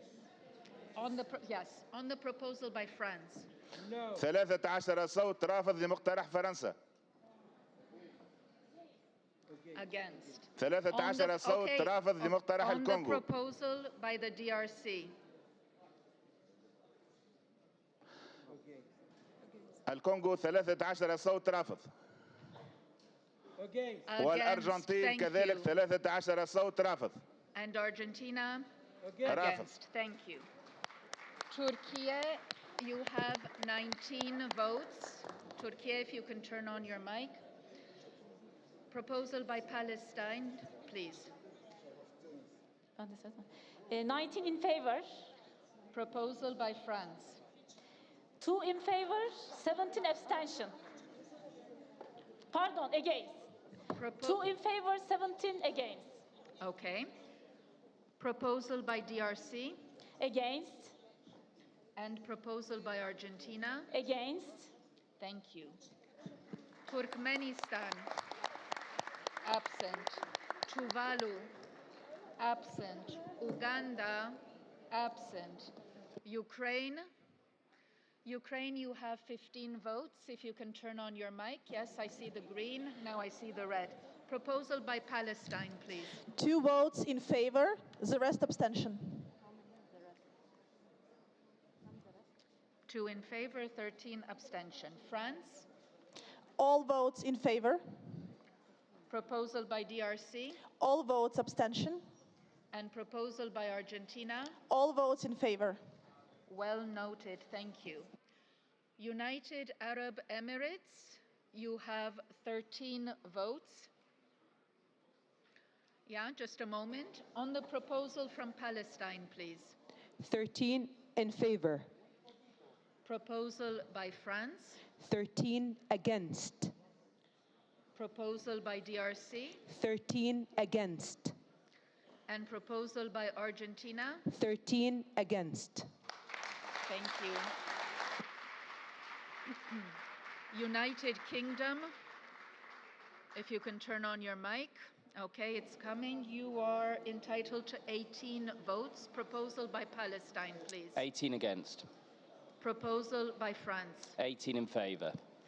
Proposal by DRC. 18 against. And proposal by Argentina. 18 in favor. Thank you.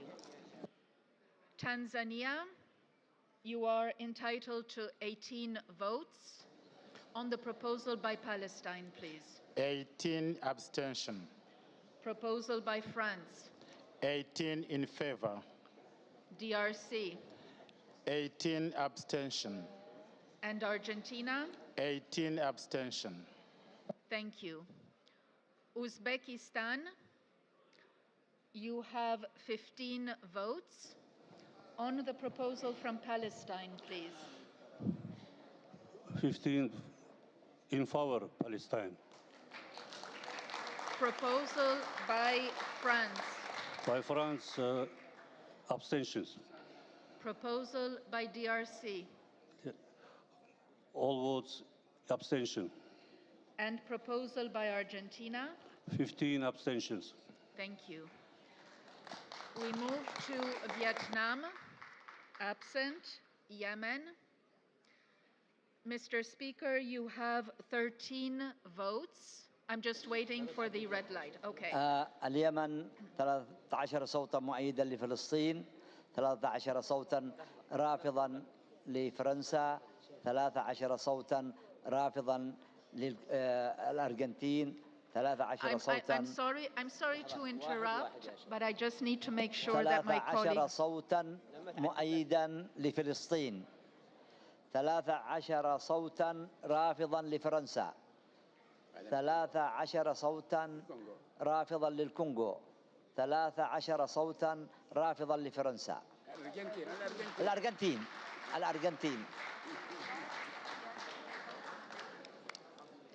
Thank you very much, Yemen. Zambia. Zambia, you are entitled to 14 votes. On the proposal by Palestine, please. Palestine 14, abstain. Proposal by France. And then France 14-4. Proposal by DRC. 7-4, 5 against, 2 abstain. And proposal by Argentina. 14 in favor. Thank you. Zimbabwe. Mr. Speaker, your delegation is entitled to 13 votes. On the proposal by Palestine, please. 13 votes in favor. Proposal by France. Abstention. Proposal by DRC. 13 in favor. And proposal by Argentina. Against. Thank you. Albania. Absent. Algeria. Yes. Algeria, you are entitled to 16 votes, Mr. Speaker, on the proposal by Palestine. 16 voix pour le point d'urgence Palestine. La proposition de la France. Pour le reste, contre.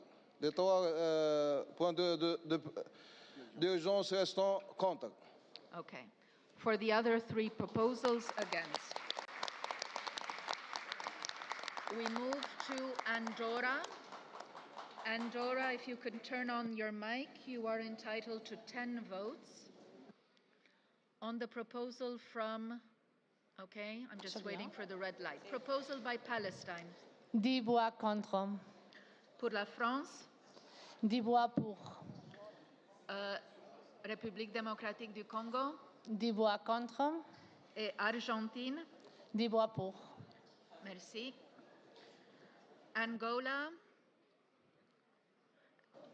Angola, you have 15 votes. On Palestine, please. So, 15 in favor for Palestine. Proposal by France. 15 abstention. Proposal by DRC. 15 abstention. And proposal by Argentina. 15 in favor. Thank you. Argentina, if you can turn on your mic. Yes, it's coming.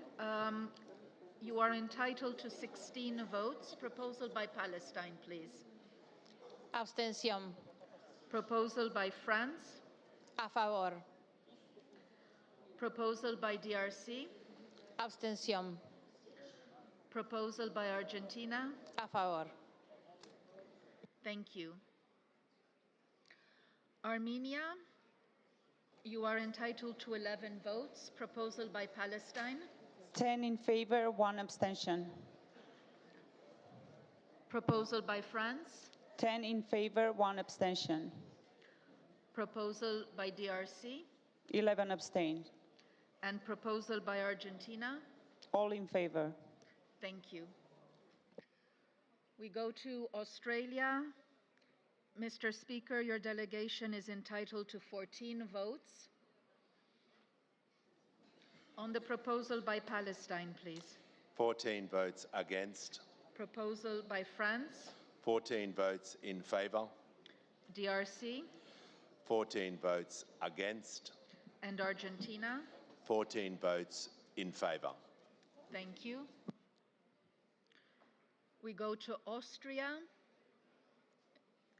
You are entitled to 12 votes on the proposal by Palestine.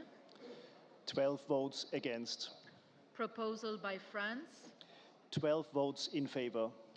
Proposal by DRC. 12 votes against. And proposal by Argentina. 12 votes in favor. Thank you. Azerbaijan, absent. Bahamas, absent. Bahrain. May I kindly ask the delegation of Algeria if you can sit down? We cannot see. Can the distinguished delegates from Algeria take a seat? We cannot see behind you. Thank you. Bahrain, you have 11 votes. On the proposal by Palestine, please. In favor, 11. Proposal by France. Against. Proposal by DRC. Against. And proposal by Argentina. Against. Thank you. Belarus, you are entitled to 12 votes. Proposal by Palestine. 12 in favor. Proposal by France. 12 against. Proposal by DRC. 12 against. And proposal by Argentina. 12 against.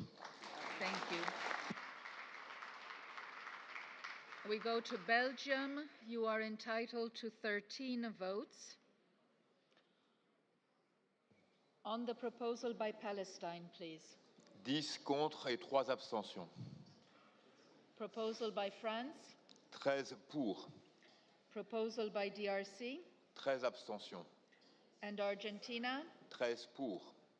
Thank you. Benin, absent. Bhutan. Bhutan, you're entitled to 10 votes. Proposal by Palestine. Just a moment. Okay, yes. Yeah, in favor. Proposal by France. Abstain.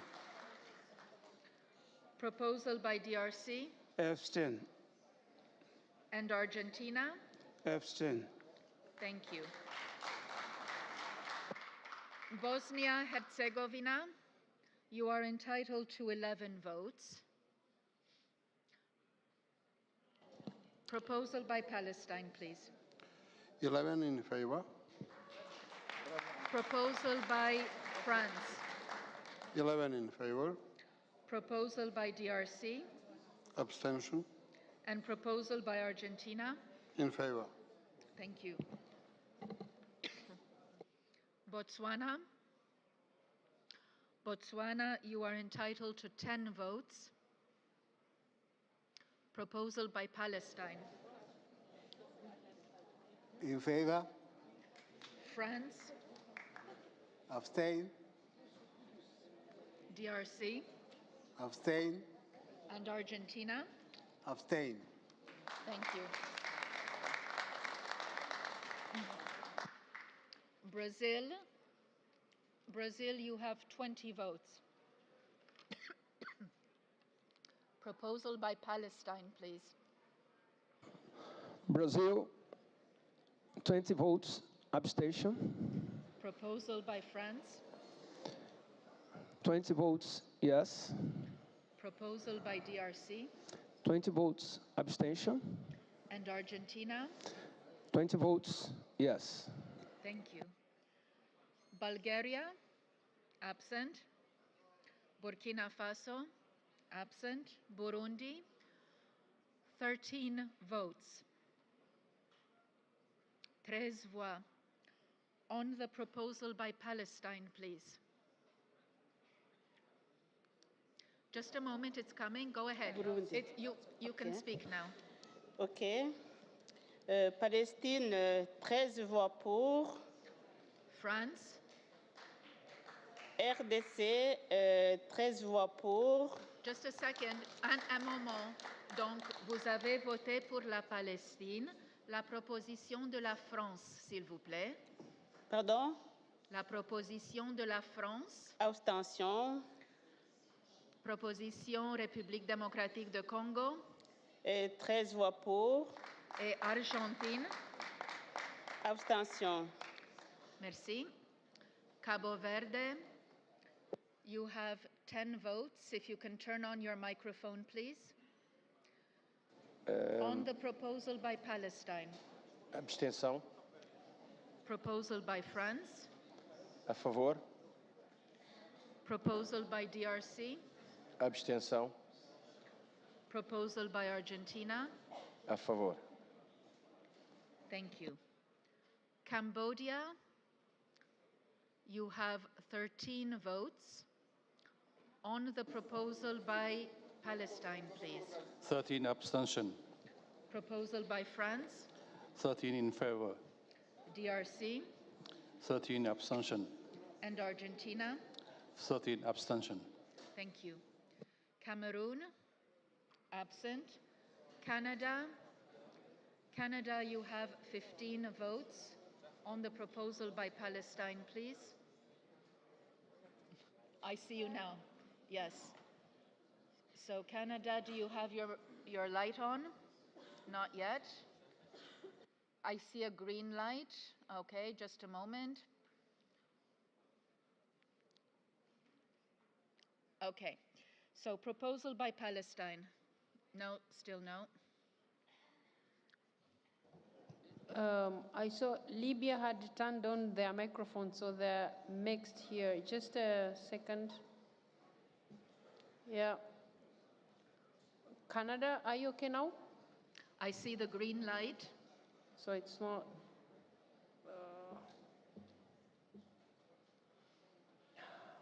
This is. Oh, here we go. Here we go. It's okay now? So Okay, go ahead. we're good now. So on Yeah. the proposal by Palestine, please. Say that again, please. Proposal by Palestine, you have 15 votes. How would you like to cast them? 15 against. Proposal by France, 15 in favor. DRC, 15 against. Argentina. 15 in favor. Thank you. Chad? Do we have Chad in the room? Yes? Okay. Chad, you are entitled to 13 votes. Please let me know when your light, the red light, is on. He hasn't placed. He hasn't requested. Okay. Okay. There we go. Proposal by Palestine, please. Abstention, 13 abstentions. Proposal by France, 13 pour, DRC, 13 abstentions. and Argentina. 13 abstentions. Thank you. Chile, if you can turn on your mic. Acá. Yes, Chile, you have 13 votes. Proposal by Palestine. 5 a favor, 7 en contra, una abstención. Proposal by France, 10 a favor, 3 abstenciones. DRC, 10 en contra, 3 abstenciones. and Argentina. 13 a favor. 13 in favor. Thank you. China. China, you are entitled to 23 votes. Proposal by Palestine, please. We'll just wait for the mic. It's acting up, but hold on. Okay, here we go. Proposal by Palestine, please. No, it's still green. It's still green? Yeah. Oh. Oh, I think it's red now? Yeah, go Okay, ahead. go ahead. On the proposal by Palestine. 23 in favor.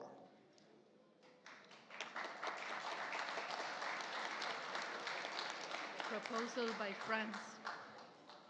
23 against. Proposal by DRC. 23 abstention. And Argentina. 23 in favor. Thank you. Côte d'Ivoire. Côte d'Ivoire, vous avez 15 voix. Proposition de Palestine, s'il vous plaît. 15 voix pour. Proposition de la France.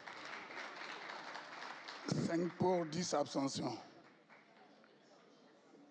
République démocratique de Congo 5 pour, 10 abstentions. et Argentine. Abstention. Thank you. We move to Croatia. Croatia, you have 11 votes. Okay. Proposal by Palestine, please. 2 votes in favor, 9 votes against. Proposal by France. 11 votes in favor. Proposal by the DRC. 11 votes against. And Argentina? 11 votes in favor. Thank you. Cuba? Cuba, you are entitled to 13 votes. Proposal by Palestine. Excuse me, Cyprus, turn off your mic, please. Cyprus? If Cyprus could turn off Yeah, the mic. please go ahead to the country that you have just mentioned just now. Did you say Cuba? Cuba. It's appearing Cyprus here. Is Cuba seated on Cyprus's seat? So we are registering Cuba now. That has the red light on. Okay. Cuba, I still don't see you here, but... I think we can record the vote. Okay, go ahead, Cuba. Yes. Okay, we see you. Yes. Go ahead, Cuba. Proposal by Palestine, please. 10 a favor. You have 13 votes. 13 a favor, perdón. 13 a favor, Palestina. France. 13 abstenciones. Proposal by DRC. 13 abstenciones. And Argentina. 13 abstenciones. Thank you. Now we go to Cyprus. Cyprus, if you can turn, do you have a green light on? Yes. I can see Czech Republic. Is that where they are? Yes. Okay. So this is Cyprus, a little you have strange. 11 votes. On Palestine, please. 2 in favor, 4 against, 5 abstention. Proposal by France. 11 in favor, Proposal by DRC. 11 against, And Argentina. 11 in favor. Thank you. Czechia, if you can turn on your mic, let me know when it's red. Yep. It's 13. Here we you are. have 13 votes. On Palestine, please. 13 against. France, 13 in favor. DRC, 13 against. and Argentina. 13 in favor.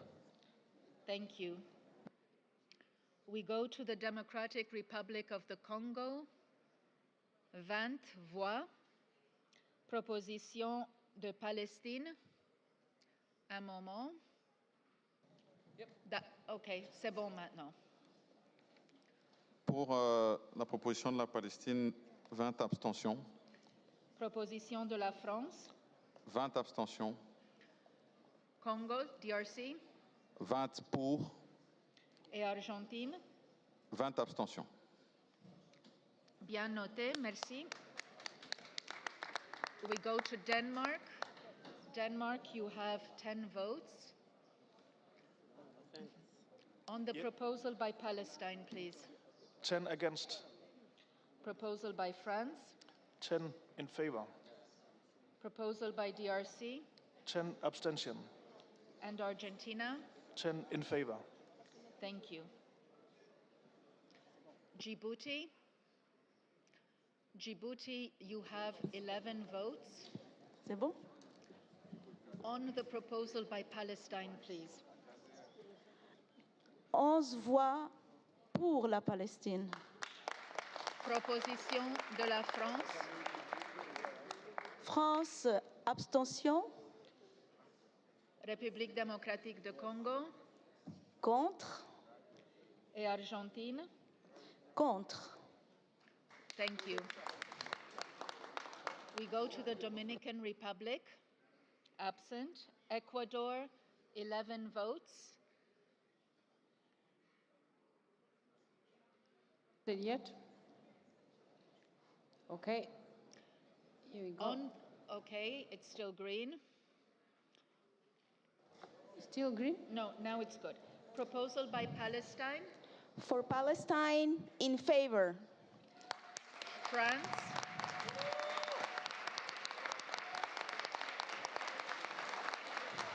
France.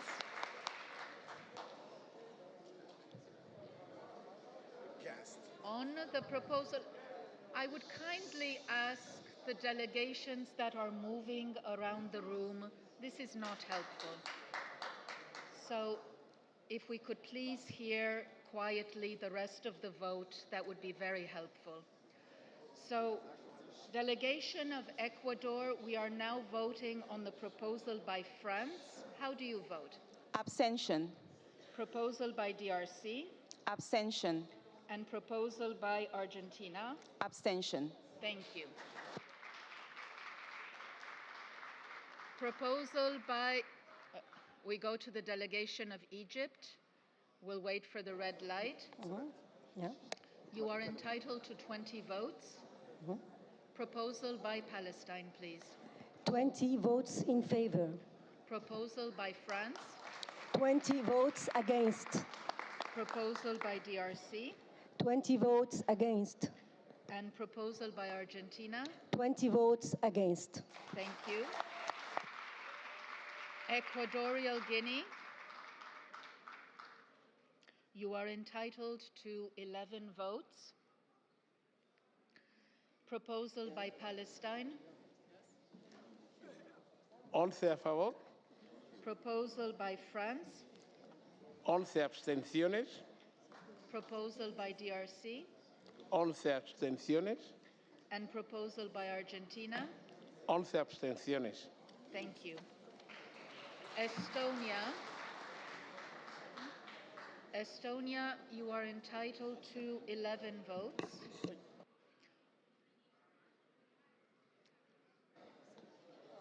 Proposal by Palestine.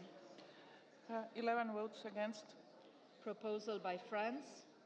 11 votes in favor. DRC. 11 votes against. And Argentina. 11 votes in favor. Thank you. Eswatini. Absent. Ethiopia. Ethiopia, you are entitled to 20 votes. On the proposal by Palestine, please. 20 votes abstention. Proposal by France. 20 votes abstention. Proposal by DRC. 20 votes abstention. And Argentina. 20 votes abstention. Thank you. Fiji. Absent. Finland, you have 12 votes. Proposal by Palestine, you can go ahead. 12 against. Proposal by France. 12 in favor. DRC. 12 against. And Argentina. 12 in favor. Thank you. La France, vous avez 18 voix. Proposition de la Palestine. 18 contre. Proposition de la France. 18 pour. République démocratique du Congo. 18 abstentions. Et l'Argentine. 18 pour. Bien noté, merci. Gabon, absent. The Gambia, absent. Germany, you have 19 votes. On the proposal from Palestine, please. 19 votes against. France. 19 votes in favor. DRC. 19 votes against. And Argentina. 19 votes in favor. Thank you. Ghana, absent. Greece. Greece, you have 10 votes. On the proposal by Palestine, please. We'll just wait for the red light.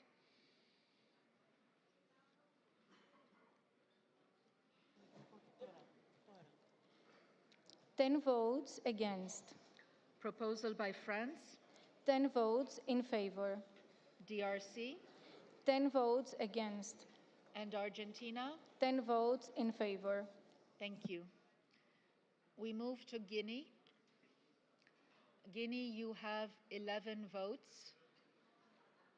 You have 1 parliamentarian. You are entitled to 10 votes. On the proposal by Palestine, please.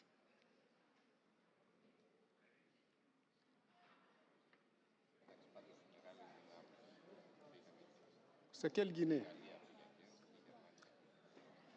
10 in favor. Delegation, proposal by France. C'est la Guinée? La Guinée ou la Guinée-Bissau? Guinea, Guinea, pas Guinée-Bissau. OK. Pour la Palestine, 11 voix pour. Et Pour la France. pour la France, abstention. DRC. Pour la RDC, abstention. Et l'Argentine. Pour l'Argentine, abstention. Thank you. Yeah. Guinea-Bissau, you are entitled to 8 votes.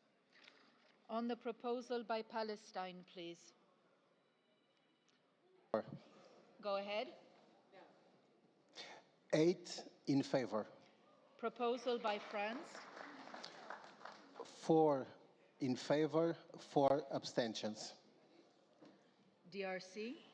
4 in favor, 4 abstentions. And Argentina.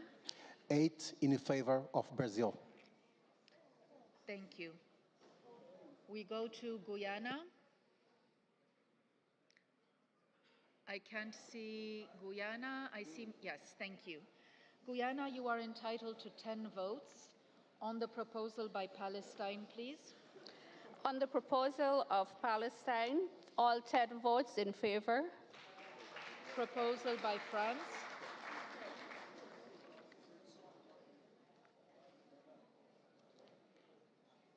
Proposal by France. All 10 votes in favor. Proposal by DRC. 10 abstentions. And Argentina. All 10 votes in favor. Thank you. We go to Hungary. Hungary, you have 12 votes. On the proposal by Palestine. 10 against, 2 abstention. France. 12 in favor. DRC. 12 against. And Argentina. 12 in favor. Thank you. We go to Iceland. Absent. India. India. Yes. Yes, you are entitled to 23 votes. On the proposal by Palestine. All 23 votes abstain. Proposal by France.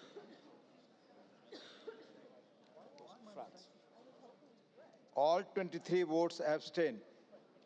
Proposal by DRC. All 23 votes abstain. And Argentina. All 23 votes abstain. Noted. Thank you. We go to Iran. Iran, you are entitled to 19 votes. Proposal by Palestine, please. 19 votes in favor of Palestine. France.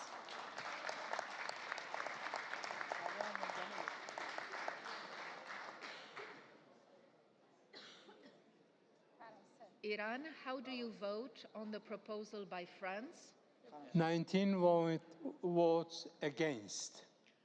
DRC. 19 votes against. And Argentina. 19 votes against. Noted. Thank you. Iraq. Iraq, you have 16 votes. On the proposal by Palestine, please. 16 صوت مؤيد للمقترح الفلسطيني. Proposal by France. ضد فرنسا. Proposal by DRC. ضد مقترح كونغو. And proposal by Argentina. ضد مقترح أرجنتين.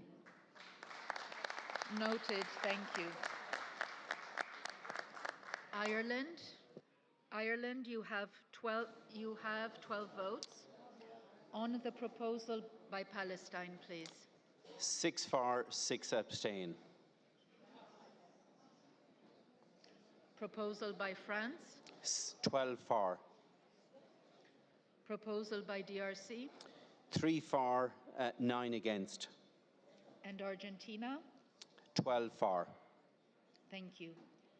Israel, you have 12 votes. On the proposal by Palestine, please. 12 against. Proposal by France. 12 abstentions. Proposal by DRC. Abstention. And Argentina. Abstention. Thank you. Italy.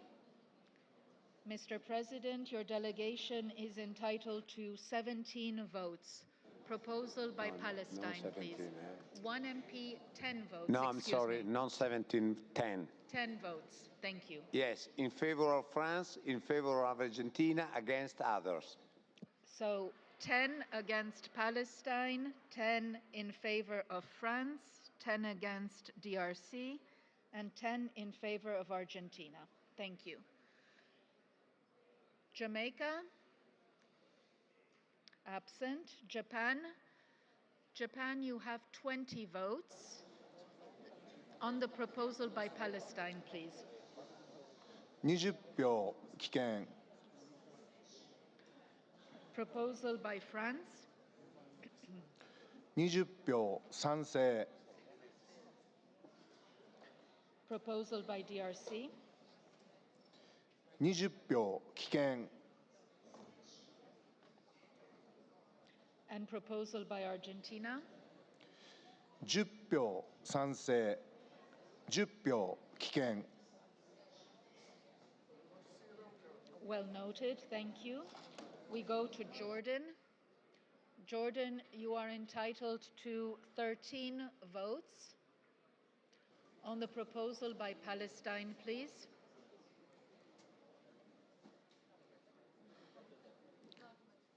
In favor لصالح فلسطين. All the votes. Proposal by France. Against. Proposal by DRC. Against. And Argentina. Against. Noted, thank you. We go to Kenya. Absent. Latvia. Latvia, you have 11 votes. Proposal by Palestine. 11 against. Proposal by France. 11 in favor. Proposal by DRC. 11 against. And Argentina. 11 in favor. Noted, thank you. We go to Lesotho. Lesotho, you have 11 votes. We On have the proposal 11 by Palestine, please. for Palestine, 11 for. Proposal by France. And the rest we abstain. Abstention on the other 3 proposals. We go to Liberia. Liberia has 12 votes. Liberia on the proposal, absent. Libya. دولة ليبيا Libya, 12 صوتا. Libya, you have 12 votes. On the 12 proposal by صوتا جميعا Palestine. مع مقترح دولة فلسطين. Proposal by France. 12 صوتا جميعا ضد مقترح فرنسا كونغو الأرجنتين. DRC? All against. Okay, thank you. All against, well noted. Liechtenstein, 10 votes. Yes. On the proposal by Palestine, please. 10 against. Proposal by France. 10 in favor. DRC. 10 against. And Argentina. 10 in favor. Thank you. We go to Lithuania. Lithuania, you have 11 votes. Proposal by Palestine. 11 against. Proposal by France. 11 in favor. DRC. 11 against. Argentina. 11 in favor. Thank you. Viskas, varuj. And now we go to Madagascar. That is absent. This is the last delegation that I had on the list. Are there any delegations that have not voted? Madam President, it appears that everyone has voted and the vote can be considered closed. Dear colleagues, we have closed the voting by Madagascar, and then we wait for the announcement shortly when they're doing the tallying here. It won't take very long. Let's be patient.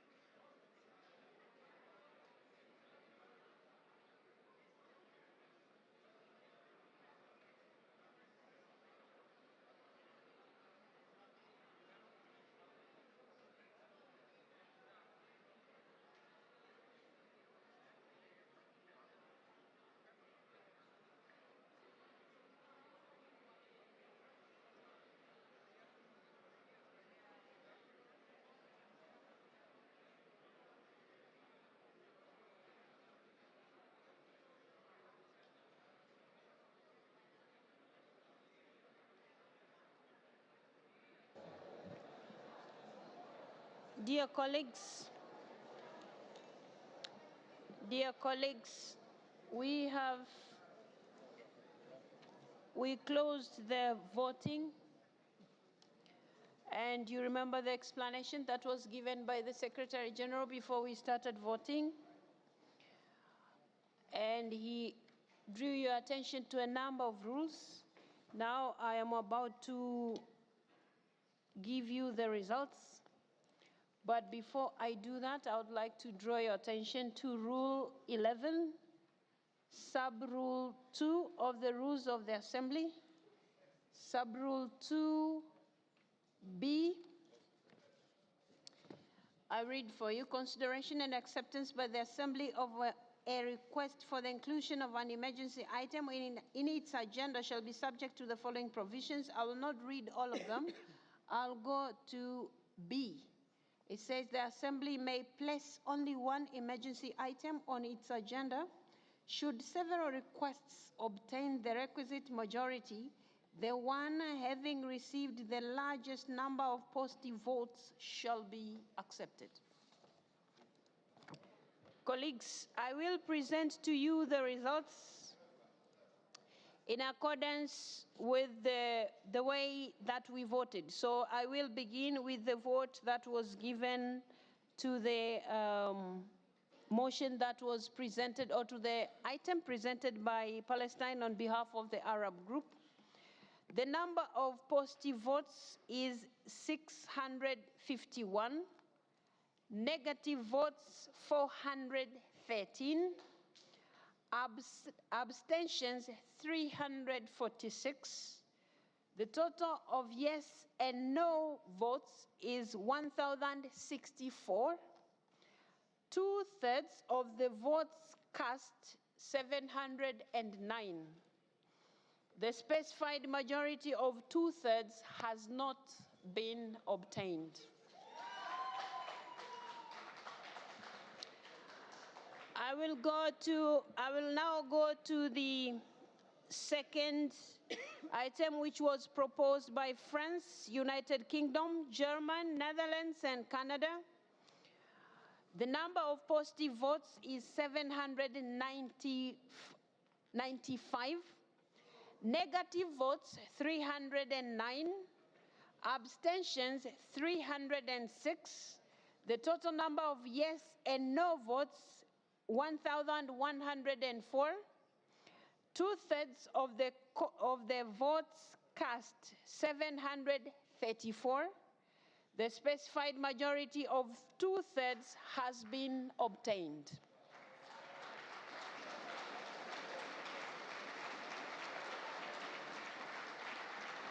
Now we will go to the other item, which was presented by the Democratic Republic of Congo. The number of positive votes is 121. The number of negative votes, 624. Abstentions, 665. Total of yes and no, 745. The 2/3 of the votes cast, 497. The specified majority of 2/3 has not been obtained. I will now go to the item that was presented by Argentina, Brazil, Chile, Guyana, Mexico, and Peru.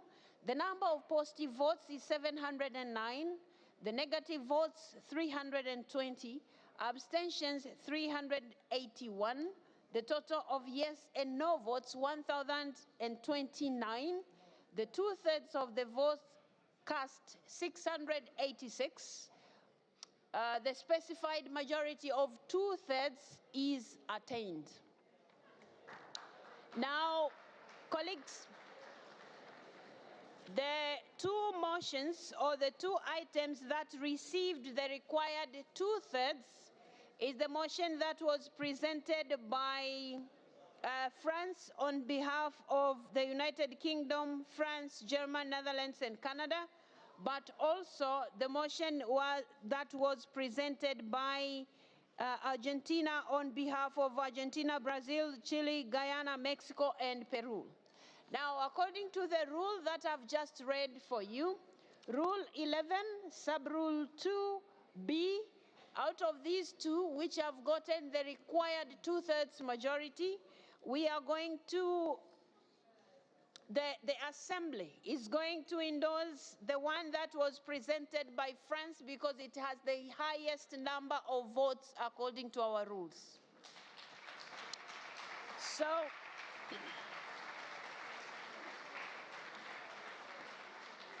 and this is because the 2/3 that the motion presented by France got was 736, while the one that was presented by Argentina, 686. So, colleagues, having noted about this development